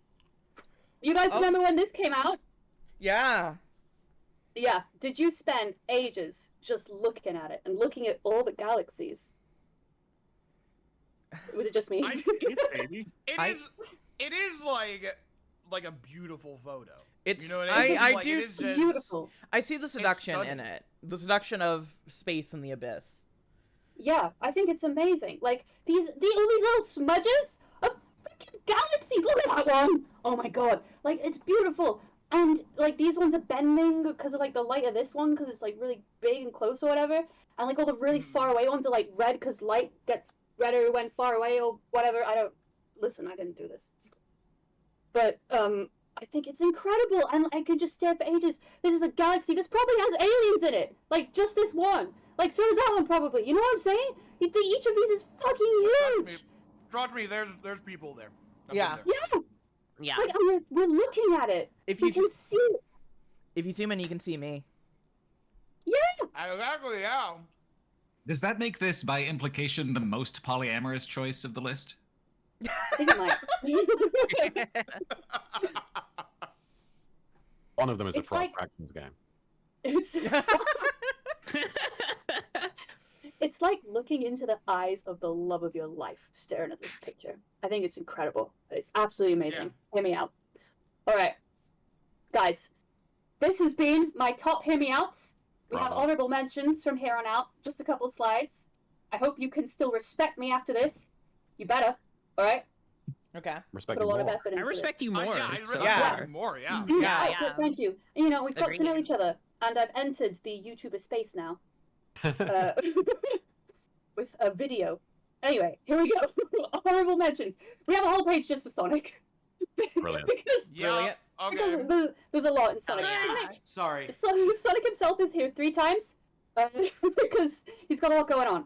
He's, you know, we got regular Sonic, we got Werehog Sonic, we got Super Sonic. I think all of them have their own aura. I put Sonic in from the murder of Sonic the Hedgehog because I think he's at his absolute cutest right there. You know what I'm saying?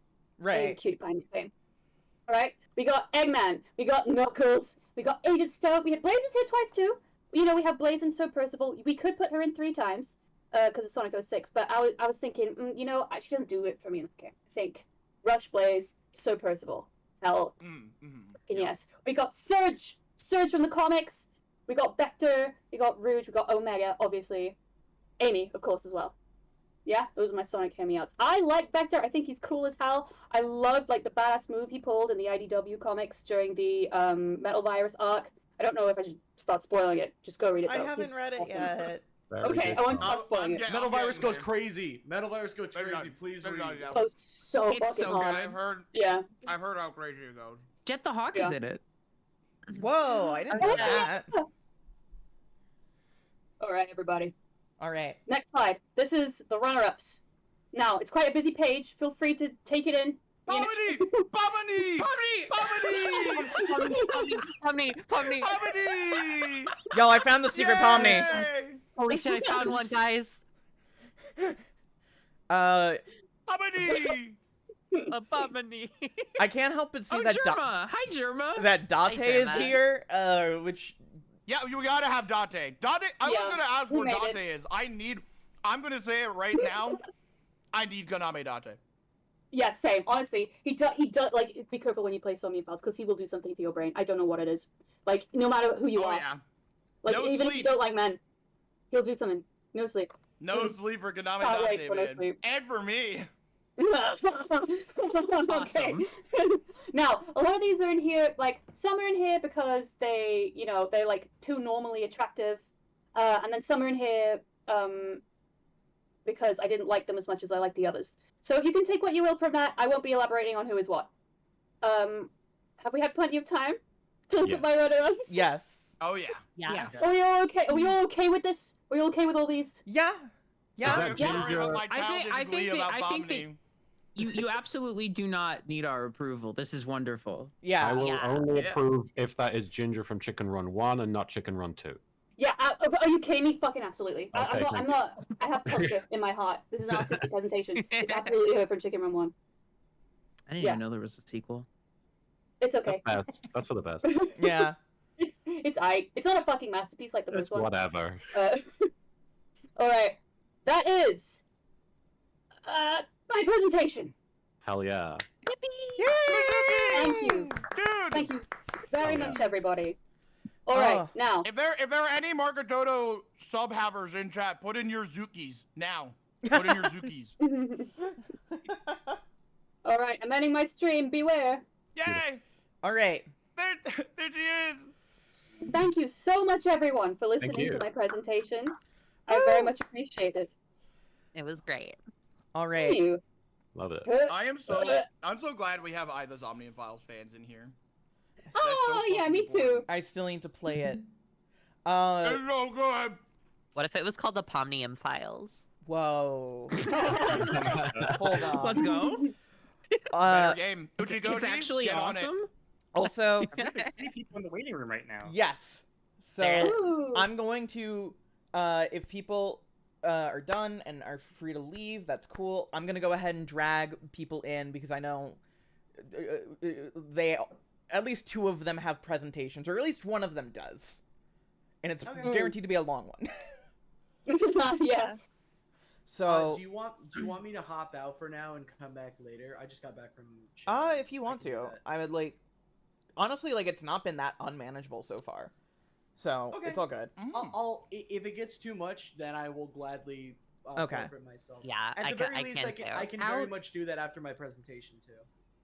Before we bring more people in, I'm just wondering, does anyone else hear like a really high pitched beeping every like 10 to 20 seconds? Well, yeah, I hear I'm it hearing that. somewhat often. Yeah. I have it. No. I hope it's not coming from my end. Yeah, I'm hoping it's not coming from my end. If I don't got back. if I don't hear it, then it might be my mic. So hold on, let me. It's I was gonna say. Oh wait, no, I I've just been hearing. I just heard it. I just heard I was it. gonna say I was hearing it when Salty and Ty were both muted. So. Okay. I just heard it too, so it's. Is it coming from me? Yeah. 'Cause I'm not hearing it. Huh. Hands up, who's doing this? I just wanted to double check before we brought more people in because it has been happening for a while.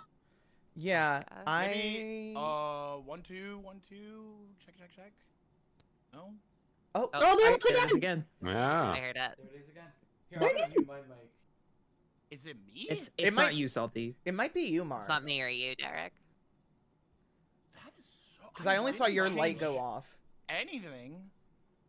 Maybe if I keep talking, yabba dabba doo, labba da doo, dabba dee dee da. Maybe doo, try dabba da da unplugging da. your mic and then plugging it back. Oh, yeah, Oh yeah. It That was a might bad be one. this connection. Yeah. It's definitely you, Mar. Oh, it's mine. Never mind. Okay. Oh, Yeah. maybe I think my what do you call it? My stuff is being weird. Hold on. Maybe. I think it might be Emily. I heard Emily. I saw Emily's Discord thingy light up when it happened. Well, This is usually like when Among it Us. is, I can't hear it. Here, let me mute my mic real quick and plug and unplug it to see if that fixes anything. Okay. I'm gonna get up for a sec. Okay. I have a hard out of 50 minutes from now, but I can come back later if necessary. I'm just saying because either I do my presentation now and then leave, or I do it later after I come back. But I'm okay. Yeah. Now, Uh, let me just go ahead so- and get people in here so they're not just like waiting though, while this is happening. And I Right, don't. Well, Huh? sorry, Emily. I have to dip now. I have Okay. a very early bedtime. Okay. I'm gonna have to watch all your presentations later with the VOD. Yes. I love Good you so much. Thank you for night. coming. You're the best. I fucking love you. It was lovely It was meeting you wonderful all. meeting you. Yeah. Wonderful You meeting too. I'm Yeah. sorry. I feel so disrespectful, just like dropping my Not at all. presentation and No, fucking off. I'm no, so no, sorry. no, no, no, no, no, Not no, at no, all. no. You're not. You're good. You're good. Yeah, you're great. You're awesome. Love you. Oh, you too. All right. All right. See you I'm- guys later. See you. Bye bye. Peace. Bye. All right. I'm dragging people in. Bye bye. Huh? Is this still happening for me? Because I did just adjust a couple of things. I haven't heard it. I I've haven't not heard it heard in a anything minute. for I a haven't heard while. in like Yeah. a minute. Yeah. If it happens again, let me know. I think my USB settings have been really weird. Oh, Also, I just Oh, heard it. I just heard There it. it was. Yeah. Yeah. Damn it. Oh, cool. I was gonna drag y'all over, but y'all dragged yourselves over. Hi, That works. y'all. Yeah, Hi. we didn't know if we had permission. Yeah, y'all can do that. It's a loose stream. We're like an hour behind. Who cares anymore? Emily. Hi. Hello. Oh my gosh. Hold on. I'll be the soul camera one. The sold camera one. Put Lindsay's camera on the bottom right, like they're the one playing, and then we can all watch. Yeah, like this is like Markiplier cam. Yeah. Yeah. Yeah, I'll be like. Holding your hands on screen. Like I'm doing it with my mind. Yeah. Hold on. Let I'm me, just that good. I need to adjust this. So here's the thing. Lil Karibo has a hard out of 50 minutes. I do. So I will happily go as fast as I can through my presentation so that I don't take up anybody else's time. I've been here for 2 hours, and it's not that I'm objecting to that. I don't have much time. Yeah, no, absolutely. So we'll do yours first, then yeah. Then Lindsay's. We've got this time wise. All right. I'm just gonna Alright. jump right into it if that's all right. Okay. Yeah. Okay. Well, I resisted doing a Kamen Rider themed presentation, but then in the end, I ended up doing it anyway. So here we go. Oh, beautiful. I didn't want to talk too much about Kamen Rider because it is a danger with me, but I am focused on the Heisei era, which is what I've seen from 2000 to 2019, everything from Kamen Rider Kuga to Kamen Rider Build, and we're talking about mostly their kicks, comparing the different kicks, but it's very seat of your pants stuff. First off, Kamen Rider Kuga. Kamen Rider Kuga is the best. He's just a regular guy who claims to have 2,000 skills, most of which are being cute as heck and giving people a cheerful thumbs up. He fights monsters by dressing up in different colored schemed armor, suits which provide unique abilities. For example, the green one gives him an immediate anxiety attack because he can hear everything super well and it overwhelms him. I too can do this. Have massive anxiety attacks after changing outfits, I mean. Not the good hearing part. Kamen Rider Kuga's flying rider kick is a traditional somersault into a flying kick, which frequently makes his opponents explode. One such occasion, Kamen Rider Kuga kicked a guy so hard that it decimated several blocks of the city in the ensuing destructive explosion. Fortunately, the next episode began by explaining that nobody was at work that day and everything is fine beyond a little bit of property damage. Still, a very cool kick, I think you'll agree. Kamen Rider Agito is the best. He's just a regular guy who has lost his memory and only knows how to plant vegetables and also fight monsters whenever the need arises, usually when he's busy planting his vegetables. But amnesia isn't the only power available to Kamen Rider Agito. He can also pull weapons out of his crotchular area, and he has multiple forms available depending on the circumstances. Regaining his memory allows him to dual-wield weapons, but sadly he immediately gets amnesia 2 episodes later, so presumably he forgets that he has 2 hands. Kamen Rider Agito's kick is your typical jumping kick with a lot of force involved, but what makes this kick cool is that when he sets it up, his horns fan out to establish dominance. Not of his opponent, but of your wallet, because obviously you need to buy the action figure because look how cool all these horns are. Also, his logo appears on the ground when he's finishing his opponents off, which is just excellent for brand awareness.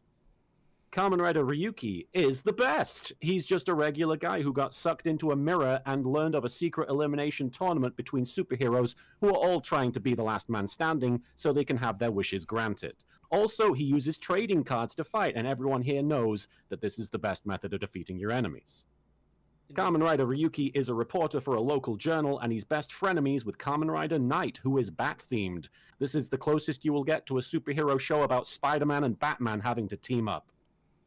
Kamen Rider Ryuki's kick is a traditional flying kick, if you consider having a CGI dragon twirl around you while you're doing it to be traditional. The combination of trading cards and dragons makes this possibly the most Yu-Gi-Oh! Coded Kamen Rider kick in existence, which is why it's one of my personal favorites. Also, even though they use the same footage almost every single time for it, the combination of early 2000s special effects and rocking music makes it feel as exciting as the first time you saw it. Bonus fact, there is a gay lawyer in the show, and the whole thing is worth watching just for him. Yo. Oh, I'm so sold already. Let's go. Pete? Kamen Rider Faiz is the best. He's just a regular guy who gets caught up in a war between monsters and humans despite his best efforts to avoid the plot altogether. He works at a laundromat and his tongue sucks ass. By that, I mean he can't handle spicy food, which comes up pretty often considering he's caught up in a war between monsters and humans. Faiz is one of the most antisocial Kamen Riders, proven by the fact that his bike can turn into an Autobot, but Faiz will actively bully it any time it does. Faiz's transformation device is a telephone, which is appropriate because my personality changes entirely when I'm on the phone too. Kamen Rider Faiz's kick. Kamen Rider Faiz's kick is special because he'll start kicking at you, but then a massive cone of red energy surrounds him and he shoots through his opponent, and then his logo appears as the enemies explode. The unique simplicity of the effect makes it stand out in a franchise full of very flashy kicks, turning the move into as much of a beam attack as it is a physical move. Having said that, one of my favorite instances of Faiz kicking someone is in the first episode where he's not figured out how to do it yet, so he just does a normal ass kick and the monster begrudgingly explodes anyway. Kamen Rider Blade is the best. He's just a regular guy doing his 9-to-5 job as Kamen Rider and holding back the imminent existential apocalypse. He doesn't know any of that, though. He's just paid to look cute and collect trading cards. Yes, the trading cards are back, and they're more tradable than ever. And this particular series leans into the card aesthetic by having each Kamen Rider be designed after a suit from a deck of cards, with their enemy being the Joker. And to quote the veteran acting legend Nicolas Cage, hallelujah, man, the Joker's wild. Kamen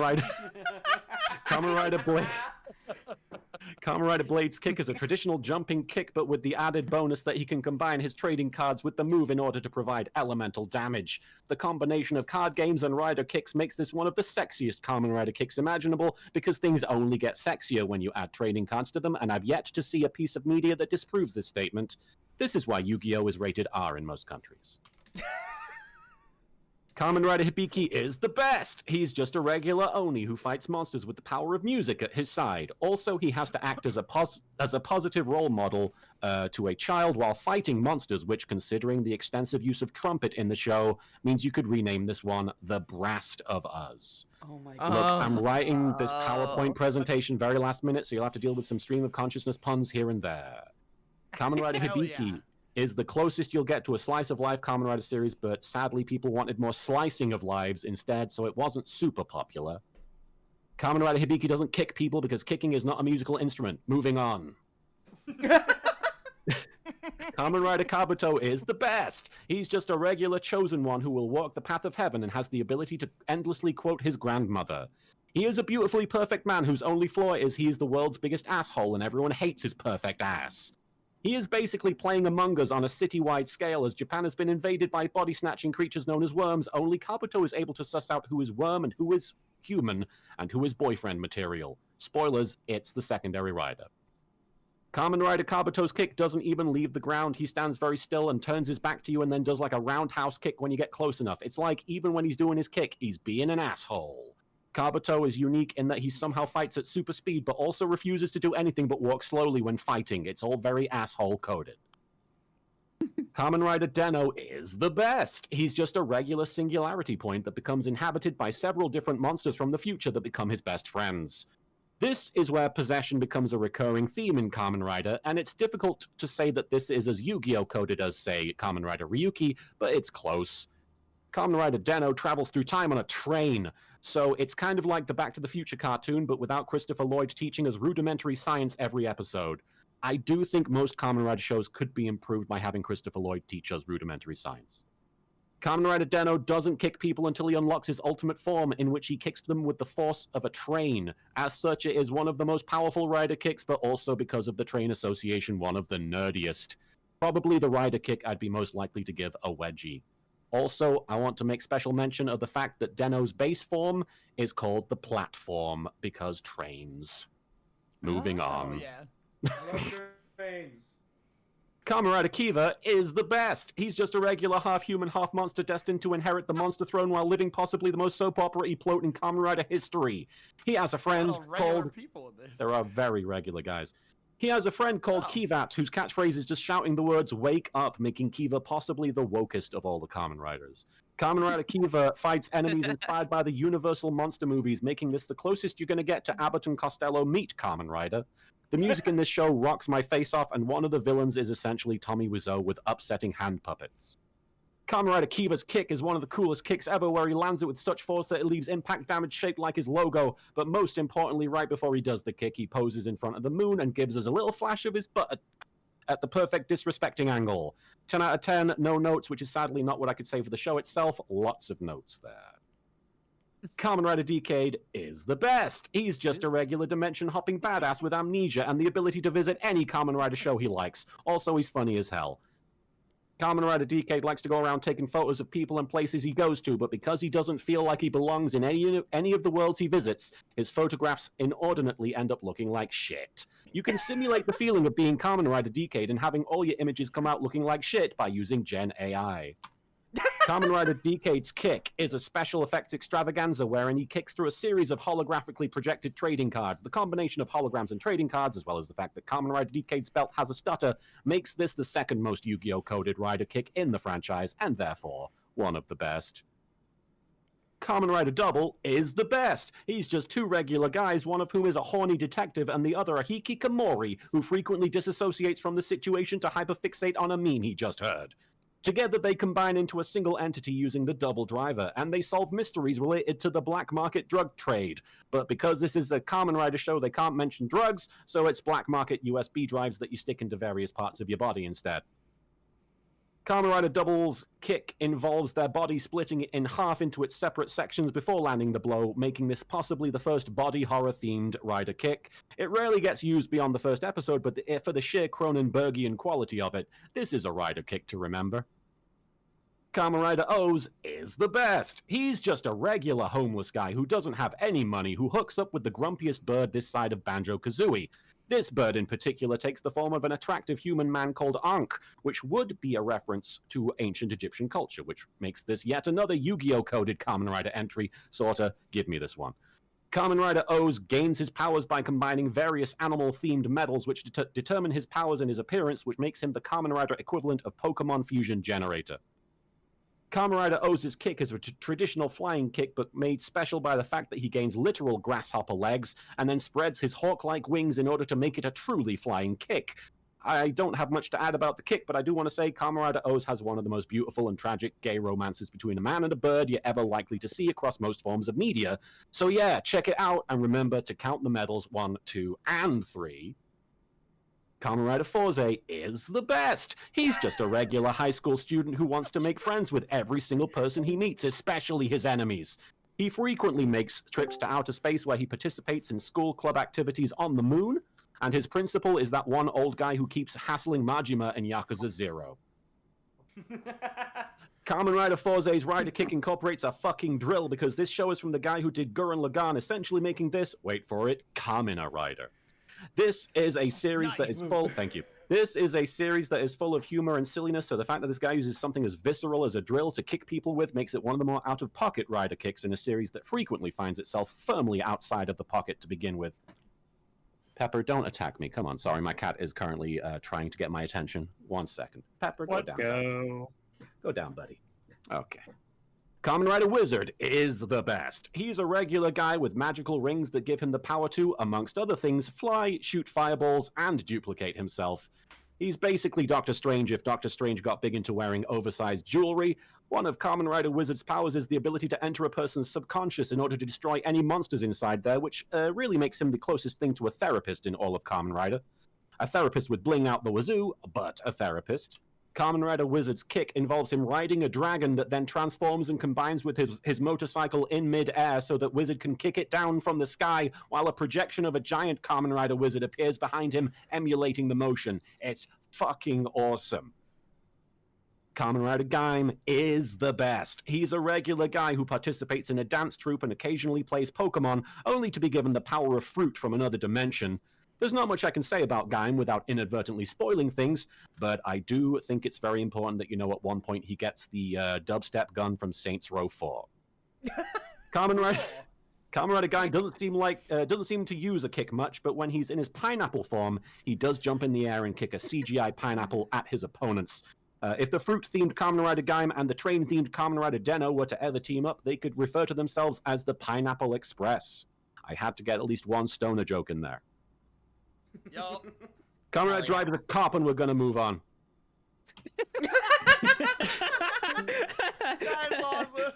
Kamen Rider Ghost is the best. He's a regular dead guy who has to collect 15 toys within 99 days, or he will stay dead forever. These toys all contain the spirits of famous legends of history, such as Thomas Edison, and also a bunch of people who actually contributed to society. Kamen Rider Ghost is unique in that he incorporates a hoodie into his aesthetic, but he immediately pulls the hood down whenever he transforms, which seems like a waste. I guess you could say houlda, shoulda, coulda, but you shouldn't, though. Kamen Rider Ghost's kick is kind of subdued and over the top at the same time, relying mostly on special effects to sell the impact. He kind of floats in midair, and then some orange glowy stuff happens. It's one of those rider kicks nobody talks about. Sadly, an underwhelming rider kick is just one of the many crimes Kamen Rider Ghost commits, aside from never featuring Patrick Swayze or Demi Moore even once. We got 2 more Kamen Riders, and then I'm done. Kamen Rider Ex-Aid is the best. He's a regular gamer who is also a doctor facing an incurable video game-based disease. Also, in one of his films, he fights Pac-Man. Oh my god. Yo! Pac-Man's a bad guy? He's a bad guy. This might be the scariest thing I've ever seen in my life. Ex-Aid is both a genius gamer and an expert surgeon, mostly due to the fact that surgery in this world most often takes the form of fighting in video game-themed challenges. This is the one piece of media where a heated gamer moment manages to be entirely wholesome. Kamen Rider Ex-Aid's kick is actually a combination of various fighting game kicks, accompanied by on-screen hit graphics and obnoxious sound effects, so obviously it's a top-tier rider kick, if only because mathematically it is many kicks. It is also the kick most likely to be sponsored by Raid Shadow Legends, so please remember to like, favorite, and Kamen Ride. Kamen Rider Build is the best. He's a regular physicist with amnesia whose country has been divided into 3 separate sections by a space wall conjured by magical Martian powers. Also, he has toys which combine 2 distinct concepts into a single suit, such as his base form that is a combination of a rabbit and a tank. Not since Watership Down has a rabbit seen such a high body count. Kamen Rider Build is doing his best to bring peace to his country and his amnesia-ridden mind, which, as you can imagine, leads to more plot twists than you can shake a rabbit-themed tank at. Kamen Rider Build's kick involves him diving down the literal manifestation of an energy chart, sliding down the dotted line, and ultimately landing the blow where it meets his enemy. To quote the late, great Olivia Newton-John, let's get physical, let's get into the physics, yeah! Kamen Rider Build's kick isn't the best, but it's one of the more creatively presented ones, so at the very least, it's better than Ghosts. I will take any opportunity to bully Kamen Rider Ghost. He's dead, what is he gonna do? And that's my presentation. Yay! I learned so much. Just a lot of regular guys. A lot of regular guys. Regular guys. Nothing that special. about And them. they're all the best. They're all the which I best. feel And like they're is all the physically best. impossible, Save for one. Save Save for for one. one. This Yeah. one guy Save wasn't. for one. Go over those 1 or 2 more times. So I really want to be able to retain the information. You can find it all on Don't worry, I Wikipedia took somewhere. notes. Yeah, you can copy my notes. I appreciate you letting me do that. Thank you so much. That was beautiful. I loved that. rule I was might not have to worth the actually go wait. back and like consult that because I do want to get into Kamen Rider. I think you'll find Very it's worth, sick. it's worth your time. A lot Yeah. of those designs are sick as hell. Yeah. I'm all on board for that. All right. Hi, editor Emily here, coming in 3 weeks after this VOD was done.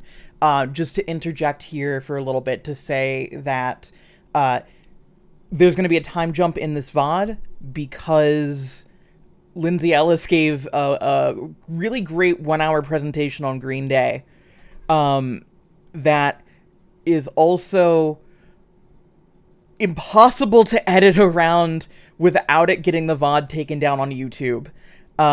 So unfortunately I had to cut basically I cut the entire presentation out of this YouTube VOD, but I am going to be putting the full uncut version up on Nebula so that people there can watch it and experience that, because there was just no way for me to actually put it on here without it being severely neutered or completely blocked, which is not the goal.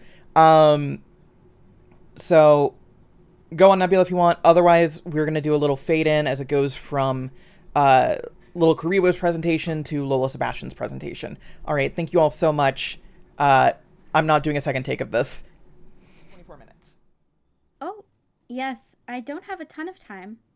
But I do have an extremely dumb, ridiculous presentation. If Let's you are go. interested. All right. Yeah, let's hop on that before we hop back into game. Yes. I've never done this before. Share. I assume I just click share your screen and you guys will tell me. Yes. Yeah. Okay. Or share the window Just if a you just so you don't accidentally flash anything on screen. Yeah, you don't want to like dox any like personal information. You don't want to dox your Oh, okay. personal files. Yeah. See, Share how does one do that? So on the bottom left of Discord, there's a share your screen button. Yes. It's right above your little username, and you click that, click share your screen, and then click applications, and then you should have one of your windows that you can share that has the PowerPoint presentation on it. Wonderful. That was very explained everything so well. Let me know if you can see stuff. Thank you. All right. Did you guys know that my PowerPoint presentation is actually how to screen share on Discord? Really? Wow. Your presentation was so precise. Yeah. Should have gone first. I mean, but, is you it know, still it necessary at happens. this point? Yeah. All right. Mine was like 50 minutes, but okay, whatever.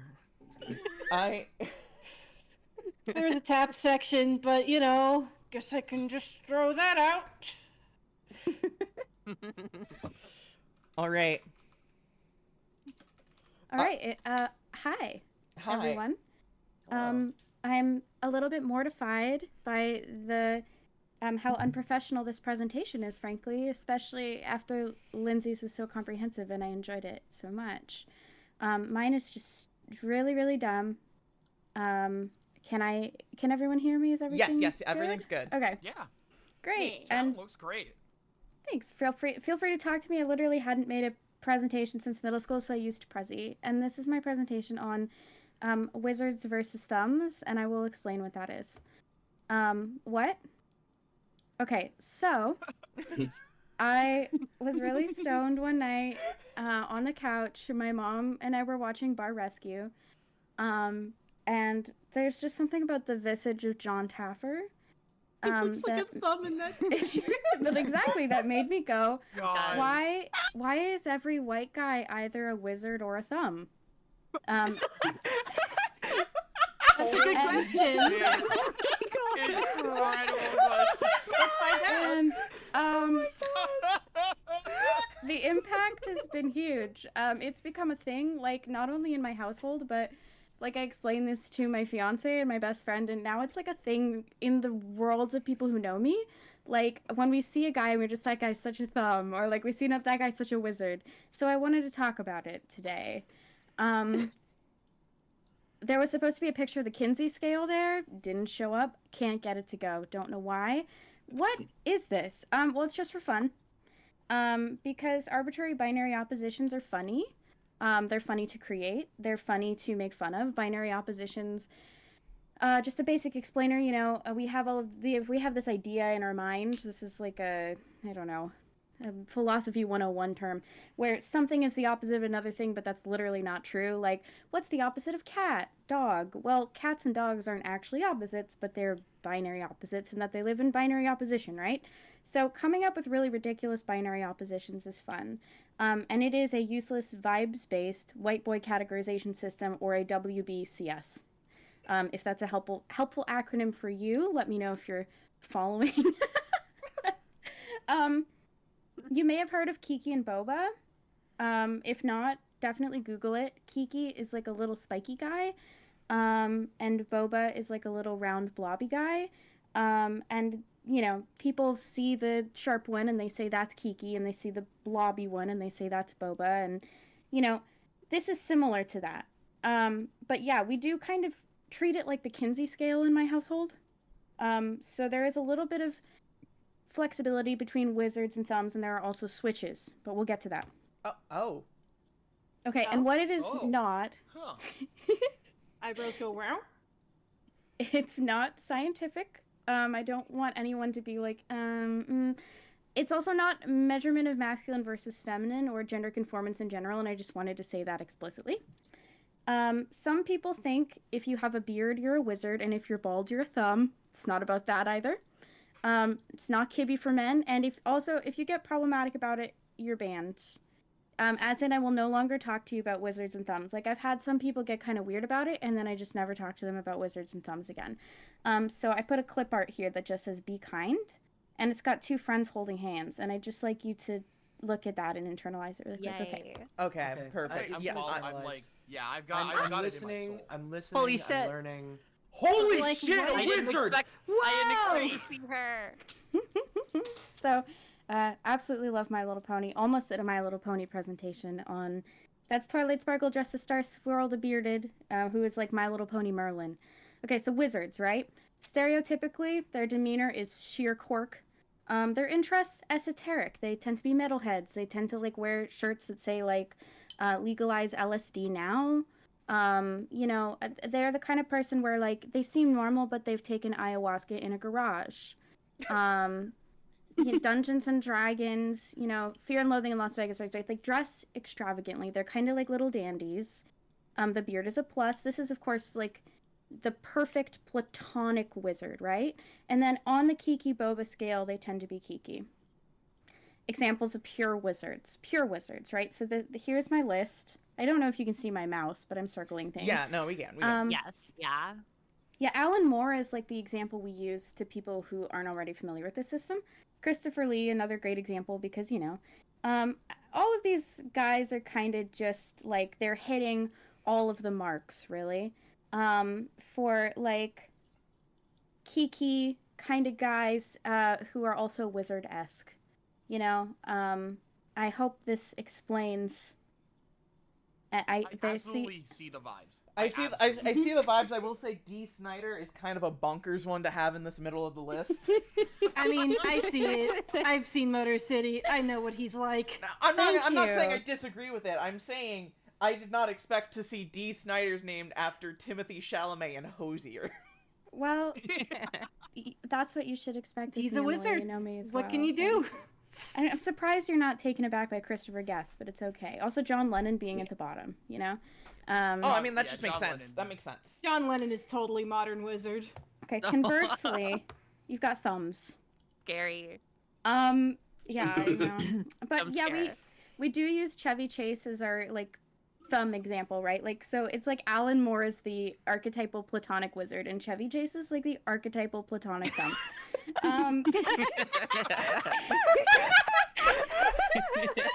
Holy shit! Accurate. Awesome. Okay, so what you need to know about thumbs, they're not all bald, right? But baldness is a plus. Like, obviously, if you see a guy who's, like, barely bald and muscular, and you can kind of, like, put your thumb over him at a distance, and that's just his silhouette, like, he's more likely to be a thumb, but let's not stereotype, you know? So, yeah, you know, a thumb, their demeanor is very composed. I wrote interested in self-discipline, encourage others to develop morning routines, work on sleep. Like, this is the kind of guy who's like, yeah, so you need to be getting 50 minutes of sunlight first thing. If you are not, you should Google Power Thoughts if you haven't, you know, like, yeah, listen to like a lot of podcasts, right? And yeah, I also made this caveat here, like, they're not interested in esoterica explicitly, right? Like, they usually a little more straight edge. They don't, like, listen to metal music or, like, advocate for the legalization of LSD, but they do believe in all kinds of crazy shit, like eating sticks of butter, using beef towels, moisturizer, raw milk. You know, like, RFK is a real thumb of a guy, I feel. So, some examples of pure thumbs. Pure thumbs. Pure thumbs. Holy shit. Pure thumbs sounds like the name of a podcast. Okay, you know, It does. this also, Derek, I have oh to my God. explain. I was about to say, I've got a great Me proposition and for Joy's you. awesome podcast. We can call it Pure Thumbs. I And we would just love talk to about do a thumb-based Wizards and events. Thumbs podcast, honestly. Wizards and Thumbs goes even harder. Yeah.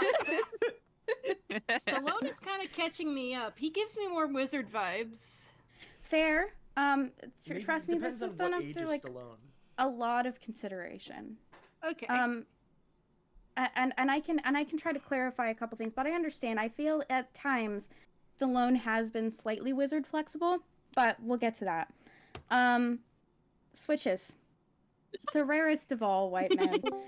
These are the only ones my mother and I can agree on so far. But Danny DeVito is kind of like our archetypal platonic wizard thumb switch. Mm-hmm. Yeah, and also people are surprised that like Danny DeVito and John Hamm are in the same category, but when you think about it, you know, John Hamm, he's handsome, you know, but he's weird in all the best ways.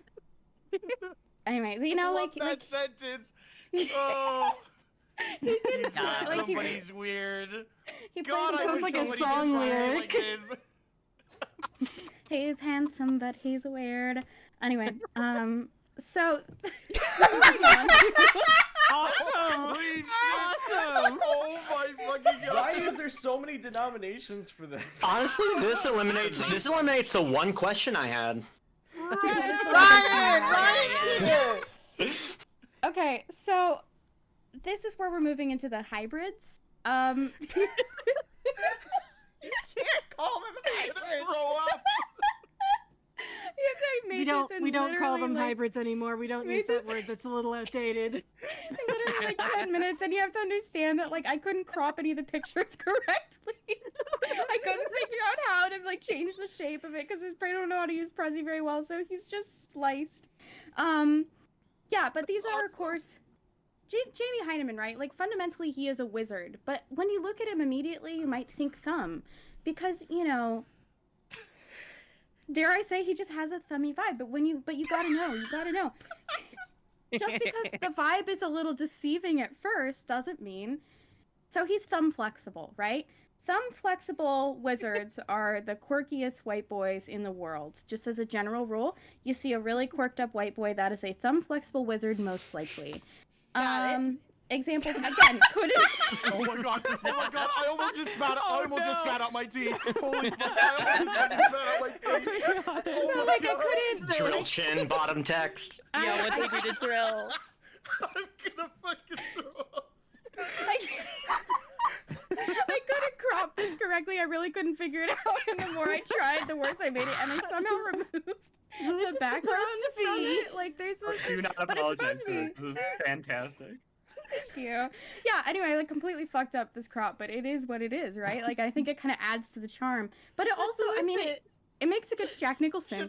But it's thumb flexible wizards. I mean, they really would crop themselves like that. You know, they have that vibe. They're quirky like that. You know, Mark Zuckerberg. That's a wizard who wants to be a thumb. You guys watch Storage Wars? You guys know Barry Weiss from Storage Wars? Yes, I know My Barry. man! Yeah, My man Barry. mans. I love Barry Weiss from Storage Wars, and Dave Hester is a thumb. Yes, you're beginning to understand, right? Like we go to like. I mean, everyone in Storage Wars except for Barry is a thumb. Wars is a very thummy show. Yeah. It's a very Yeah, thummy Daryl's show. a thumb. Dave is a thumb. Brandy's a thumb. But you know she anyway. Like Hugh Is Jackman, Kenny right? a thumb? Because he looks like a thumb, but he's got wizard vibes. Who's like Kenny who? He's the guy that says cease your profanity. Oh, I see. I probably just haven't gotten to that season yet. Oh yeah, he shows up in the later seasons. He's definitely an industry plant, but he's a fun one. Tell me why I'm binging Storage Wars like a regular show instead of just catching it on cable. You know what I mean? Like It'd be like that sometimes.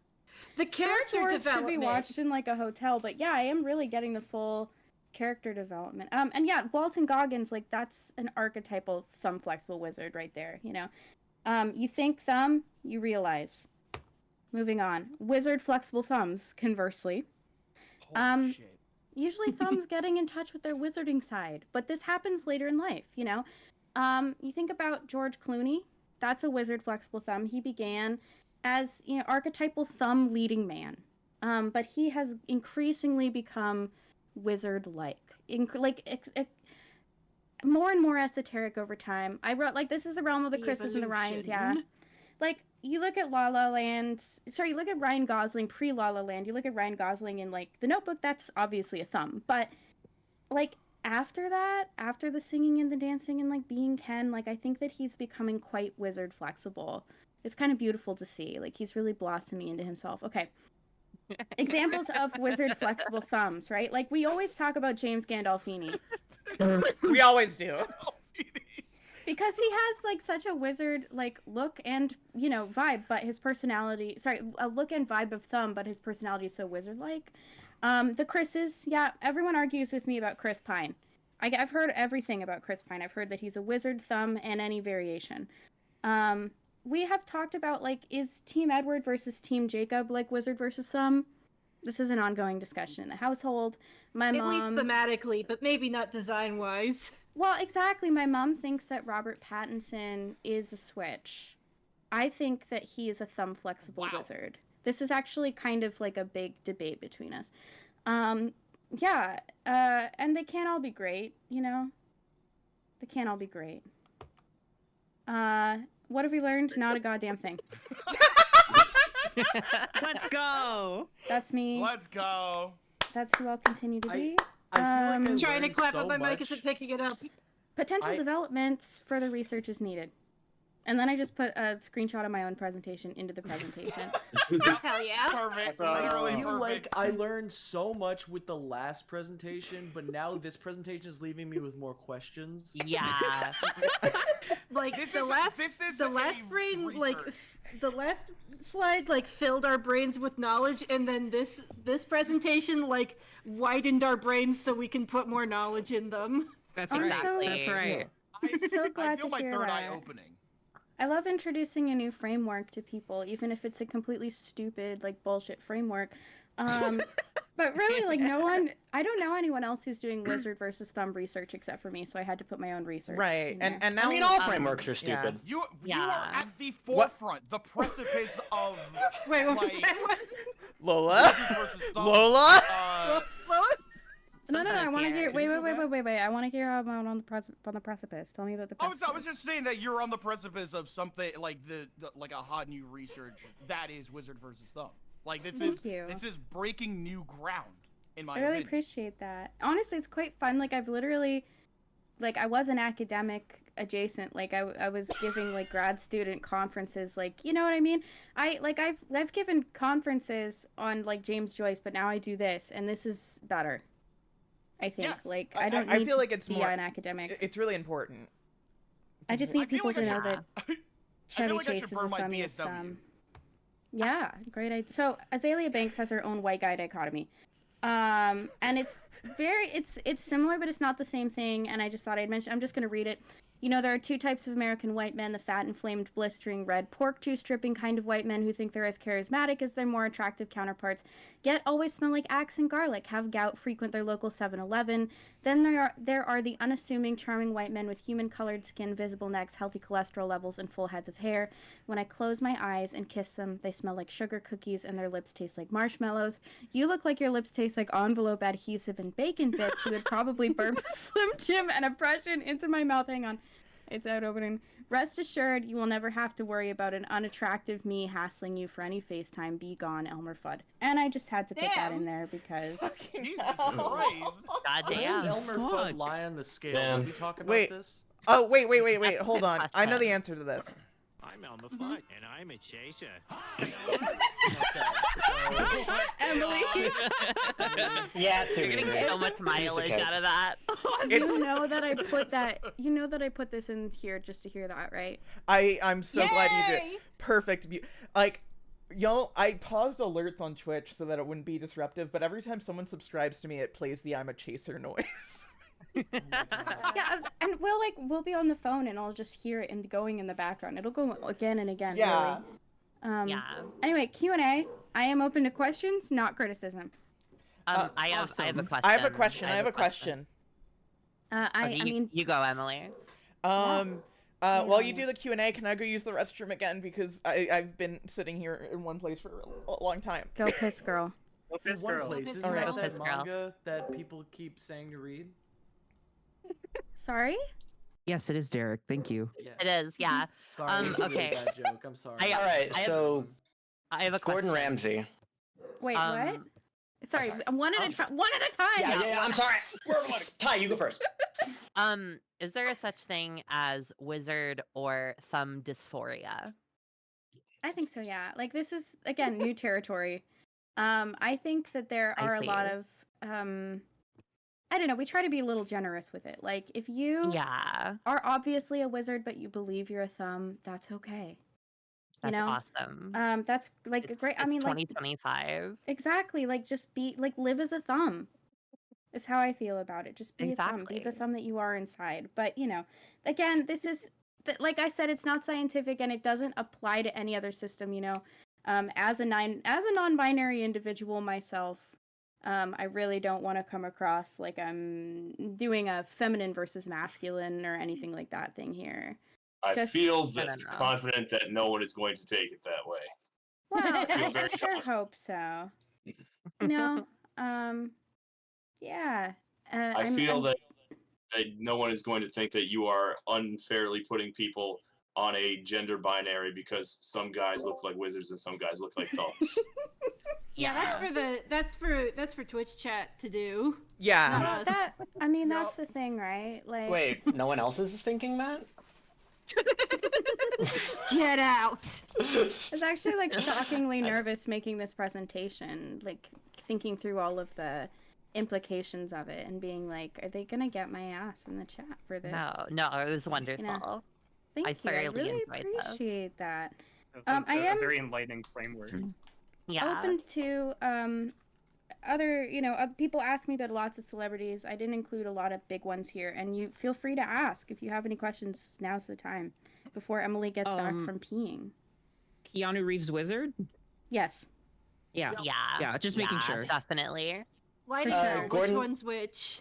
Would Gordon Ramsay be a wizard flexible thumb, would you say, or? I think that Gordon Ramsay is a wizard flexible thumb, yes. Yeah. All right, I think cool. he's on my list. Hang on, if I just... He was, yeah, I remember. Oh, he was? I missed it? Oh, wow. And I missed it like some sort of fiend? Ah, maybe I should read more often. Yeah, That just proves that the framework works. Because you're able to like comprehend it and place other white men into it. Yeah. Exactly. Of course. All right. Well, I think that about sums that up. Yes. Thank you so much. Thank you so much for Incredible. Wonderful. Love you all. I'm really happy to be here, and I unfortunately also have to go. So what a brief stint, but what a rewarding one. Take care. Take care. Great. Yeah, take care. Thank you for such a wonderful presentation. Thanks, guys. Here's my dumb research. Farewell. Beautiful. Hell yeah. All right. Hell yeah. So here's the deal. We've had people who have been here for a while, and we have people who are pressed for time. Noah, I know you've been here for fucking ever. I've been here for a minute, yeah. Do you want to present? Slash, is it... Yeah. Huh? I would be happy to present. It's mine's certainly not as good as that one, but I'll present for sure. I believe in your capabilities. I need to make Well, it clear, just in case, I am fine with waiting for my presentation because I have pretty much all day. Okay, Same. good to know. Same for me. So I am all good with prioritizing whoever needs to do theirs. Good Yeah. to And know. that way, we can really hype up mine, right? You know, it needs to be Yeah. hyped up. Yeah. Oh yeah. And that's what this stream is really all about. Yeah, it's really all about hyping me up and my. Yes. It's all about me. I'm the shit. I'm So, the shit. It appears Penny is in the green room, by the way. Oh, yeah, I can move Penny over. Okay, when Yeah, I know she that gets in person. here, everybody starts screaming really fucking loud and angry. I would, but my Can I mic was scream muted. happy? Ah! That wasn't angry. My mic isn't picking right I up. was scared. Do not be afraid. It is simply I, and I am here to bring the good news. What's What's the the good news? What's the good news? GTA 6 delayed until May 26, 2026. That is a good news. Well, I literally missed the good news because I switched to my phone. Don't worry about So it, messed up. Derek. I don't even care. I don't. It's Hi whatever. everyone. I've been loving people's presentations. yeah, everyone's been doing so great. They've been great. You have good news. Can I share some bad news? Sure. Yeah. Yes. Roblox Rainbow Friends is being added to the back rooms. Oh, they're ruining the back But it's room. ruining the back Trying to make it room. kid friendly. Well, here's the They're thing. trying to make it kid friendly. Roblox Rainbow Friends is not kid friendly. Yeah, and then it like goes into a scary dimension. Like Ben. If there's a talking vent, I'm leaving. Well, kind of, but it's a little different. For those not in the know in the call, I'm so I sorry know. for you. The brain rot's kind of insane Yeah. here. Dude, they're copying everything. That's basically just Five Nights at Freddy's. Yeah. Anyway, Noah, I am so excited. Let me get the stream up on my end. Oh. Holy No problem. shit. Oh Oh let my me know if it's God. showing up for you. Oh my It's god. gonna be peak. Ooh. What kind? Oh my God! No way! See, this is Yeah, great because I just started a run, and this will really help Oh, me let's decide fucking which go. companions I want to keep with me. Good. All right. I'm glad everyone's down for the subject. It's going to be a little shorter than some of the other presentations because there's not that many companions altogether. That's not a bad thing. That's not a bad thing. We're very behind. There. All right. Well, just to sort of introduce it, I don't know if everyone is like kind of a car person, but they are sort of like Pokemon to me. Like, I love cars, I love their little personalities, and matching them up to the Baldur's Gate 3 companions was a very exciting little exercise for me. So, I'm going to start with a really easy one, which is Halsin. Well, you can argue that Halsin would even likelier be the kind of person who bikes everywhere and looks down on drivers. Let's assume he lives in a rural area and needs a commuter car from time to time. There has never been a person more likely to be a Volvo 240 owner than Halsin. He is the platonic embodiment of the 240 lifestyle. There's enough room for all his pets, it's old enough to take dust and dirt and still look good, it's perfect for hiking and car camping, there's ample bumper sticker space for a Sierra Club bumper sticker. Helson is worried about his carbon emissions, but happily tells everyone about how important it is to buy used and advocates for the right to repair. His Volvo has been towed because of overstaying a permit at a national park trailhead more than once. There's a bag of pistachios in the glove compartment of dubious age. It is one of the few cars on this list capable of transporting the entire adventuring party, which he enjoys reminding people about.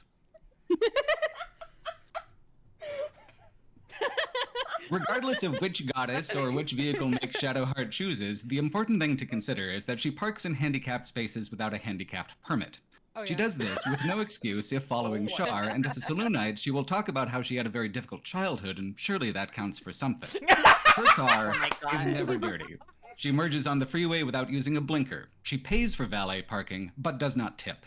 God's favorite princess does not suffer a parking spot not befitting her station. If in Saloon's favor, she will tout the Mercedes-Benz as a useful utility with plenty of cargo space that just happens to be luxurious and expensive. If faithful to Shar, she will drive solo everywhere. Do not eat in Shadowheart's BMW. Do not drink in Shadowheart's BMW. In fact, get the fuck out right now and take the bus, you passenger peon. No one knows what lurks in the heart of Shadowheart, mostly because she always drives with sunglasses and will not make eye contact with other drivers under any circumstances, especially when cutting them off. Isn't she great? Awesome. Definitely adding her to my crew. Gale would never try to drive anything that suggests he cares about that sort of thing, but he absolutely fucking does. And so not only does he drive a VW Beetle, he drives one of the ones that's a little roomier and faster. People will ask him about his car, and he will laugh and say, "Oh, this old thing?" while preparing to launch into a 20-minute anecdote about his most recent engine rebuild. His backseat is never used for human passengers because the entire thing is covered in old blankets for his cat. Cat hair coats every carpeted surface. Gale is definitely a manual transmission kind of guy, but that isn't enough. He needs to know the lore, the arcana, and as such, only an antique Volkswagen could possibly satiate his appetite for mystery. Mistra will tolerate going on dates with him in it, but she will never chip in for parking even though she has plenty of money, and Gale is limited to the stash of quarters he keeps in the ashtray. The main reason Will doesn't drive the classic original Mustang design or the newer retro-styled one is that he doesn't want to pay that much money for it. This one was a deal. It has 198,000 miles on it and starts up mostly. He understands that a dramatic masculine car is important to giving the impression that he is, in fact, the famous Blade of the Frontiers, but he doesn't quite understand that hardly anyone knows who that is. People will constantly ask him, "Hey, what kind of car is that?" And it will annoy him every time because it should be obvious that this is a Mustang. Just look at the taillights. Of course it's a Mustang. It's famous, like Will is famous. After being cursed with demonic features, the convertible top becomes especially important because otherwise his horns would tear the headliner.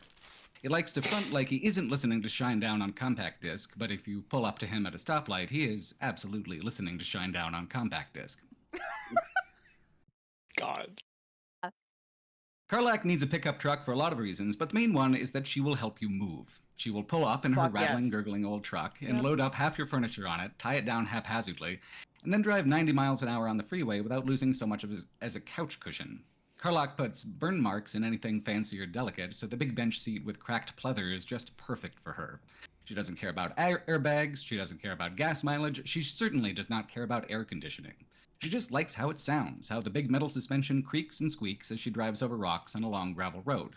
She has a cassette tape of Lucinda Williams, but it doesn't sound right because she melted it a little. The only thing that ever takes dirt off the truck is rain, and the registration is 1 year out of date, but she drives it anyway.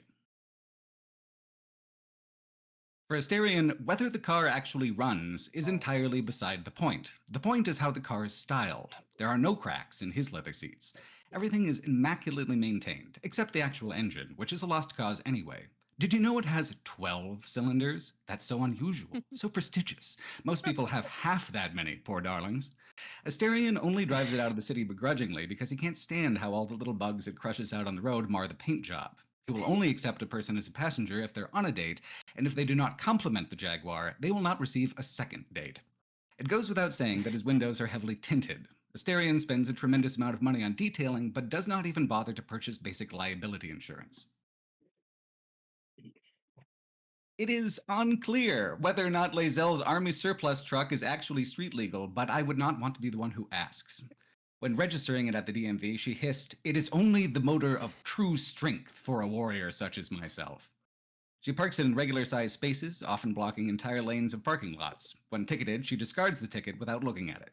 She often uses a high canopy over the truck bed to allow enough room for her dragon to roost when going through urban areas. In traffic jams, she drives along the shoulder and no one says shit about it.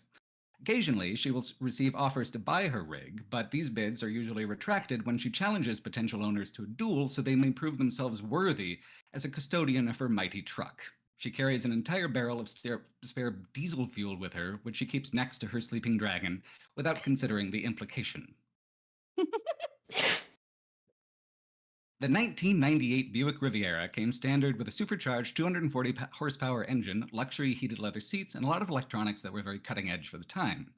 In this way, Minthara proves her dominance over lesser beings. It is not simply about money, it is about power. Any fool can buy a luxury car, only a true villainess would buy a Buick. Minthara can frequently be found driving alone in a carpool lane at 100 miles an hour, and if pulled over, will only ever say, "You will speak to my lawyer, worm." Neither cash, nor grass, nor ass are sufficient to secure a ride with Minthara, but all three can be found under or on the passenger seat, as she runs red light after red light on her way home from having 7 shots of tequila at the leather bar. Well, now I know which one I want to romance. Yup. Do not poke fun at Jahira's 2004 Toyota Camry. It is a perfectly reliable, sensible choice. It just works, it does its job, it does not draw attention to private Harper business. In the past 20 years, she has only changed the oil twice. There are numerous dings and scrapes, plus a spatter of stains across all the seats, but she has said to herself she would drive it until it drops, and that hasn't happened yet, and probably won't until the great wheel stops turning. Sometimes she wishes she had a higher clearance vehicle, but compensates by driving extremely slowly over bumps and washouts along dirt roads. Her only stereo preset sends listeners directly to the public radio station. A new car smell freshener hangs from the rearview mirror, but she doesn't expect to actually fool anyone with it. There is a worn spot on the headliner from where Minsk's bald head comes in contact with the roof of the car when he drives it. The only cup holder is taken up with a small round nest for boob. If there is anyone in the car besides Minsk, it does not have enough power to climb steep hills without offloading several swords and axes from the hatchback portion. Minsk did not buy the car, but was given it for accomplishing good deeds many years ago, and now that he's emotionally attached to it, there's no way he'll ever get rid of it. He has a bumper sticker that says, "Honk if you love bravery," but forgets it's there and wonders why people are always honking at him because Minsk drives precisely the speed limit and always uses his blinkers. Excellent. This Wonderful. was This was this might be the so- most that I have ever agreed with anything. Maybe. This was so amazing. It is, Really good. It's just like probably like the whimsy levels of this presentation is off the fucking chart. Chat Just didn't, incredible. Chat didn't hear this because I muted myself.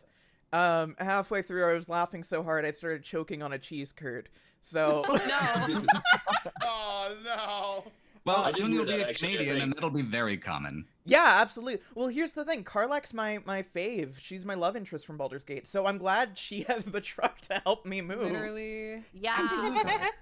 This is that just made me want to go back to that game more than anything same. from the past year. Now that they added Bladesinger, I want to go back and make my D&D character. Sorry, I just love D&D and Baldur's Gate.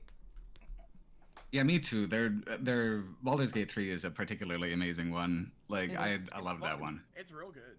I gotta play more of it. Yeah, it's Me so, too. It's one of those things where it's really good, but it's so overwhelming that it doesn't like stress me out to play. But like every time I play it, I'm like, oh shit, I want to make sure I do everything right, and then I see as much as I possibly can.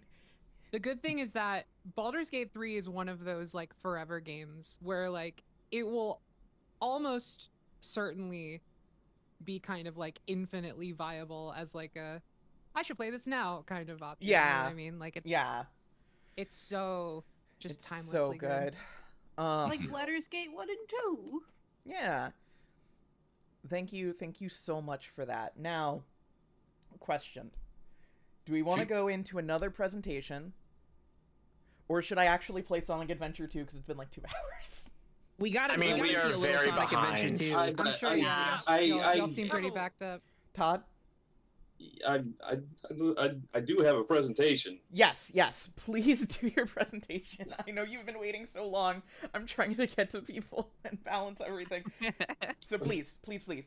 You should change the name of the VOD so it's presentations and Sonic Adventure. Yeah. I'm don't gonna think anybody expected everybody to do it, so we're just managing. I already changed the category on Twitch to just chatting rather than Sonic Adventure 2. That's really funny. Probably a good call, yeah. You can just put a picture of Sonic in the bottom corner to make it accurate. Oh, I'm here. Put a little Sonic VTuber model. I'm adventuring Yeah. too. Whoa, these presentations are sick. Talk about a low Your budget flight. No thumbs or wizards. I'm out of here. Your shoddy PowerPoint craftsmanship brings shame to hedgehog kind. All right. Got it. So Todd, you up? You good to do yours? I don't know how to do any of this. What do I do? Okay, so just believe in yourself. Go down to the bottom of the call screen. You'll see a little thing that says stream. Share your screen? Yeah, share your screen. Hey, Emily, just real quick, I need you to really see the title at the top of your related videos. On mine? Oh. Yeah. Oh, let's go. Oh, let's go. Click it, click it, click it, click it, click it, click it. It's here. That's on Noah's. Oh, it's on Noah's end. Yeah, my that's on bad. Noah's. That's on Noah's. Oh. That's not mine. I A new Awesome. boobtastic game. Hey is Noah, here. how we doing? My click Doing is good. good. Also, Ellie's in the green Hell yeah. room. I saw. I will bring Ellie over. Ellie did hers earlier and it was really Yes, fucking she good. Yeah, so she's probably just here to hang out. Yeah. Yeah. All right. Todd, you figured out? I was trying to find out what everyone was talking about, and I didn't get to see it. It's still there. It's still there. Just look at Noah's stream. It's the top related video. Oh yeah, okay, I see it. Video. I think that's it's like a virtual browser game. A new boot. But yeah, it's gotta be Yeah, like it's an an ad. is here. New Thank boobtastic God. game. Whoa. Oh no. Oh no. Get scared, get scared. We've created a circle. Into the infinite. Anyway. That's what it takes to be infinite. I don't know what's happening. How do I make this? You just hit the standard button that you would use to go full screen on PowerPoint. So just from the beginning button. Yeah, and then we'll be able to see it. Yeah, we can see it. It's all good. It's all good on my screen.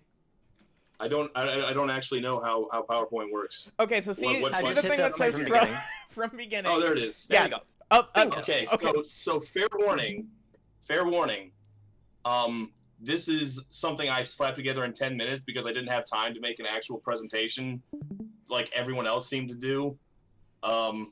I did this in 10 minutes because I've been working all weekend on the fucking video that I just finished. So this is not like. Let's go. All right. Let's this go. is and for the record, this is not not a joke video. This would be like an actual video that I might make someday in the future.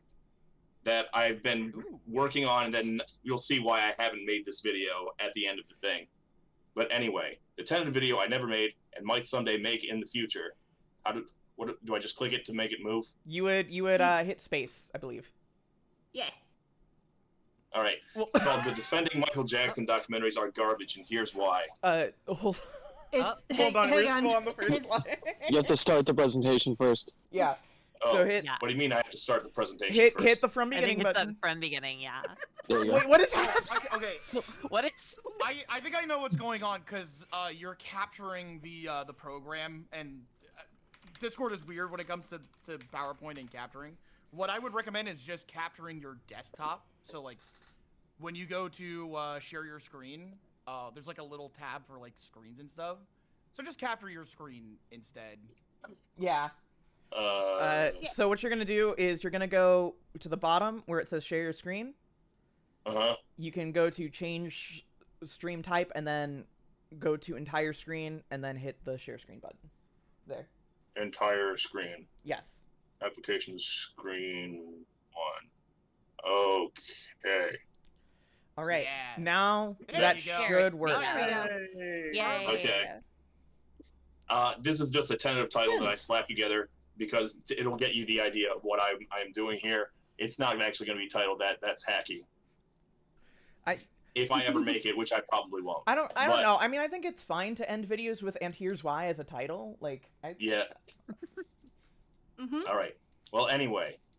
Why did someone do that before? Yes, many people have done this many times over and over again. Oh, that's a joke. Okay. Sorry, please continue. All right. That time the MJ stands came for me. So you can see there's a tweet I made in 2019. It says, the radio station in this grocery store does not seem to have heard of Michael Jackson's cancellation and is actually playing Human Nature, the song which reads the creepiest in hindsight. That was right after the Leaving Neverland documentary dropped. But as you can see there, I say something about Michael Jackson's cancellation, which absolutely did not fucking happen. Michael Jackson turned out to be too big to cancel. But as you can see, that was my thought at the time. Anyway, I posted that, and nothing happened. Absolutely nothing happened. Okay, this is what happened 2 months later. God. Jesus. Oh, like that? Twitter. Oh, Twitter. Yeah.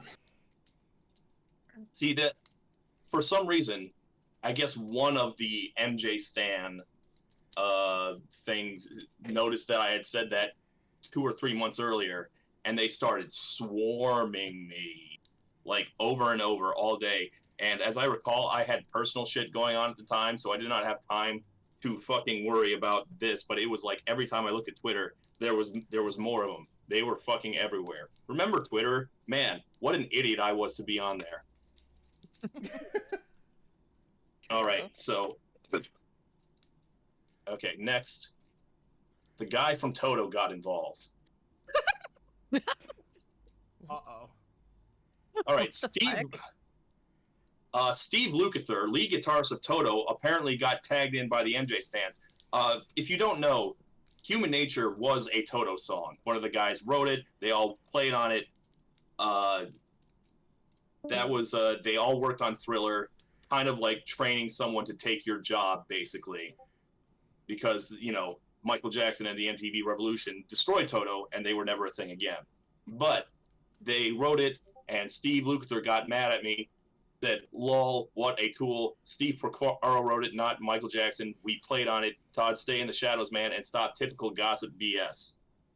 For the record, I don't care who wrote it. It sounds creepy when Michael Jackson sings it. If they say why, tell them that it's human nature. That's creepy. Ew. That's fucking bad. Yeah, that I've is never fucking... heard that song. That's fucking creepy. Hugs it collar. You don't... What do you mean it's creepy? It's not creepy. How dare you? You're right. You're right, and I'm an idiot forever thinking it was. Yeah, come on, Red. It's just human nature. Okay, well, for the record, I fucking love Human Nature. That's a great fucking song. Is his profile? It's a good song. It's just if anybody else sang it, it would be good. Is his profile picture his Simpsons Sona, by the way? Am I saying Apparently. that right? Apparently. Awesome. Like, maybe he was in The Simpsons once and he's still proud of it. You know, I'd be proud of Thank him for him. living his truth. Yeah, for the record, he tweeted that at me and then deleted it before I woke up and read it. So I was just waking up in the morning trying to figure out what the fuck happened to my mentions the night before, and someone grabbed this screenshot for me, thankfully. And so I was like, okay, now I see what happened, and I tweeted, ever have one of those weird days where for no reason at all you can think of, the band Toto is mad at you? I tweeted that, and he got mad at me again, and he called me a cunt and said I had a micro penis. That's how you win an argument. Wow. And again, he deleted it before I woke up and read it. Holy shit. If that was me, Todd, I would have tweeted like, how does the guy from Toto know I have a micro penis? How did he know? Yeah, like have you ever considered like not having a micro penis? That sounds like a pretty easy way to fix the problem. So that happened, and again, I had some personal stuff going on at the time, so I just didn't know what to do with this, so I let it go. But one thing that did happen was that they started tweeting at me all the evidence that the guy was innocent, and I don't agree with that. My feeling is that he's probably guilty. And they did make their case. I heard it out. I think it's, worth saying what the case is. So here's the case that they have. All right. He's got 5 accusers. That's really bad, but it's not like the flood of accusers that put away, Weinstein or whoever. And, people do lie. False accusations happen. The whole satanic panic thing. Kids misunderstand what happened or they have false memories. The accusers are asking for money. That is a thing that is happening. He went to trial once. Outside observers said the case wasn't very good. There was no smoking gun. He was found innocent. And, there's like some holes or some inconsistencies in the accuser's testimony. That happens. People don't remember things. But, it's worth saying. So I want to be as fair as I can to Michael Jackson. Like, these are all true things that I think are true. All right, that's the case for his innocence. Now, here's my case for why he's guilty. 1, he looked and acted his entire life like a pedophile.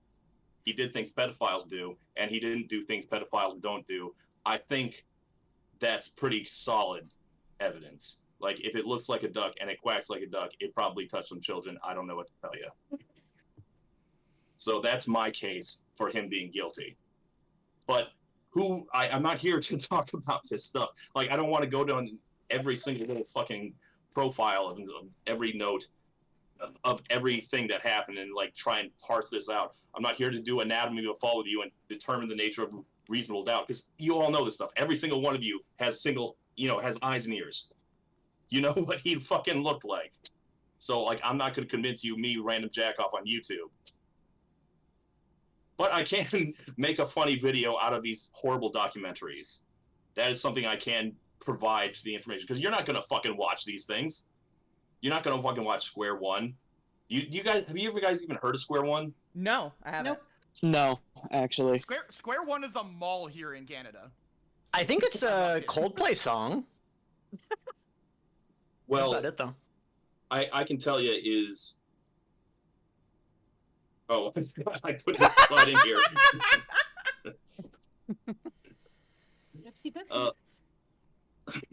I did want to say that, like, I haven't talked about this before because I don't like true crime documentaries. I actually did like Tiger King, but also fuck Tiger King. It's terrible. Did any of you watch Tiger King?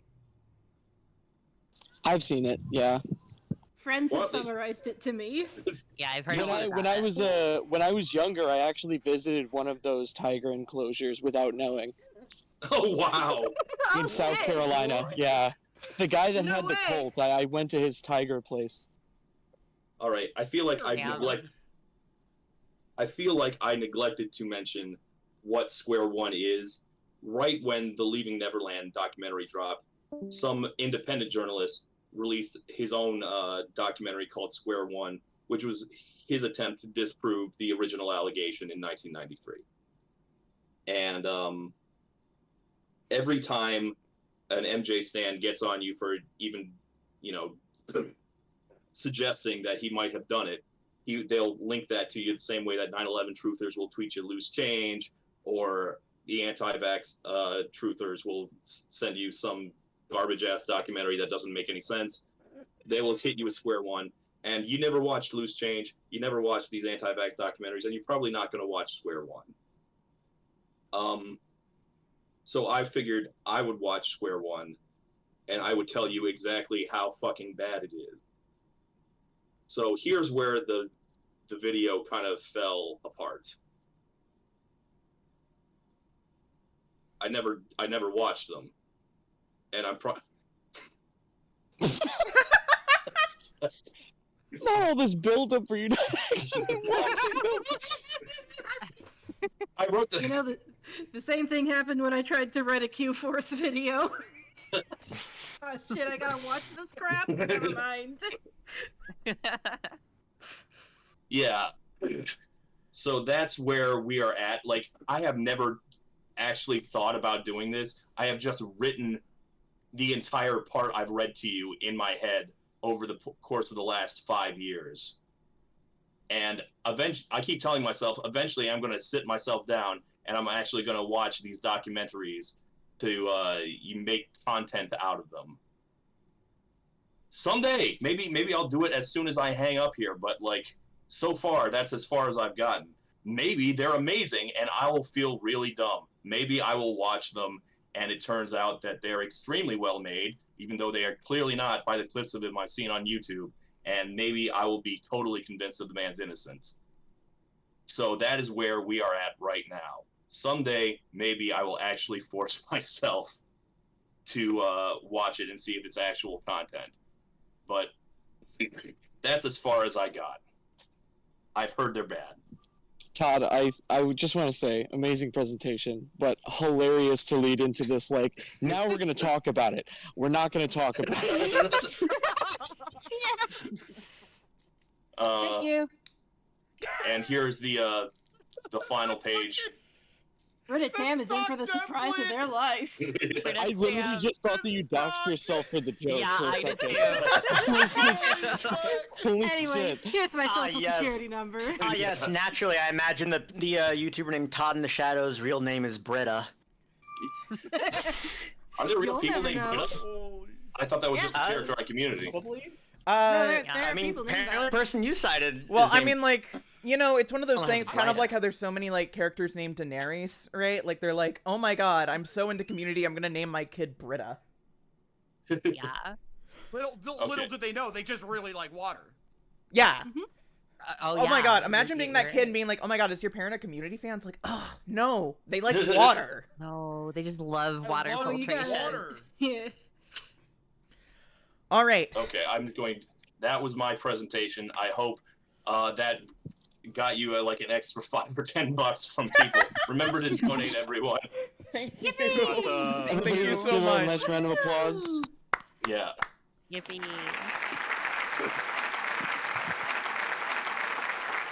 Oh, too much? I don't know. No, that was good. It was good. Yeah. Everybody went dead quiet when I started playing this out, and I was like, oh. If you're around when I do my PowerPoint presentation, can you please use that? Thank you. Also, No, I'm just gonna play laugh. That works too. wait, hold on. I'm Elmer Fudd, and I'm a chaser. Okay, there you go. I think that's Homer every time because it sounds like they're saying hi Homer. Like every time I'm like, oh, that's Homer, right? It's like Elmer says Hi, this, Homer. and then Homer walks in, and they immediately like pivot to talk about anything else. Yeah, exactly. Yeah. Oh shit! Hi, Homer.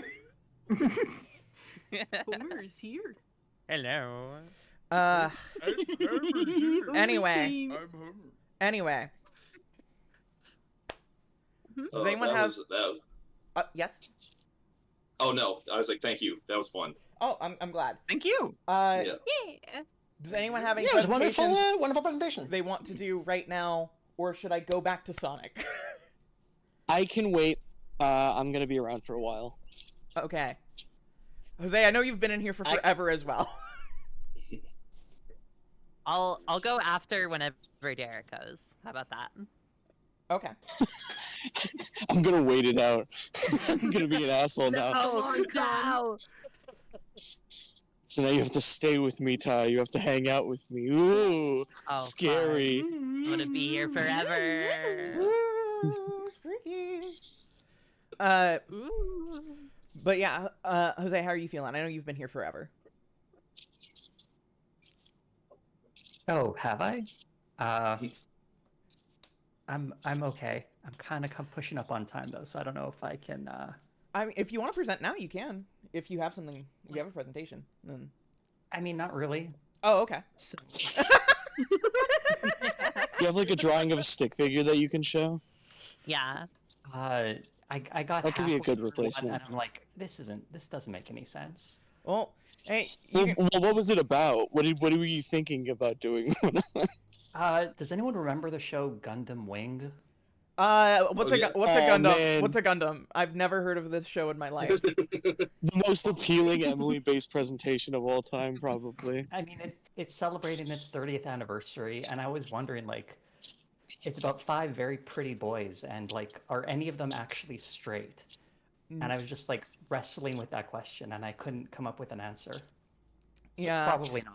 The answer is probably not. I mean, like, that's the thing with Gundam, is that they haven't really made a straight Gundam yet, except for Seed. So, like, you know, that's what we have to kind of work against. Which probably, if I'm playing Sonic Adventure 2, change the Twitch category back to Sonic Adventure 2. Yeah. It's finally happening! It's finally happening! You finally get to play a level! I get to play a Tails level! Oh my god, have you not broken Sonic out of prison yet?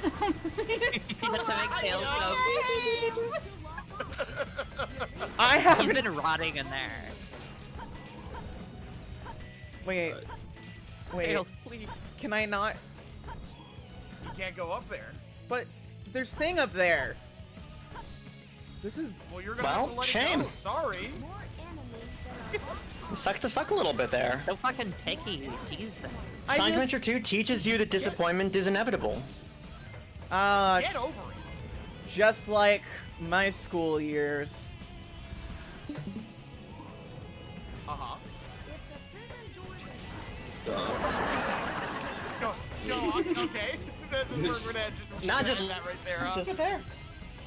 I love them saying if the prison doors won't open, don't worry, defeat all the enemies and then you'll be good. They'll open for you. That's how it works in real life. Yeah, I was gonna say that's how it is in real prison. Okay. When you hear about someone like escaping prison, that's because they defeated all the enemies.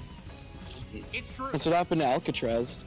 Exactly. They defeated all the guards. Yeah, they stomped all the Goombas. Trump is like, we're gonna put more robots in Alcatraz. We're gonna put more gun robots in Alcatraz for you to fight. We're gonna put more. Oh, well, that was stupid on my part. I have no one to blame but myself for that. I figured it would jump, it would hop and skip. All the way back. Oh no. Oh poor boy.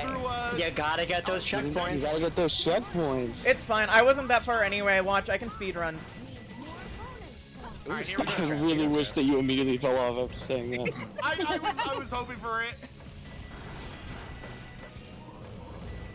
Oh man. You guys like this? You like this, Yeah, this level? best game.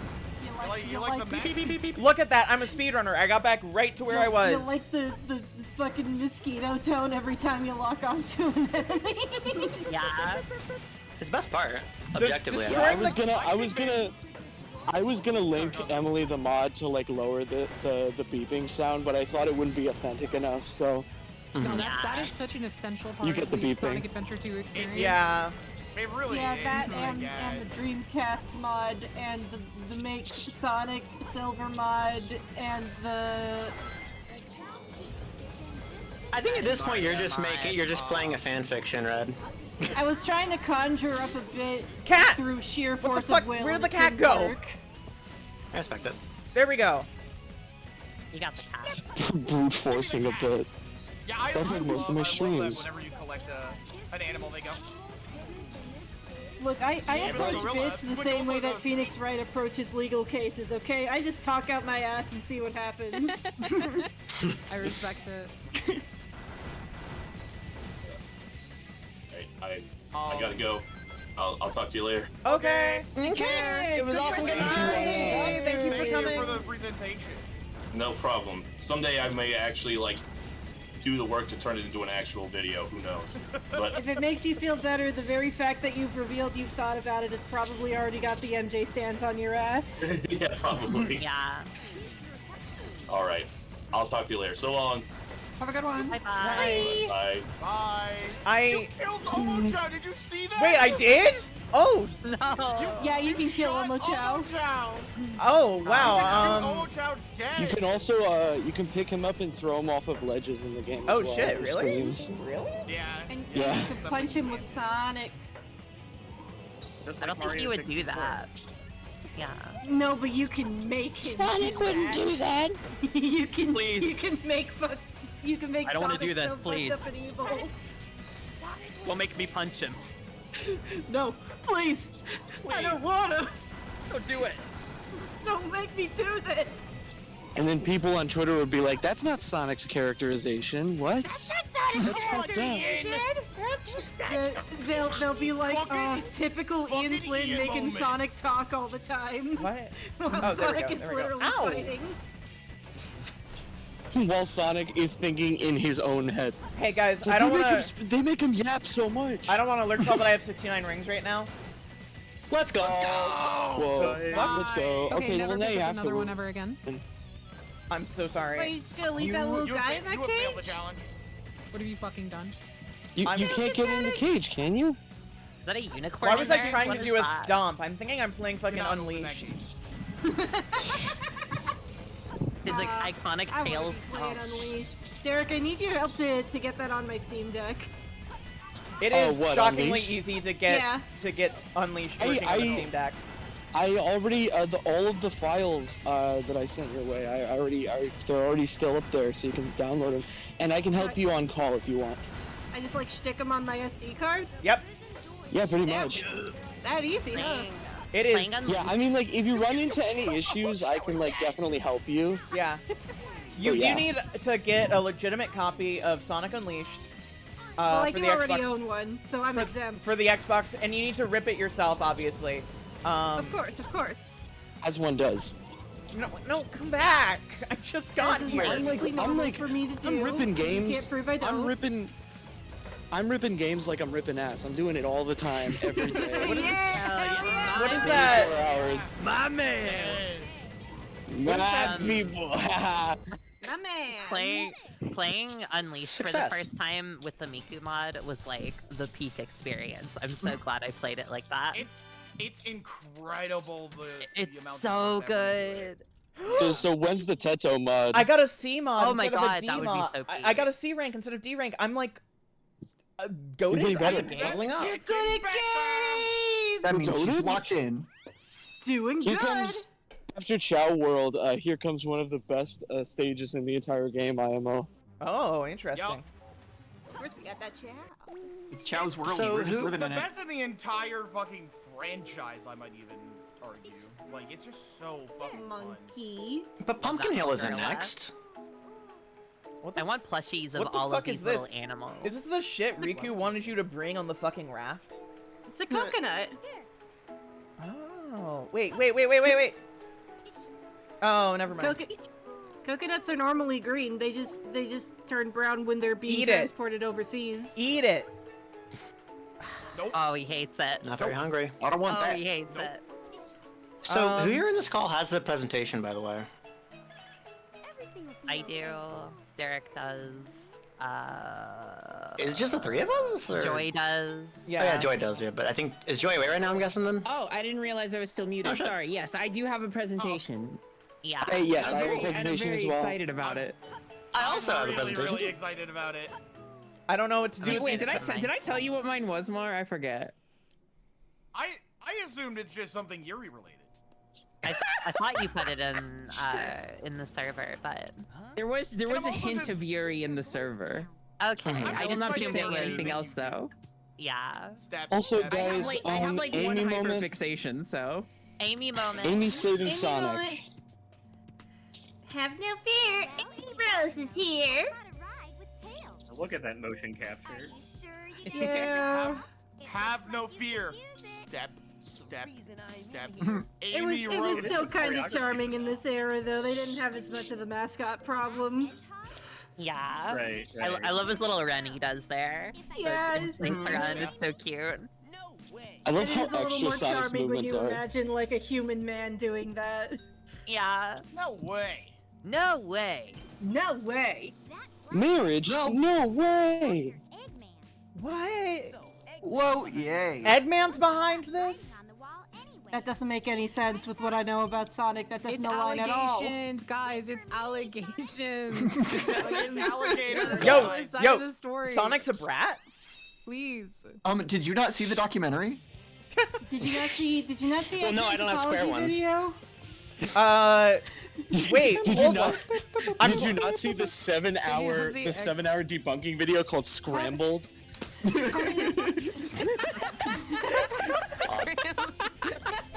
How do y'all think? Station Square.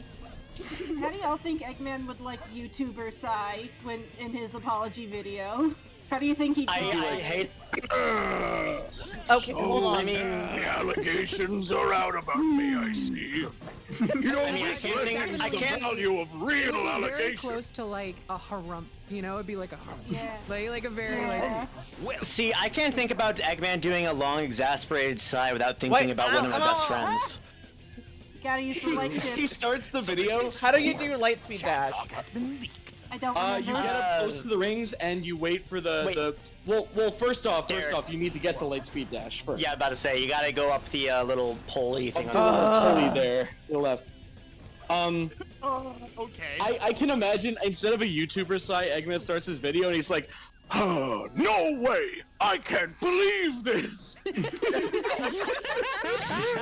can't believe Talk to like an Eggman soundboard. Cancelled on Twitter.com. It's like a how I hate it. It's just like Cubot with a soundboard in front of like a hologram. Eggman couldn't fucking bother. If I could roboticize my accusers, I would. This devalues real accusations. God. You just do that. And then you. Cancel culture. Sonic would come out with like a banger response video to that response, like debunking everything. It would be like 2 Sonic hours would probably long. show up in like Eggman's live stream because he can just do that. Yo, yeah, he would. Wait a second. I hear SWAT teams outside. Sonic, did you dox me again? What have you done? Feeling Good good. soldiers are outside of my house. Woohoo! I hope that my Wait, mobile what? phone is that Wait, little bit what? of extra crunchiness. Don't worry about it. Keep running. I missed the ramp and stop! Fuck! You don't need to hit the boost pedal! You don't need to hit the boost pedal! Just go! Oh no, he slipped on a banana peel 3 times. Alright, you don't need to hit the little boost pad, I don't think. You don't need to. It's You don't helpful, need but to, but it does help. Unless you hit a wall 3 times while you do it, in which case it won't help you. Yeah, I feel like I kind of made a tactical error there. Oh, I thought it fucked up again. Nah, this is what's supposed to happen. He's going Now to I'm on my space. computer again. So how are you liking Sonic Adventure 2 so far, Emily? The level's not done? What do you mean the level's It's not the done? meat grinder. You gotta go down the meat grinder. Oh, it's just like the Level's wall. not done until you've seen the coolest shit you've ever seen in your entire life, and Was- that's the rule of Sonic Adventure 2. Was that Yeah, not with the The rocket? coolest thing in your life being Sonic fucking slaloming and bouncing off of the walls like a pinball 100 times. Yes, literally, yes, yeah. Yeah. True. But ironically. Yeah, no, Man, I wouldn't so say that was a cute, joke. so That's cool. just that's what it is. I love this level, man. It's so good. E as in Ranky. Excellent. Everyone thinks you did a really good job, Emily. Uh-huh. Hey, E for Emily, E Use for Emily. Y'all know Emily, about have you that played time? SA1? I have, but forever ago. Oh. Wait! Fucking go. Everyone silence. That blue hedgehog again of all places. I found you. Faker. Yup. I think you Fucker. You're around here. You're comparing I yourself think you're to the me. Ha! You're not even good enough to be my. Oh my. Oh, make you eat those worms. We suggested a mod was suggested to fix the cutscene timing so characters don't like clip into each other like that. Absolutely not. Absolutely fucking not. Absolutely not. I also did not do Yeah, that. like in what world? Are you playing Sonic Adventure 2 in that I was case? trying my best to give Emily a nice, fun experience, and I didn't Mm-hmm. realize that I'd be taking away from it. I didn't want to do that. Yeah. To be fair, the mods you asked me to download have like been a legit help. I What think mods you're did the you- baker. what mods did I'll you make you have? eat those. I'll make you wait. Nice. Just a God couple damn of it. like stuff that like fixes a couple of visual bugs that were caused by like the port. Yeah. Ouch! Ouch. Shadow is not an easy foe to defeat. Is anyone else's stream on Discord like chugging? Okay, okay. Yeah, it's my power. It's too powerful for the stream, Ty. Oh my God, Shadow, is it you? I think it's just what's gonna happen when like, you know, Emily's streaming to us and to Twitch at the same time. And to YouTube. I'm streaming to 3 And to places. YouTube. Oh, and to YouTube. That's right. I forgot you were on YouTube too. I also Shadow probably just need DDoS to change the thing. settings. The shoe in the shot. I have to escape from the island in 8 minutes? You can do it. Oh, wow. Shadow.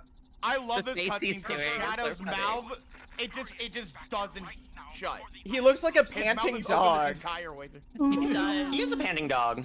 He's Like- trying to catch some bugs. Yummy snack. Shadow's been left in the Look, car hey. for too long. I must taste the ladybug. Blows up. Blows up. Blows up.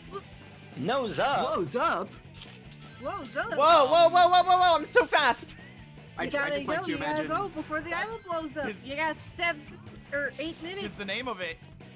I like to Don't imagine he said worry, blows up in asterisks, like that's what Yeah. he was role playing, like that's what I he's was doing. thinking that too. Like, Yeah. nozzle view. Blows Where up. am Don't worry, I? by the way, it Blows does up. give you plenty of time to get out. It's really just to instill some fear in your bones. I have fear in my bones. Don't worry. I've never lived without fear in my bones, actually. They put I fear in your fear bones. it in my I had the surgery. bones. If we Sonic, raise enough I'm money, I Sonic can the get the fear Shed. taken out of my bones. I don't know what any of this shit is, and I'm fucking scared, Sonic. Ow, ow. Sonic, That's- you shouldn't be allowed to do that. ChatGPT told me that it was alive. I'm very scared right now, Sonic. Tell me it's gonna be okay, Sonic. Oh my I was god. never prepared. You gotta check out Here the Braverism.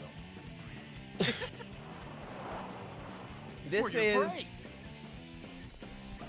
Have you tried not being scared? Works for me. No. I've never been scared in my whole life. No, I don't believe you. Why don't you try just not being depressed? Fuck off, Sonic. Fuck off. Yup. Okay, man. All right, man. You don't have to make it fucking personal. That's not worth it. It's not worth it. We're not doing chow. We're not doing chow. We don't have time for chow. I have to beat No, this man. entire The island's fucking about game. to blows up. And the His island show's is gonna alive. God die damn it. with I don't care if Take you your fuck. time. It's okay. It's okay. Fuck the animals. You gotta lock onto that flying guy. I'm trying. How do You you? got this, you got this. How do you almost got lock it. on? You almost got it. Sonic, you're so close. Point towards I always him. forget how much I- of the convenience the visual lock-ons are until I Yeah. play It Dreamcast really is. It was the games. best thing added I'm to like so Unleashed, for sure. conditioned to just doing it in Adventure 2. It's not very intuitive. Wait, did someone say Unleashed? Sorry, I was. I said I Unleashed. said yeah. Adventure 2 really loud, but We were talking yeah, I about The think Sims Mars said- Unleashed, the hit expansion pack for The Sims. Oh, bye. Which one? I've only got 5 more minutes before this planet explodes. You have time. And Don't he worry. It's sounded good. It's good. like You can the get off in goth that time. girl in the corner of the room who like thought that maybe you had like something going on, but you Yeah. just realized it's You just just as fumbled it corporate as the so rest hard. of them. Yeah. Planet blows up. Oh, this part is gonna be interesting. It's fun. What do you mean It'll be fun. interesting? What do you? Where? Well, Uh-oh. just have a look. what? Oh, you dying? Sonic. Hold on. Uh-oh. You're okay. You're He's okay. falling down. Blows up. You're okay. You're okay. Blows up. Blows Don't up. freak out. Don't freak out. You're fine. I'm not freaking out. I'm not freaking out. You're freaking out. I've never been more chill in my fucking life. I just hit the goal. That's true. You haven't been. You're a You did genius. it.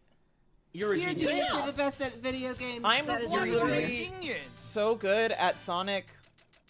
You're probably getting Rank for A rank for awesome. I'm getting a skill. D rank for D rank? damn. You're Dawson really playing this game for the skills. first time? 5. 5. Oh shit. I feel like Blows up. Blows up. Whoa. There goes Hawaii. There goes Hawaii. What's that? What is that? Is that a reference to something? Wow. Hey guys, hey guys, hey guys, Greg and hey guys, Oren. hey guys, Oh, hey guys, Come on, man. hey guys. Oh, let's go. You know what this place looks like? You guys know Parappa the it. Rapper too. Parappa Knuckles, the did you Rapper. You're shit so your right. pants? It looks like Parappa the Rapper too. Rapper the rapper. Rapper. Y'all watch out the for rapper. y'all watch out for Squid Knuckles. I want to see him watch again. out I for want to Squid see little Knuckles. Squid Knuckles. Watch out for Squackles. Squackles, yeah. Well, he's right there in the bottom left corner. Oh yeah, he is. He's right there. Little He's squad. a little Squid squid. Hill. You ready? I'm in Squid Hill. You know what I mean? This pumpkin bags for you. I've been in this pumpkin hill before. Penny talking to any new cast members during a dub. Literally, yeah. Be careful, it's a ghost strain. It's evil. Okay, I kind of got that vibe. Yeah, I kind of got that vibe. It's evil. It's evil, and it will hurt you. It will harm you. Ow. Knuckles, stop walking back onto the track. What the fuck? What the fuck? What? The skull marks the spot. What did I need this for? What am I doing with this? For fun. It's just set dressing. Don't worry about it. The skeleton appeared. Shakespeare. It's just a decaying corpse. It's not for your just mission. there to scare you. Are you scared? It's not for you. It's not for you. Don't be scared. Uh-oh. That scared me so much. You know, they say if you close your Oh eyes, my god, it that's goes to the terrifying. screen. What's he doing there? What, Big? I didn't know you could find him in there. He's I in didn't jail. either. Who the fuck locked up Big? Oh, you know. I did. For my crimes against humanity. Quick saves. I'm the best gamer ever made. Nice. You're the best. Has anyone No ever one commented? has played Sonic trying to Adventure find This- Froggy. this and song's- so I went to jail. This song's really good. It really is, isn't it, Emily? I'm glad you agree. Dun, dun, dun, dun, I'm surprised no one's put this in Fuser yet. Honestly, me too. Oh, shit. Well, I Don't worry, don't you know blew what it that up. was for, but it's gone now. I didn't mean Don't to worry, do you that. blew it That up. wasn't me. That wasn't me. I didn't mean to do that. Oh no. Oh no. Do any of these ghosts ever like pop out of the fucking wall? Do any of these ghosts ever pop out of the fucking Oh, hey, there wall was. and do, like, Wait. Hold on. a big Do any of these cum guys ever shot? pop out of the Cum fucking shot? wall? I'm getting. What? Let me fucking. What the fuck was that? Oh no, Knuckles. Do any of these fucking motherfuckers ever Hey, you know this place looks like? out of the wall? Kennedy is in the green room, by the way. Oh, okay. Yeah, you can bring. Actually, hold on. Let me drag Kennedy over. Yeah, I don't think I have the power to do that. That's all you. Doing it with my mind. I will force people over here. Oh wow. Kennedy moment! Kennedy! Hello. Hi. What is? Oh, I have a rocket. Oh, You ow! have a rocket! Ho ho ho! Rocket! You're close! My turn! Be careful! That rocket's gonna... Oh, fuck! What have you done? Be careful! Oh no! I don't even know where we are anymore. You're so far from your objective. Skull marks the spot, by the way, in case you even care. Yeah, just in case you wanted to know, it does mark the spot.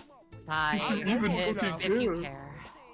Also, just so that you're aware, in Sonic Adventure 1, all of your emerald pieces would blink if you're close to them, but in Adventure 2, you can only get one at a time, so it only focuses on one. Oh, beautiful. So Yeah. it makes it harder. I played it with a mod that fixes that and makes it like. No. Sonic Adventure 1 is the better game. That's what I'm saying, Penny! Sonic Adventure 1 do got a lot of sauce, I'm not I gonna have lie. to agree. And it doesn't have mech segments, which is a great plus. Well, it does have Omega. but his story E102 is not a very mech, short. E102 is a robot. A mech His explicitly story has is to a be lot piloted. shorter, and it's also like not as. And it's not a third of the game. Yeah. It's also a fucking time attack, which is like fucking awesome. Like, it's so cool. All right, now let's waltz. Oh, I think that's food time. I'll be right back. Got a little chunky. So, executive decision. When Emily gets to Aquatic Mine, are we gonna help her get that one upgrade that if you can't get, you just can't beat the game? Oh, Absolutely. It's absolutely needed. What the fuck is Okay. happening in the game? What is? Oh wait, I'm nearby. It's a graveyard theory. It's a graveyard theory. I love that MatPat channel. I can't believe MatPat graduated. Oh my god! God, fucking damn it. I heard he had disagreements over management of game theory. Is this a reference I'm not getting? Oh, it's a Gargura thing. VTuber. Oh. Whenever a VTuber okay. quits being a VTuber, quits like with their current like model or company, they call it graduating. Oh, Yeah, so that okay. it's less like they're being fired and it's more like a fun thing. They're kind of taking cues. They're kind of taking the Blue's Clues approach. Like, no, Steve's not leaving. He's going off to college. Yeah, like they're being fired. It's like they're Gargura. entering the workforce. Oh. Gargura is being sent to the from, fields like, upstate. idol culture. I could be wrong about that, but Yeah, I think it is like an idol culture thing, but also yeah, because when idols stop, they graduate as well, and I don't know the exact, like, I don't know when they started doing this, but I'm reasonably confident that's been a thing well before VTubers.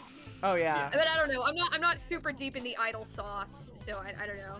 But are you deep in the VTuber sauce? I'm not deep in the VTuber sauce either. Are you? I have Idol to be. sauce It's part of my job. Idol sauce is what I call it when the pasta is no longer at a simmer. Oh. That's true. That's awesome.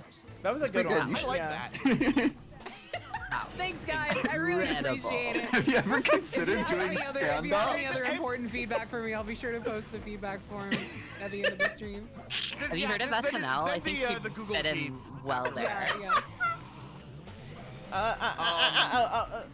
I saved Now, it. but, like the word graduation has kind of like been poisoned by the VTuber space, so now like HoloLive has to like differentiate between graduating VTubers and who is going to be an affiliate now, which is like, oh, they're kind of in a capacity of like working for us but not really working for us. It's so fucking weird now. It's Really so strange. crazy. It's Has there very, ever been very a strange. Has there ever been a case where like a VTuber wanted to announce that they were like graduating like college or something? Yeah. And everybody thought like, oh no, why are you quitting? And they're like, no, I got a degree. I've seen that a couple times actually, and it's extremely funny whenever it happens. I would imagine so. I think it's a shame that this is like, as far as I know, the only usage of the word graduation to have had its definition ruined in recent years. I can't believe you've done this. I like, can somebody explain that one to me? Kanye West made the album Graduation. Okay, I got it. I got that now. Late graduation. It's a little different. It's got late graduation. No, it's not. It's called late. Can I be You're so thinking of late honest? registration. Oh, Can I be oh, that, wait, you're right. that wasn't even the thing I was thinking of. I thought we were talking about the Adventure Zone. No, I wasn't shitting on Taz. Wow! We're on so many different wavelengths there. Holy shit! You know, So maybe the glad. lesson here is that graduation is a word. We probably just shouldn't use it anymore. A wide We berth should probably just stop experience. using it. We should probably just say VTubers died. The Yeah, true. VTubers died. Yeah, when Let's just kill VTubers. yeah, like so. Now dead. So sad news. I'm gonna be dying next month. But thank you so much for watching my streams and supporting me. I hope this ex-VTuber is dead. You know, considering that the point of the stream is that I am going back to school, but in Canada, I'm gonna dedicate myself to this. When I actually graduate, I'm gonna have to say that I'm dead. Yeah. True. Damn. It'll be like a bit that no one will get because it'll be like fucking years from now. Well, you have to use your VTuber model when you announce it. Yeah, I didn't bring up the Yeah. VTuber model today because I have enough stuff on my plate, and Also, I have professional work colleagues here, and you know I don't.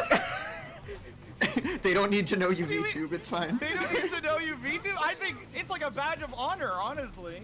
Look, I'm just saying I'm fundraising for a very important cause, and I think it would be a little bit off if I was like, here's all the stuff going on with trans people in Texas. Here's my anime girl boob window. You know what? I understand. Some might say you would get more donations. I was gonna say. Look, they're cowards. If scared off by people that. donate to hit the anime girl boob window goal, I'll bring out the anime girl boob window. Right, you know what to do. You know what to do. You know what to do. Do it. Help! Help! Help! Click it! Click it! Click it! Click it! Click it! Please! People are like furiously opening their wallets. like that one video of the guy like sweating at his keyboard. Yeah. They're like opening their coin purse and it's all like jingling around. By the way, I hope y'all like Pumpkin Hill, because we sure are hearing it a lot. Trust me, I love Pumpkin Hill. I was gonna say, Emily, may I be a fucking asshole really quick? Yeah. The emerald is on that mountain that you keep coming back to over and over. It is somewhere. I believe it is behind it where the ghost train is. Okay, hold on. I So the believe- emeralds aren't randomized? You can. They are randomized. I don't know if you've yes. already done this because I've been kind of tabbing it in and out, but you can talk to the monitors and they'll give you hints about where. Okay. Where Yeah, the so there is emeralds a are. ghost train on that mountain that you're on right now. I think it's behind it. You keep going to the side of it, but like the other side, I believe. If I'm remembering correctly, I could be wrong. Oh? I saw it for like a brief second. Yeah, there you go. So you can climb the walls around the side. You can literally just like grapple and just go to the left or right all the way around. And we're just gonna see if it turns from green to yellow, I guess. Yellow. There you go. Literally, as That's soon as progress. you said that. That's progress. It's like progress, but we're pogging. Wait. Oh, there's the ghost train right there. Ghost train. I love ghost trains. It's a pretty good video game, yeah.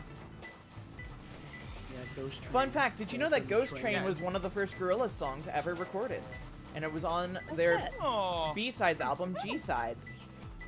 I did not know that. Neat. I didn't know that. Oh, is down. It's down. Do you have like a PowerPoint about that you could show us, or? Here's the thing, I was gonna make a few PowerPoints as jokes, and then I ran out of time. Oh, that's evil! That's so evil! Ooh, yeah, that is actually a fucking heinous position for that. Yeah, that's that's a really disgusting. If you can find another monitor, it'll give you a Sonic heads up. Unleashed daytime stage metal ass fucking Emerald Oh, Jar. Actually. Literally. I've actually That's never Pumpkin seen Hill, it show baby. up in that specific spot. King of the Hill. King of the Hill. Yeah, I've Good show. Gosh, dang It's a it, good Bobby. show. It's a good God show. dang it, Bobby. If you talk to multiple monitors, eventually they'll just start telling you where it is Wait, directly. holy shit. Yeah. It's awesome. Howdy, Emily. It's Ethan, the guy who wasn't Ed in a video you just talked about. Holy shit, you're Oh from god. Oscar's Oh my god. Hotshot? Doxed. Oh my Oh god. my god. Welcome. To be fair, it was a very good Ed impression. Mm. Yeah. This place looks I'm familiar. just confused as to why it was in that video. Like, did the critic ask you to do it, or was Man. it like your own thing? I love Pumpkin Hill. Doug didn't even seem to be in on the joke, which made me so confused. No, this is the person who wasn't Ed. The person going up against Ed. Oh, never mind. Under a car that okay. fires the cannon. Yeah, I don't know if the True. person who was Ed is ever gonna come forward for that. Well, apparently the person who plays and Ed is there- like very like well known in like the Chicago con circuit for just Oh, that's pretty doing cool. that from Ghost Train's I like- Mountain Glide towards the balloon. I like how you said plays Ed. Oh, and, glide like, the towards the voice balloon. of Ed. Oh, from the top of Ghost Train's You Mountain. know, which from is Ed, what Ed, and you're Eddie. on. Yeah, from the show Ed and Eddie. So Yeah. Yeah. What are we? I guess you just keep going up and then you find the balloon. If the balloon is still there, if you haven't popped it yet. I might have popped it, but we'll see. Green Hill makes me think it's on another hill. I did nuke the caldera, so that might cause some issues when it comes to balloon. Okay. Okay. Sure is. Not what it's Chow, called. Thank you. It sure Not what is. it's fucking called. Now it's fucking called, Jow! It's a Who are mountains pumpkin are it? larger. On the stage, I just kind of glide around aimlessly. until Yeah, it that's starts the thing that I'm. Oh, And wait. eventually you get beeps. Is that? I think you're a big. You already did that one. You already did that one. Okay. Just glide around. Go to the other hill. It might be there. By the way, not. No, if you don't go. You also No. have infinite glide. You just you just fall a little tiny bit. Oh yeah. By the way, not to tear you away from Sonic Adventure once more, but after this, do we want to get back to presentations? Yeah, that's what I was or- thinking, because this is taking a while. Okay. Because I would be willing to go next if no one else here is pressed for time and needs to go next. I gotta be somewhere at 9:30. So Okay. EST, you can so that's first. an hour and a half from now. In that case, you should probably go next. Yeah. Okay. And then I'll be back. I'll be back in like an hour and a half after that. So Yeah, I'll still be here because I still have Okay. Sonic Adventure to play. Yeah. That was I'm on a sort pointless. of a similar sort of time schedule of with Derek, where it's just like I'm down to do my presentation pretty much whenever. I'm doing like my Yeah. final my final touches right now to make sure dot my I's, crossing my T's, making sure there aren't any flagrant misinformation. I'm. Making sure I'm not lying to the general populace. I am here. Oh! Awesome. We're so happy. It just shot a rocket at this cage. I don't know why I needed that. Cage of nothing. I feel Or like just that's let a like rocket one of the later for fun. modes. Rockets explode. Rockets explode. Rockets explode. I mean, fuck. I What? like fun. I Blows like. up. I mean, fuck. Blows I like up. fun. I like fun. I mean, fuck. I I like like Rocket. pumpkin. I I like- like Hill. Careful, it's tracking you. It's tracking you. I like It's tracking you, Emily. Be careful. Is the train I'm on tracking the you? edge of my fucking seat. Sorry, there's Oh, there's the train guy track. that Oh. Sorry. Carefully, you have 0 rings. Oh my god. That's what I meant to I'm do the getting whole out of time. the fucking roller coaster. I know, yeah. I do respect the fact that you always mean to do that every time. Literally, I'm playing with so much intentionality right now. Like, I can tell. this is what speedrunners. Careful, that's a ghost. Oh, wait, balloon. Oh, fuck. Oh no. No. Oh, I thought. Okay, I thought it was a void out. I got so scared. Okay. It'll save you. You can glide.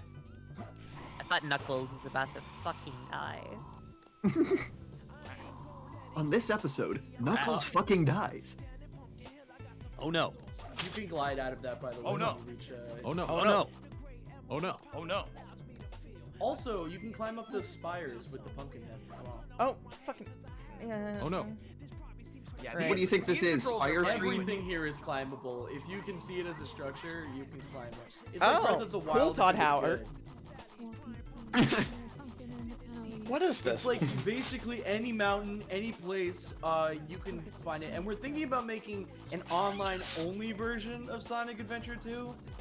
Sounds You have great. to be connected to the internet to play it. Except your speed is tied to your FPS. You're taking Yes. a lunch break between filming Somebody- round 1 and 2. Doug got to pizza. Brandon is still in character, and Doug just looks up from the pizza and says, "Cool it." You can pinpoint the second. Brandon adds ocean drink your crush. Damn. Oh. Yeah. Wait, what happened? About the Pop Quiz Hotshot Ed episode. Oh. Climb. Hold on. Somebody also asked, what is your favorite Kasani Teto song? Mine's Hitomania. I think mine that has gotta new be one. Machine Girl. Oh, it's inside that I'm a robot. basic It's inside bitch. that robot. Yeah, you gotta krill him. Oh, you got it. Oh, wait. It's a dig? Oh, maybe? Oh, you have to dig. You gotta dig. Yeah. Yeah, dig. How do you? I gotta jump jump and then you jump. Dig tunnel. Be in midair. There you go. Hey! So if I'm not mistaken, I think that's actually the fastest time that anybody's actually beaten this. Yeah, that's true. That's what that rank, is an IL. That's what rank Yeah. E It's stands that. for. Is everyone did it slower than you. Mhm. Yeah. Yeah. Anyway. Everyone did it slower. Who can beat Pumpkin Hill the slowest? A slow run. I mean, I would we see. do slow runs here. See, I would win that because I would just open up Pumpkin Hill. I would just let the music run, and then I'd just like I don't know, do Yeah, just my loop it taxes while or you some shit. work. Yeah. Just leave. Yeah. And then if What? Oh? What? Ooh. Huh? Oh, Wait, what? What? Somebody What? lagged What? out. I think we just all cut out simultaneously. I think we did. That may have been a Discord moment. Certified Discord moment. Yeah. Discord moment. Fucking Or think dip about how sword Discord is named moment. after a synonym for chaos. Discworld moment. Discord. Do you guys ever think that how Discord is named after a My Little Pony character? That's really cool. I've never thought about that. No, I don't think What? about it. What are you talking That's about? right. What? That's right. Fluttershy. That's right. Is that true?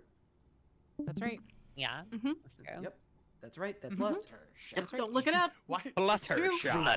It's Fluttershy. like Eggman saying his favorite pony, Fluttershy. Fluttershy. Oh, hi, Mr. Eggman. Fluttershy, Fluttershy, say Joy, you're my best friend. Joy, you're my best friend. Really? What Oh the my god, fuck? you're my best friend too, Fluttershy! In front of my salad. Yep. I can't believe this. No. Just way. kidding. You know my fat You're ass. my best You know friend. my fat ass ain't eating a salad. Ha ha ha. You would say that, would. You would. He You would. would. you know my fat ass ain't eating a salad. You have to make sure it's just dripping with Impressions that. happening at once. That would be my fat ass. That shit yummy. All right. You know Anyway, my fat ass ain't eating a salad. Who is that? Wait, who was said that? That was What? Chip. Chip. Hi. Oh, that was Chip. I thought we buried this motherfucker in the ground. Why is he coming I'm back? alive. Shit, I love it. Yeah. I love being awake. I crashed my car into the Fuck. bridge. I Go love being alive. Go back, Chip. Go back. All right. Thank you. All right. Gang. Who Yay. would like to go next? I think I'm Joy. time right? constraints, That Scarlet. would Joy. be Joy. Yeah. Joy. Yeah. Joy moment. Joy moment. Joy moment. So Joy moment. before I start, I have a question for everybody, and that is, I would like to record this for posterity on my own end and potentially post it on YouTube. But if anyone is uncomfortable with that, I will not do it. So, just let me know how you feel about that. If there's anybody who objects to that, I will simply not. I'm chill. I'm down. I'm vibing. Yeah. Well, Joy, you know me. I don't like being on your YouTube channel, so please Yeah, don't you hate upload that. this. You hate that. You hate Yeah. you hate being in the most viewed video on my channel. I hate it. I despise Yeah, he's being it. on Famously, YouTube in we all general. This is all He's kind of never being made a recorded. single Yeah, video that's in his it. I know. I life. also hate Yeah. it. Yeah. We all Okay, hate it, yeah, so I'm just fine go with for it it. and do Go it for anyway. All right. All right. Go for it. Like YouTube. Emily, I'd like to ask for one assist, which Okay. is when you see confetti on the screen, can you do a little cheering sound effect if you have one? Do I have Hold one? on. Let me see if I have one. I can do this. If not any, I have one. That's a pretty strong contender actually. Just yeah, that works. That works. Okay. That works. Okay. Okay. Golf clap or air horn? What about? All right. Hold on, I should. Or what about quack? Tell me if you can see What about- this. I can How's see this it. one? I can see it. right, let me go ahead and get you on screen. I am. All right. Just let me know. Now- Yeah, let me know when you want me to start, and I'll get started. I'm already putting in my brain how is this gonna relate back to gay people? Yeah. I think I already know. Everything relates back to gay people. All I'm right. gonna see. Here's the thing: is the early twist is gonna get y'all. I think. Okay, I'm locked in. I'm locked in. I need y'all. I need So y'all it'll to get us, know- and then it'll switch back to you, right? When I was on call Wait. with her while she was working on this, and she would not tell me what this was about, but she kept giggling over and over. Oh wow. That makes me even more excited. It's a good sign. And I'm giggling again. I can't help it. The The giggler. giggler. The laughing giggler. All right. Let me just get my pre-presentation water. Okay. You should gurgle. Are we good? Oh, never Are we ready? Yes, I'm ready. All right. Hi, everybody. My name is Dollop, and this is my presentation. I'd like to begin by asking the simple question you see on screen. However, this time I'm gonna do it verbal style. What is the strongest force in the universe? Steven. Do we raise our hand or just Gay sex. scream out? Yeah. Just go ahead. Go ahead. Okay. Good manners. Gravity. I like good manners actually. Ratchet and but Clank it Future is- Track in Time. Maybe like a press, like a huge press. Monkey ball speedrunners. Like a huge press? Like a hydraulic press? Yeah, like a hydraulic press. So, as we all Hmm. know, the strongest force in the universe is, of course, comics and anime about women kissing each other on the mouth, gay style, or in some cases, attacking each other violently. These This aspects doesn't make any are sense with what I know about you as a interchangeable. person. These aspects are interchangeable. Sometimes they can love each other. Sometimes they attack each other violently, with fists, swords, whatever. You know, it's anybody's guess. And the topic itself covers a wide variety of we'll say styles of Yuri. So right across here, just take anything you see on screen here as an official endorsement. If you see it, you should read it. Okay. Or watch it. Some of these are just anime. Now, let's continue. This is, I believe, important as a whole, but not the main topic of the conversation I'm going to have with you today. But before we get into that, I'm going to need to bring you all up to speed with some important definitions. Okay. First, we have Yuri, the default state of being, women with a relationship defined by an unidentified enormous emotion. This definition relate to that. was coined by Iori Miyazawa, the author of Other Side Picnic, in his interview, Yuri Made Me Human. It's an excellent interview, and you should read it, because it's fucking awesome. So, a relationship can be defined by an unidentified enormous emotion, but what does that mean? It used to be that, like, Yuri was kind of considered to be, like, you know, it's a love story, it's a romance, but that topic is kind of expanded to include other types of emotions. You know, you have love, hate, envy, being in the same room as, etc. You know, anything can constitute a Yuri Wanting to kill and relationship. consume. Exactly. Yeah, that's part of the etc. And consume. Yeah. And consume. Our next definition is toxic Yuri, which is a little bit more common. Yuri defined by the negative impact two women have on each other. This is, you know, it's juicy fiction. Hey chat, fun fact, don't be toxic to each other in real life. Just in Yuri. In Yuri fiction, it's great. In real life, yes. Be careful. Thank God you said that, or else I never would have, or else I never would have been able to deduce that I could just be nice to people if when some people people say don't. that. Some Joy. people don't. Yeah, I It's know. crazy. I'm doing a bit. Joy, I just want to say that from the bottom of my heart, I will not be toxic Yuri IRL. I will not do that. Awesome. But thank you for that. a lot of restraint from you, Derek. I appreciate that. Guarantee. Maybe a little bit to you as a treat, Mar, but not outside of that. Okay, thank you. Keep going. My next definition is bisexual, which is women who love women and also other kinds of people. So for the people who aren't women, bisexual women can in fact be attracted to those people as well. And this is going to be a very important part of this presentation. So please keep that in your mind, rotate it. I know it's a hard concept to grasp, but this is you know, this is like fundamental stuff. If you don't understand this, you won't understand what comes next. Okay. I'll try to figure it out. Next is Yuri of Absence, emotional scenery that one can imagine Yuri taking place in. So what do you do when there is no Yuri? Well, you read the Yuri into existence. Imagine, if you will, an empty field with a bench with enough seats for two people to sit, and yet it is completely barren. Well, can you imagine two women sitting there? Whoa. That, as Iori Miyazawa said in the interview mentioned earlier, this too is Yuri. Yes. So even when there isn't Yuri, there is Yuri. And finally, our last definition, yaoi, which is Yuri if both characters were men. Wait, You're blowing my mind right now. That's right. down here. That's Oh, right. so A wait, lot. so it's there's it's like There's a store lot- brand. It's like generic, like store brand. There's a lot to process here. It's a bit rarer than Yuri. It's a bit less studied. There's a lot less research into the topic, but that is something that you'll need to know for the following. Okay. So with all of that out of the way, and with care to emphasize that last point, I would like to ask the following question. What the hell do men do when Yuri is going on? I mean, seriously, what do they do? Thinking this. Yeah, I don't Basketball. get it. I'm scared. Well, if you, like me, are scared, so scared that you can barely function, allow me to illuminate some possible theories with the following examples. The first is Yuri on Ice, an ice skating sports anime from 2016 featuring multiple characters with a Yuri relationship could be extrapolated from.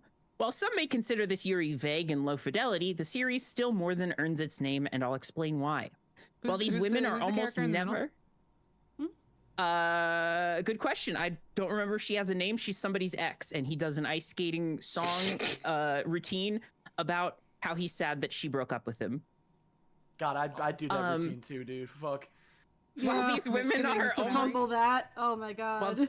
While these women are almost never in the same room as each other, this allows the viewer to speculate about their possible relationships. Normally, Yuri that is, in quotes, up to viewer interpretation is frowned upon. But, in my opinion, this makes the series kind of ahead of its time. By keeping the relationships vague, each moment you consider that two women in this universe might know each other behind the scenes, it allows for a unique viewing experience which is only strengthened by the show's B-plot. Which leads us to our first example, the B-plot, which involves two male characters, ice skaters, who have an extremely well-defined relationship, complete with a kiss, exchanging of rings, and dancing together on the ice. This high-fidelity relationship strengthens the contrast, making the relationships between the women in the cast all the more enticing. But that's besides the point. It leads us to the first conclusion to what men could be doing while Yuri is happening. And that, of course, is each other. Yes. This is an example. With this as an example, we've established that men in Yuri stories may in fact be doing yaoi, mentioned earlier, when there are no women present, which is based and awesome. This is literally my Infinity War. This is Infinity War. Not to state the obvious, but why is it called Yuri on Ice when it's about yaoi? It is about Yuri. If we look at the previous slide, this is where the Yuri comes in. The B plot, however, has yaoi as a sort of like contrast. So, okay, I was a fool. And yaoi is also man Yuri, if you wanted to know. That is true. I got. She did literally trouble say wrapping that. my head around that. Maybe pay attention to the slides, Ty. Yeah, I'm sorry. There are a lot of answers I do not have because unfortunately yaoi is largely unexplored territory, so doing any additional research was impossible. That dude's neck is so long. It is. Next is Exhibit B. Bang Dream, It's My Go from 2023. Bang Dream, otherwise known as Bandori, is about girls in rock bands with ever-growing relationships as the phone game they're from updates. Additionally, as a series, it has always been devoid of male characters since its inception. There was, at a certain point, plans for an all-male version of the series, but it was canceled due to fan backlash at the idea that men exist. This is where MyGo introduces a significant change to the formula. Tomori Takamatsu, the main character of the series, has a dad. What the fuck? Which introduces the second example of what men can speculatively do during Yuri events. They can be dads. Oh shit. Tomori's dad has one scene, but by nature of existing constitutes significant research for this topic. In the middle, we have Sakiko Togawa's dad's hand, circled in red. And most importantly, on the right, we have Sadaharu Togawa, Sakiko's grandfather. He is exclusive to Ave Mujika, the sequel season to MyGo. But the existence of Sadaharu confirms the existence of family trees, which in Yuri opens a whole can of worms that we have to deliberate. It's going to be a bumpy ride, but I'm hoping that my illustrations can get you there. On August 11th, 2024, Tumblr user Stag Beetle Boy posted the following. Wait, is it possible? Google's man and woman kissing. I couldn't find anything conclusive, but I Frankensteined some Yuri and Yaoi together to help visualize it. Have you guys ever seen anything like this? And that brings us... I think I have. I can't even tell what I'm looking at. That sounds so fake and made up. Well, for this purpose, it is. This is in fact like Photoshopped together, just stitched together. Oh, it's fake. It's speculative. I was so scared. Speculative. My heart was racing. Scare That me was like that. Yeah. Hold on. We had this is scientific research. It might make you uncomfortable, but we have to get there. Just be mature about it, everybody, please. Yes. So next we have Exhibit B. We have Exhibit B-1, Bochi the Rock. Yay! Bochi the Rock is about a girl with social anxiety joining a band, but more importantly, there are many scenes that take place at the main character's home. In this home, there is an adult man, which, as we all know, are frequently found in Yaoi, and an adult woman, which are frequently found in Yuri. Due to the striking resemblance Bochi bears to these two, it can be assumed that they are in fact parents, much in the same vein as the ones we saw in Mygo. But how is this possible?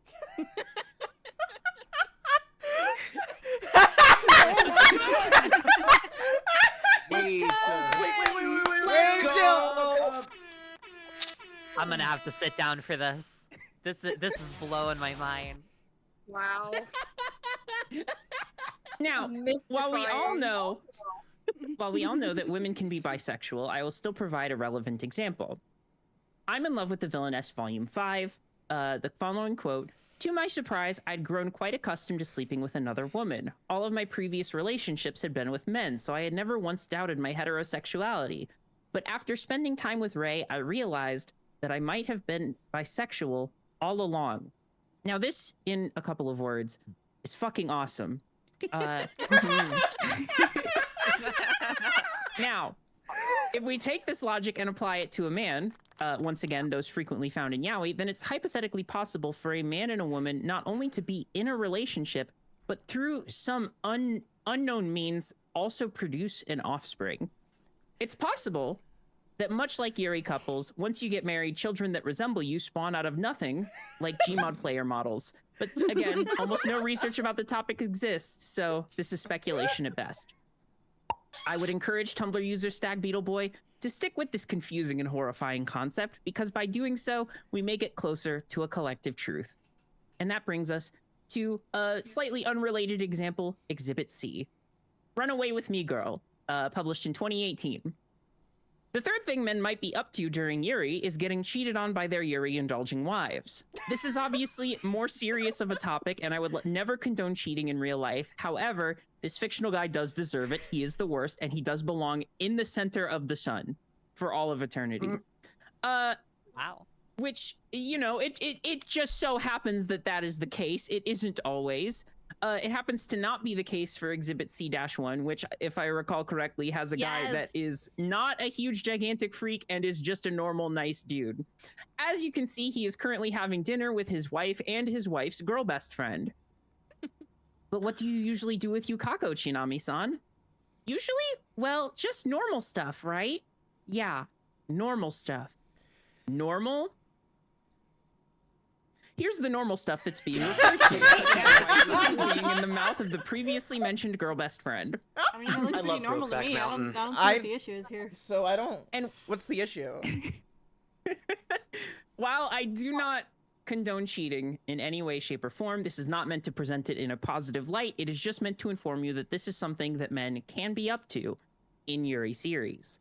And also, if it makes anyone feel better, the dude does have a happy ending. He stays friends with his wife, and it's fine-ish. Yippee! Ish. He's like, wait a second, you were Yuri behind my back the whole time? Epic. Go for it, bro. Awesome. Go, girl. Wait, that's so based. That's actually awesome. That's actually awesome. Wait, so you're like some The sort of series is only lesbian? 6 chapters long, and the 6th chapter has like a really awful translation online, so it's kind of hard to parse how it Oh my ends. God. But Yes. you know, good luck. Enjoy It was so yourself. funny. It was It's a very very funny to short read on read, but a call. very good one. And finally, the last and arguably most important thing a man can do in Yuri is become a woman. Fans of the series will know that I'm being very reductive. Sorry about that. Sometimes those assigned male at birth could also be involved in Yuri. Through use of magic, potions, or medical procedures, they are able to become their ideal selves as women. And then they get to do nun Yuri like the best of them. Yes. Fuck yeah. Yes. Nun Yuri. What a genre.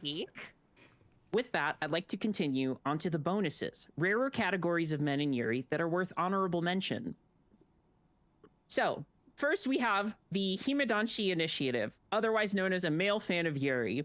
I've only seen this happen in manhwa, but I've only read like 3 manhwa, and I'm pretty sure it was in literally all of them. There is sometimes a guy who just knows there's relationship trouble between 2 girls and loves that Yuri is happening near him. There is a certain self-awareness that they are in a Yuri story that is never explained. And in fact, they are just there to root for the 2 heroines in some way, shape, or form. They are super excited to be in a Yuri series and will do anything but interfere with said relationship in any way, shape, or form. They mostly act as spectators, but often have some kind of characteristic to paint them as like, you know, like wholesome observers rather than stalkers. So right. Yeah, this is a trope that I've seen a few times. I only pulled this one from one series because it's the one that I like the most, which is Please Bully Me, Miss Villainess. It's very good. Very, it goes to some very strange sci-fi-ish places, but it's definitely I a kind of good dropped read. that series. I didn't know that was coming. It's pretty awesome, actually. I like it a lot. I'll have to pick it back up. Yeah. And then lastly, we have another bonus that there is really only one example of, which is, of course, the ultra-rare Arrow Ace supporter guy, Seiji Maki from Bloom Into You. This is a character who experiences no romantic or sexual attraction, but does in fact just want to be a fucking wingman. He is kind of awesome. He does just want to help in any way, shape, or form, not for any personal gain or satisfaction, but because he is a bro. This is, like I said, extremely rare. I've never seen a character done specifically like this before. Yeah, they're a good egg. Like I said, very rare as a trope, but worth honorable mention because Seiji Maki fucking owns. I think you're slick, by the way. I didn't notice that until you pointed it out. You think you're slick? You Yeah. think you're slick? I noticed. Yeah. I don't know what y'all are talking about. Oh my god. What's going on? There it is. You think you're Okay. slick? Yeah, there Don't it is. think it. So Don't with say that- it. Don't think it. So say it. With that, the main point of go my to the next presentation is concluded, but I would like to leave you with some Yuri recommendations because it wouldn't be my presentation if I didn't tell you to read my favorite Yuri. First, we have Other Side Picnic by Iori Miyazawa, the person who gave the interview I was mentioning earlier. Sorowo and Toriko are 2 college-age students who hunt netlore / creepypasta-inspired monsters in a scary reality known as the Other Side. By collecting artifacts from this world, Like- they can oh, sell like them Bendy. to afford guns, equipment, and their elaborate and expensive dates. This is great if you can handle horror. This is literally like peak writing. Like I've never read anything quite like this. Please screenshot this and please read it. Avoid the anime. Maybe read the manga if you want to, but I cannot recommend enough the light novels, which the main character has an internal monologue you only get if you read the light novels, and it is insane and the best thing you will ever read on planet Earth. So please consider it. Next, we have... Is her hand okay? No, it's like a ghost hand. Oh shit! Or Ghost Trick. It's kind. She's it's got the eating same stuff thing at the going other on side with her picnic. hand that Sorowo, the girl behind her, has going on with her Sans Undertale eye. Oh, they're copying everything. God! They're ruining Understood Picnic. Next They're we ruining have the the back most. rooms. Next we have the most predictable recommendation from me. I'm in Love with the Villainess by Inori. The synopsis of this is Rei Ohashi is a tired and overworked employee that one day wakes up in the world of her favorite dating sim. The many princes of the Bower Kingdom vie for her affection, but Rei only has eyes for Claire Francois, the antagonist of the game that seeks to bully the heroine at every turn. While their antics ensue in a magical school setting, political unrest threatens to upend the entire kingdom they reside in. Now, this is an insane series genre-wise because it starts as a rom-com and then it becomes a very, very intense political drama, all while having this sort of high fantasy backdrop. Wait, really? It has so much going for it. It literally is like, it's so peak. I highly recommend the manga. There are some changes to the story in it that just like really elevate a lot of things. You cannot go wrong with the anime though, especially the English dub. The English dub cast really did a killer job in bringing out the huge. Yeah, we binged the anime and it fucking ruled. They really bring out the rom-com elements. The English dub is phenomenal. And then once you've seen it all, once you've seen it all, you can check out the Q&As with the English cast, which are really also very entertaining. And also the light novels that they come from are also peak. I don't want to discount those. And in fact, they have the longest version of the story, with the manga currently coming up to the end of light novel 2, but there are 5 light novels in total. 3 through 5 being a completely like sequel story to the first one, which was already awesome. And light novels 3 through 5 follow a structure in which they start really good and end as the most insane and interesting thing I have ever read in my entire life. I cannot recommend it enough. So yeah, check it out, please. I'm begging you, on my hands and knees. Next, we have Bang Dream It's My Go. 5 girls from different schools come together to form a band, but in the wake of their last band's breakup, struggle to connect and communicate with one another. This dynamic makes each practice, meeting, and live show a precarious balance that the lead singer, Tomori Takamatsu, is desperate to keep from falling apart. This one is Toxic Yuri. It's very toxic. There's all kinds of toxic in this one. I'm not finished with this one, but yeah, no, vouch. This shit's toxic as fuck. It's awesome. This shit is so there's literally a green like radiation glow coming off of the TV whenever you watch this. Yeah. No, I didn't catch that when we dubbed this. Legitimately, you would think that, like, you know, because it's a show about bands and music and stuff, that they would do that. No, it's mostly just them bickering and misunderstanding each other, and it rules. Yeah, You know, but dang, these girls just music need is to just make a the vehicle band. for them to feel worse about themselves. Yeah, no, like that's it. It's great. Next, we have Mayonaka Punch. Streamer and content creator Masaki Sonoe loses her channel and partners when she punches her co-host in the face in the middle of a live stream. After all her former fans turned against her, she makes an agreement with Live, a pink-haired vampire that's been asleep for 20 years. If she gets Masaki to 1 million subscribers, she'll let the vampire eat her alive. What? This is awesome. Hooray! This might sound intense, but this series is like full comedy. Like, it is just funny start to finish. I mean, there's a little drama in there, and the drama is interesting, but like, it is primarily funny. Yeah, you had me sold at vampire. Yeah. Pink-haired vampire. I will watch this with you. It's great. Vampire? Like, hello? Like, yeah. Mar, when I say you would love that character so much, she's 1000% silly mode 100% of the time. It is great. We should watch this in the DM. We should. Yeah, absolutely. Yeah, I would love to. I'm down. I'm down. And then lastly, we have Revue Starlight. Dysfunctional theater kids fight in an arena with medieval weapons while singing songs to each other. The sword fights are literal, but also a metaphor for the tension the characters feel in their relationships. Whoever reaches the final round becomes the top star and can perform on any stage of their choosing, though the prize has a dire hidden cost. This has 1 season. which is really good, has an insane twist in the middle, and is just completely like original and awesome. Maybe, okay, original is like, it's a little Madoka inspired, but like just enough to where you can just like, you can kind of feel the same blood running through its veins, but it's got so much going for it. The soundtrack is amazing. And then if that wasn't good enough, the movie is one of the best movies ever made, with chock full of symbolism and character development that I literally have never seen any other series attempt. It is crazy, it's awesome, and the soundtrack, much like the show, is peak. Yeah, Highly not recommend. to mention that the animation, like both in the main series and in the movie, are fucking incredible for what it is. Like, it Oh, is yeah. so stylish. It's very cool. But with that, I think this presentation's been going on for a very long time, so I'm gonna wrap it up. Here's my works cited. Holy shit.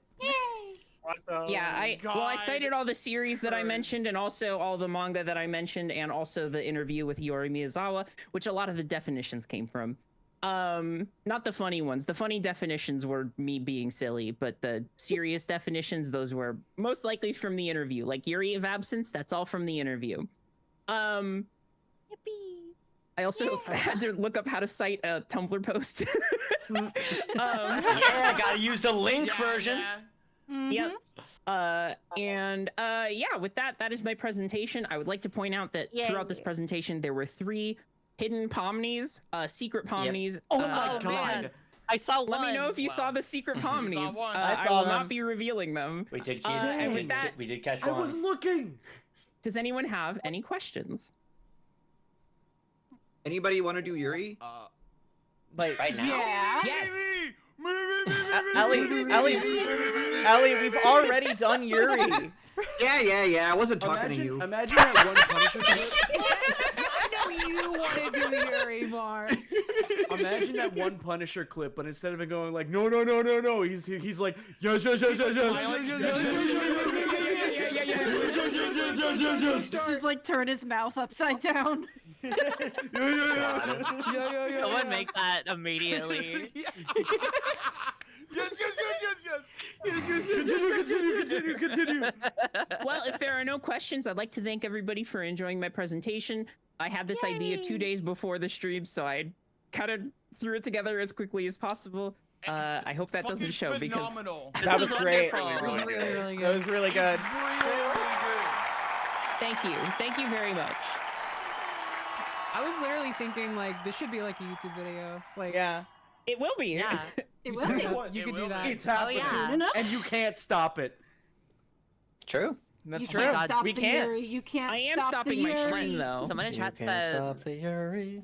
Someone in chat said, "What if Secret Pomni x Secret Pomni Yuri?" I had Oh. considered this. What if Would that what be- if all the That's Pomnis Balatro. were Yuri? Would that be That's Balatro. What if It's Secret Balatro, yeah. Pomni x Public Pomni Yuri? Public Pomni?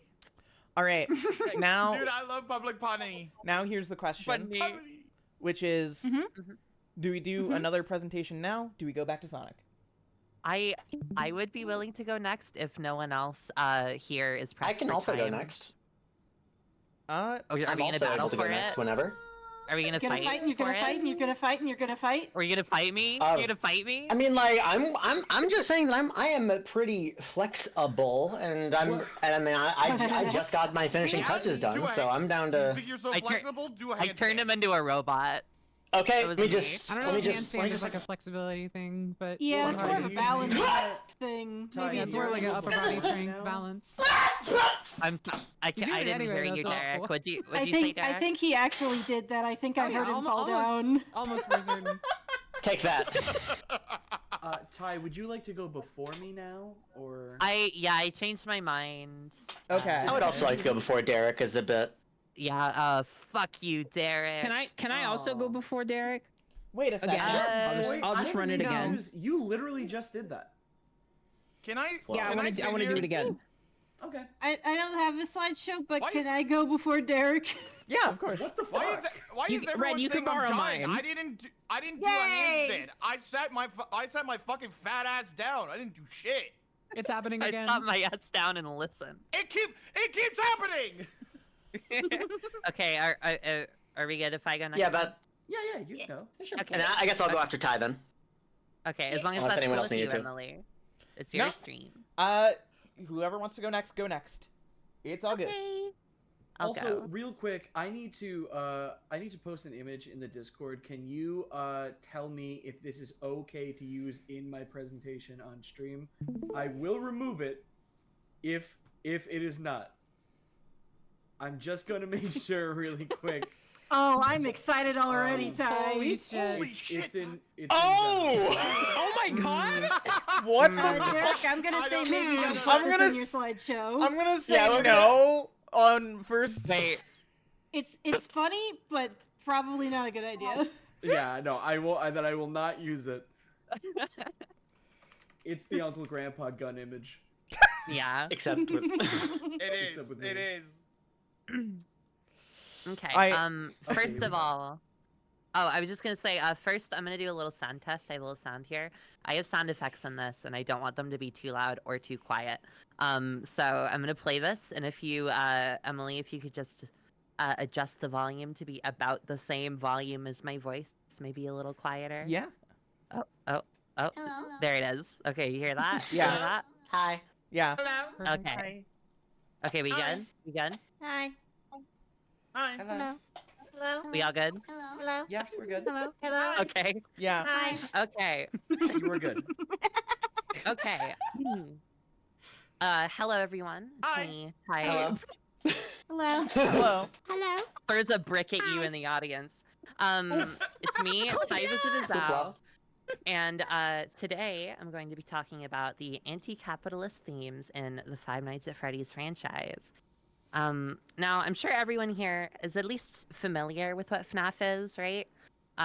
Even if you haven't played the games, you've probably been exposed to the basic goings-on of the franchise. Maybe you watched the movie, maybe a theory video or two. Maybe at your family's 2018 Thanksgiving, your 10-year-old nephew explained the entirety of the lore to you against your will. Regardless, for the uninitiated, all you need to know about the plot is this. In the 80s, two men started a company called Fazbear Entertainment Incorporated, and with it created a showbiz pizza-esque fast food chain called Freddy Fazbear's Pizza with animatronics and the like. In these restaurants over the years, multiple tragedies occurred, such as animatronic bite-related injuries, stabbings taking place right outside the restaurant, and most importantly, lots of children going missing and being found dead and stuffed into the animatronic suits months later, which almost all of is later revealed to be perpetrated by one of the very founders of the company, William Afton Purple Guy himself. The spirits of these deceased children later go on to possess the very animatronics that they were placed inside, creating a whole team of murderous furry robot mascots that the unfortunate night guards hired by a now deteriorating Freddy Fazbear's Pizza must defend themselves against during their night shifts at the location. Excuse my run-on sentence there.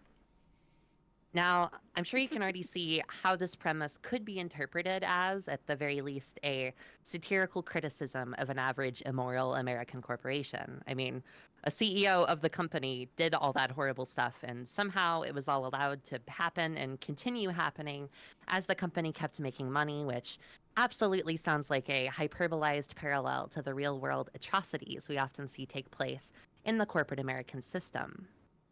You could say, though, that this isn't a very meaningful stance, and more so adheres to that old tropey narrative archetype, you know, the evil company that does cartoonishly awful and unrealistic things to make more money. Your Monsters Inc., your O'Hare Heirs, etc. Hold on. That's not the image I How did that even happen? What? That's weird. Okay, pretend that's an image of Mr. O'Hare from the Lorax. Sorry about that. I don't know what happened there. It's fine. Yeah, thank you. And after all, given the mere premise of the game, that's kind of expected to begin with, right? This is a horror game about Chuck E. Cheese animatronics killing people, and in order to tell that story, you're kind of forced to portray the fictional corporate conglomerate responsible for them as somewhat inept or negligent for that to happen anyway. So, is it really that deep, so to speak? Well, I'd argue that yes, it is. The portrayal of corporate evil goes much deeper than a surface level trope. In fact, I'd say that the series creator, whether he intended or not, developed these games with those criticisms of corporate America and its harm inflicted on the people living under it, baked right into their very identities. Speaking of the creator, Scott Cawthon, before we get into this, let's address the elephant in the room, pun not at all intended. His documented Republican/conservative beliefs. You may have heard that in 2021, it was found, much to me and many others' dismay, that Scott had been making large donations to Republican politicians such as Donald Trump and Mitch McConnell. Okay, what is going on? Is it like pulling from the wrong folder? That's O'Hare. Or something? Yeah, I don't. That's Mitch McConnell. Again, I don't know what's going on. I'm so sorry. Of course, this is happening to me live on stream. Oh my god. Sorry about that. Which, of course, there's the question. Why would someone with a Republican belief system who supports large, wealthy Republican politicians, who are, of course, notoriously pro-capitalism, why would someone like that have themes in their art going directly against that? Well, I think in this case, these themes are directly derived from Scott's lived experiences working for horrible corporations and the struggles he went through because of it, which I'd be willing to guess he doesn't know or believe is a symptom of capitalism, unfortunately. As he's talked about publicly, before the creation of FNAF, he worked at Dollar General and Target and struggled to make ends meet for his family. He even directly stated that, fuck! I don't know is someone like fucking with me right now? O'Hare's like, back in business, baby. Is someone else doing that? I'm so sorry, Emily. No, it's fine. I hope I'm not ruining your stream. Oh my god. Okay, let's just move past this stuff. Oh fuck. So these games use very specific humor to both poke fun at typical corporate speak, but also directly juxtapose this brand identity with the horrifying circumstances the employees are put under during the gameplay. At multiple points, the phone guys in these titles are given specific copy from the company to read to the read to the night guards / players, both acknowledging the high risk of harm that they'll be put under, but also absolving the company of legal repercussion. We get great lines such as, upon discovering that damage or death has occurred, a missing person report will be filed within 90 days. And premises have been thoroughly cleaned and bleached, and the carpets have been replaced. In FNAF 1, and in FNAF 2, there's one that says,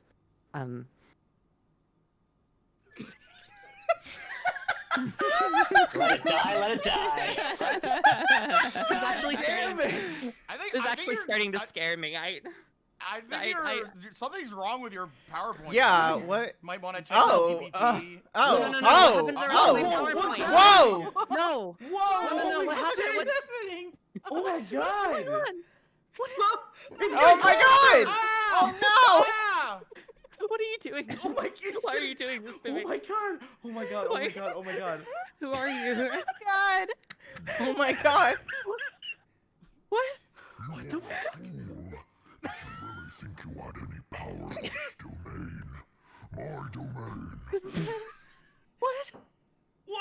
Grave mistake coming here, as did the rest. What is happening? You join them now. No. This is a bit, right? This is a bit. No, please. No! Oh my god! Holy shit! It got Ty! Holy shit! It got Ty left the call. Where did she go? She's gone. Oh my god! Oh my god! Oh my god! Oh my god, that was the funniest thing I've ever seen. Hey, Ty, you're back. Ty, that was one of the most insane fucking presentations I've ever That was watched in my fucking life. awesome. That was so good. That was awesome. I'm so sorry. glad I didn't have to follow that. I didn't know you guys are starting the stream. I'm sorry I was so late. I okay. Don't worry about it. Yeah, you're fine. Okay. We're just glad you're here. We're just Are you feeling all right? Yeah, I hope it's been going well. How are you guys doing? Yeah. We're We're just doing about good. to check out the Chow Garden. I don't know if you've heard of that. Yeah. Oh yeah, I think that's like Sonic, right? It's like the restaurant from Sonic 3. Oh, okay. It's like Sonic School. Yeah, it's sort of like it's like a restaurant, sort of similar to something you'd find like a Chuck E. Cheese or maybe like a Five Nights, like a Freddy Fazbear's. Oh.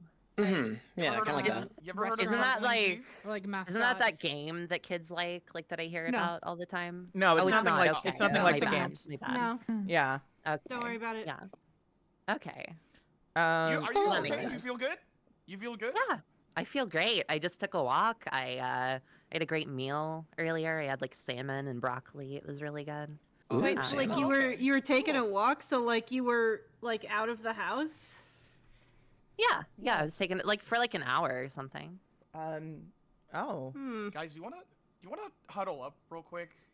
Yeah. Sure. Yeah. Ty, we're just gonna. Oh, yeah. If you don't mind, Ty, we're just gonna huddle up real quick. Oh, I'm not in the huddle. I'm not in the huddle. We just have some things. You're fine, It's you're fine, continuing a you're fine, discussion. you're fine, you're fine, you're fine, It's a discussion we had Oh. before you were coming in. I could stay out of the huddle. I don't really feel like moving. That's fair. That's fair. Okay, yeah. Live it to your own level of comfort. All right. Do whatever you guys want. Everyone, huddle. We're just not gonna. Yeah, we're just not Yeah, gonna. no, we shouldn't. So wait, is it like my turn next, or is it still my turn next? Or? Yeah, I mean, if you Is want that to. Ty who did the PowerPoint? Look, I'm gonna be honest. I'm gonna be honest. What's going on? I'm pretty sure that was a ghost, but I think ghosts are kind of cool, and this is my stream. Oh. So I say we keep her on. Yeah. Oh, 100%. Yeah. Okay. Yeah, that's great. Yeah. Yeah. Okay. Anyway, Ty, it's so great you could be here. Yeah.